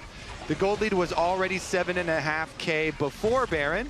After Baron gets taken, as they're waiting for the revive here, they give it over to Sajed as well, so they can all be matching when they go and they march on the Lion base. But yeah, Lion, they're feeling pretty desperate, you know, going for this chase here. The teleport you see channeled from Aurora, and then they're kind of backing out. They go for the flash play over here. They do not, you know, even get like a good angle on Calmy there. Calmy had a good flash on Jace.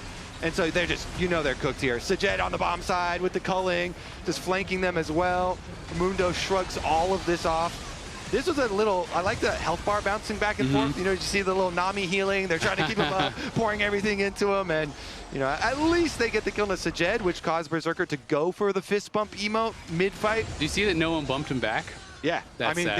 they were all dead too. They had plenty of time. They had plenty of time. They considered it, and they decided no. They're I'm like, not going to fist bump him. It's not funny. Yeah, we got one kill. All right.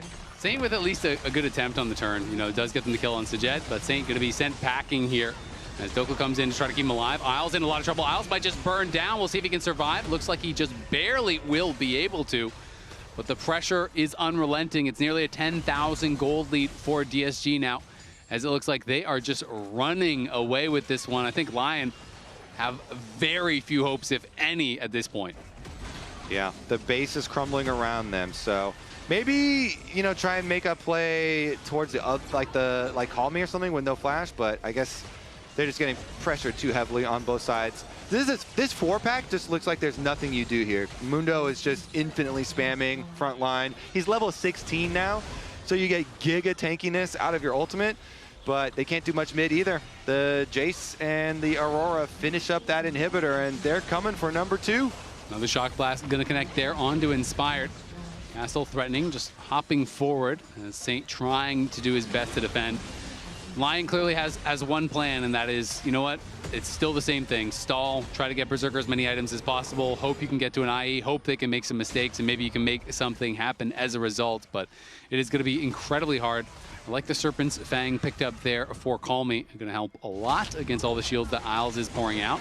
And DSG are going to be able to move themselves to Soul Point here. So Lion, if they weren't already on the clock, they definitely are now. Going to have to be ready to fight here. And you know, in just about 5 minutes, but they are so far behind.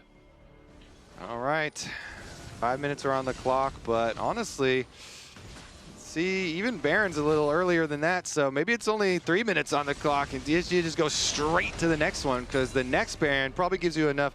Honestly, maybe this is going to end the game before that. You've got 2 lines of super minions. So the question really is, can Lion hold out until DSG and force them to attempt Baron and then go for like an ace when they're in the Baron pit or something? Yeah, we'll find out. Berserker basing from that bot side. And little update. So if Lion do in fact lose this, they are hoping for a Dig win, which would put them in 5th and get them into playoffs. If Shopify win, then Lion has to play a tiebreaker against them to even get into playoffs. So they become fans of Dignitas if they do in fact lose this game, as we are expecting. And the super minions pushing in through bot, but a couple of waves that they do have until those arrive, and that's going to be where they do look, as Castle trying to go aggressive on a Saint, can't quite find it. Kryra at level 16 now, massive spike for Mundo, and he is not threatened at all by a 2-item Saint. He's just moving on in and looking to try to put the finishing touches on this one. He's going where he pleases and taunting inside their base, and he knows they can't do it. Oh man, and we're gonna get to hear from him after this game, assuming they win, as a big shock place lands again. Dokla getting knocked low. Kryra's just running straight past the tower, throws a cleaver and tags Berserker. He is feeling himself right now. We'll see if they can punish anything. Berserker getting incredibly low. Wild Growth has to come out as there is the culling used. They're trying to knock down the Aurora. Can Castle get out? He jumps back to the other side. He does get shut down. Have DSG overstayed. Saint with the Ghost Pump trying to chase after Kryra.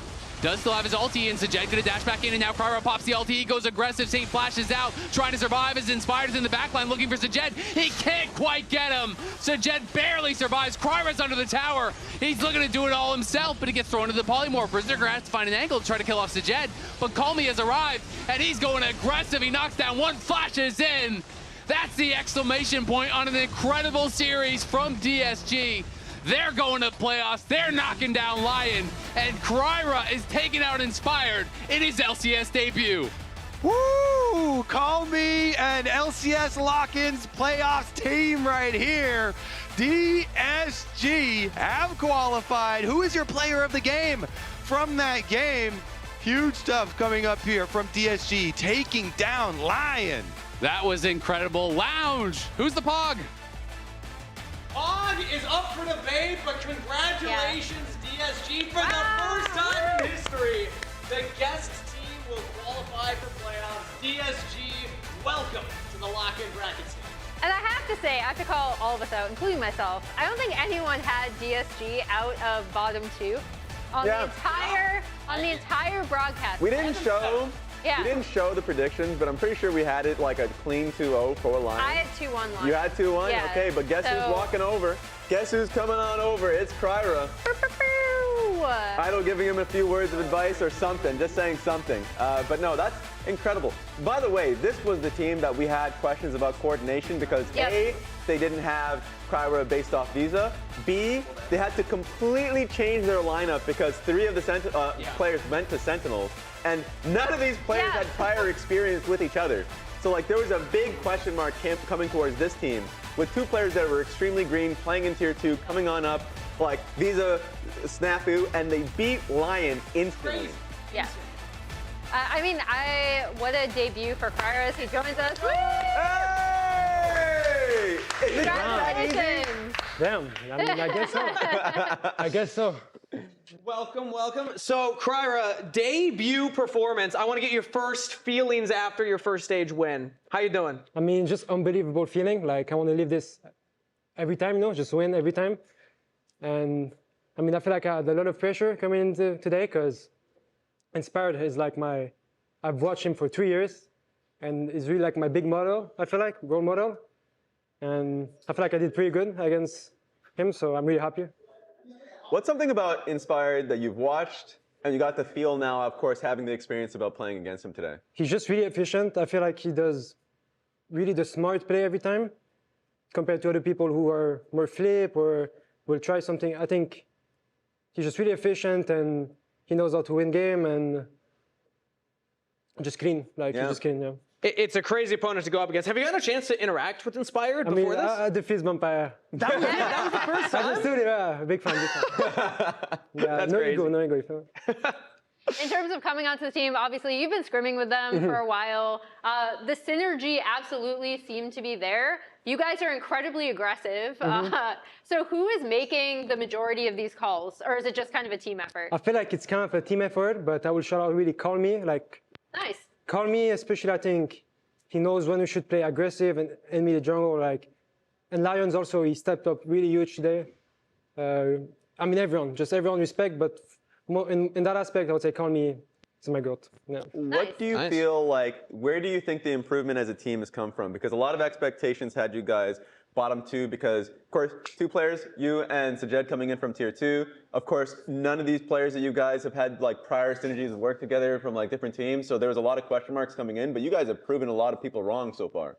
I mean, I think we're just proving the like ones who don't know wrong. Because I feel like who put us like in the bottom? People who like never watch us. Oh, they're new, so they must be bad. And it's DSG. Yeah. You know, it's like kind of, I mean, that's how people go with it, I feel like. They don't actually watch. But I mean, hopefully we can show you right now that, you know, we're pretty okay, I feel like. Pretty okay. Pretty okay. You just qualified for playoffs for the first time in DSG history, by the way. Oh, really? Yeah. So congrats. Yeah, Okay. first time a guest team has made it in. So it's Kisno. It's all Kisno. It's all he gave the team one win. Yeah, he gave the team one win right there. I want to ask you a question because I remember, Crowder, the first time I ever heard your name or saw you play League was running the Rift Combine back in like 2023. Do you remember the scouting combines back there? Yeah, I was in every combine. Yeah, you were in every combine. You were always trying out. You were hungry. And I got to say, now that you've made it all the way to LCS, I want to hear you reflect on the journey because it took you a long time to get here, and not every player is able to make that jump. I mean, I said it before. I mean, I'm saying it again. I feel like it's really an unbelievable feeling. I mean, if you told me, I mean, I've been playing this game since I'm like 9 years old, 8 years old. And if you told me back then that you'll be a professional in the future, like, I didn't even know this exists. You know, I was just playing for fun. Even when I first reached Challenger at like 15, I didn't even know pro existed in this game. I was just playing like that, and it's an unbelievable feeling. I think when you like actually sit down and think about it. Wow, I'm in LCS, you know, like I'm an LCS player. Yeah, it feels good. That being said, being able to take the win, you just saw it up there. Player of the game goes towards Castle. I wonder what the fan votes are. Like, talk to me a little about playing with Castle coming in, because he was, of course, the sole member that stuck with DSG.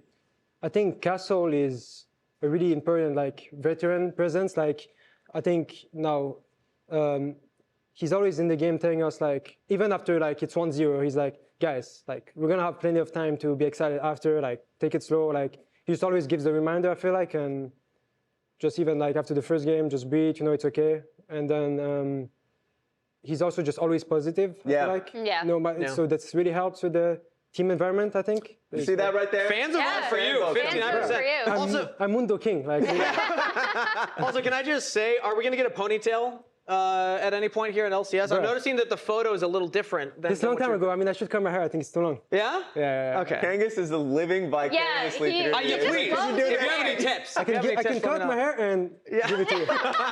We'll get a custom wig. Yeah, there you go. Yeah, well, let's take a look at all of today's player of the games, because we had 6 games. That's so many games of League of Legends. We hit the max out of both best of 3s that we had.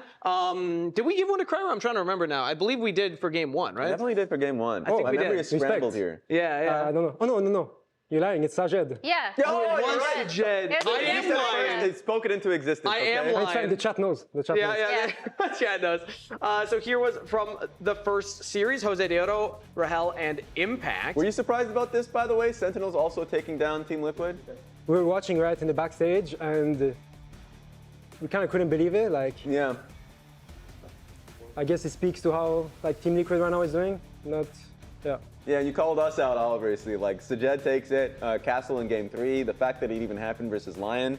Like, what is your thought as Lyon as a team? Because that is a team that, of course, I put it as a 2-0-4 Lyon. A lot of people expected them super team or something is like, there's a lot of MVP power coming from them, especially with Berserker coming through, especially after facing them. What's your thoughts on the team? I mean, me personally, right before the season, I also had like a personal, I thought they would be best. Like, I thought they would be the best. I guess so far they're not looking good, but they have really good players, right? So, and they have inspired. True. They're like MVP how many times, right? So I think it should click eventually. But right now, I guess they're not playing that good. Yeah. We'll take it. Well, we'll take it. Cryer, we want to give you the honors because we have this big Swiss stage board behind us. There's some magnets. Can you do us a favor and grab the Lyon magnet? You may not see it, but the DSG logo is a magnet. Yeah, move the Lyon logo down to TL. Down by TL at the 1 and 2. Here. Yep, right there. All right. And then move the DSG up to the 2 and 1. Congratulations. Well, right here. Right there. Yeah, and then right if you want to stand right next to it for the camera, here, turn there. You see the camera? And then take a step to your left. Oh, shit. Take a step to your left. No, your left. There we go. Perfect. Excellent. You're in. And I'll let you take another seat. I actually want to show you something here, Cryer, because you just made things very interesting for the entire league. First off, congrats on the win again. And I'm going to the computer because there were actually some big implications for that 1 and 2 bracket now. And because DSG just won, tomorrow's match is very important. So Sentinels 2-1, DSG 2-1. And now I'm going to show you what happens if Dig win tomorrow, 2-0 or 2-1. Lyon are 5th seed at the 1 and 2 and auto qualify in. And so then Team Liquid would be playing. And then Team if Shopify Rebellion win, it's Team Liquid and Lyon swap. So if Shopify win, it's Lyon, Shopify, Team Liquid make it. And then if Dignitas win, Lyon make it into the bracket stage. There's a best of 1 tiebreaker tomorrow between Team Liquid and Dignitas. So Team Liquid is cheering on Shopify. Lyon is cheering on Dignitas. Okay. Interesting. What do you think, Kryra, about the match tomorrow between Dignitas and Shopify Rebellion? Who do you have taking it? I feel like it could go either way. I feel like they're both not that great. I'll be honest. True. But I think Shopify will end up winning. Maybe 2-1. Okay. What's your thoughts on the Dig team? Because they were also the other team that was facing the same type of visa difficulties as you guys, but they got their bot lane together late. Yeah. Do you think that would make much of a difference now, from then to now? It's boring team. Like, all their players, we've seen them forever. Nothing interesting about them. There it is. That's from Crying himself. Fair enough. Let's take a look at the schedule because that's going to be a big match tomorrow. But then we also have, reminder, the undefeated teams, C9 versus FlyQuest. Well, we have it here, Cryer. What do you think about that one? Because I think is like the big marquee I feel like matchup. it's a mega banger, I'm not going to lie. But I still have C9 winning either 2-0 or 2-1. No faith in the fellow debut performers, Griffin and Cryogen? Okay, I mean, that's why I'm giving them 1 game. Okay, yeah. Yeah, 2-1. For them. Well, there we go. The LCS lock-in continues tomorrow with the Dig, Shopify, as well as FlyQuest C9. LEC Versus, though, also wraps up the regular season tomorrow, and the race is really tight. Los Ratones is taking the world by storm after defeating SK today. So Destiny's in their hands. A win tomorrow would make history, advancing them into playoffs ahead of the current ERL champions and 3 LEC teams. That's crazy. The LEC establishment are still in the fight as well, though, because Europe's El Clasico between G2 and Fnatic will likely decide who advances and who goes home between those 2 dynasties. So make sure to tune into LEC tomorrow as well. That's it for us. If you're interested in those LEC matches, their show starts at 10:45 a.m. Eastern, 7:45 a.m. Pacific. The LCS will be hot on their heels back tomorrow on Super Bowl Sunday. Raise your hand if you're going to be here instead of at the Super Bowl. Yeah? I'm not going to be what here. do you do? Your hand better be up. Yeah, where are you going, I'm going to the Super Bowl. What do you mean? Crazy. I'm just lying. I don't know any of this. I don't know any football. Same, actually. We'll see you tomorrow. Or Stop Pride for Belgium. Maybe CFL. What about the Canadian Football League, eh? I don't know if that would play tomorrow. I don't think so. The Olympics are on. Olympics? Ladies and gentlemen, welcome back to the LCS. It is time for the final week of the Swiss stage here of our pre-first stand competition in 2026. 이제 J-pop? Israel. No, J-pop first. Israel no. J-pop je단. Okay. Yeah. 아니 막. 렉터 거다시. 이제 다. 렉터 스로. 잘만. I'm taking J-pop flash. 안 먹게. Slowly. 가운데. 나 이거 랭터 볼 때. 랭터 flash. Or no flash. 오리. Rahel and the rest of Sentinels push forward towards the Nexus itself, and Quinn and Morgan can't stop them. 2-1. Sentinels takes the dub. Yeah. Come on. This is very far. Yeah, this is good. We can keep going. I think it's really good for us. I'm looking Zeri. Look, Zeri can't play. Zeri 1 HP. Yeah. We can play. Casio ammo. 가술. No flash series. Run on this guy. Just run out. He can't play. Okay. He's there. Go bottom. Nice. That's the exclamation point on an incredible series from DSG. They're going to playoffs. They're knocking down Lyon.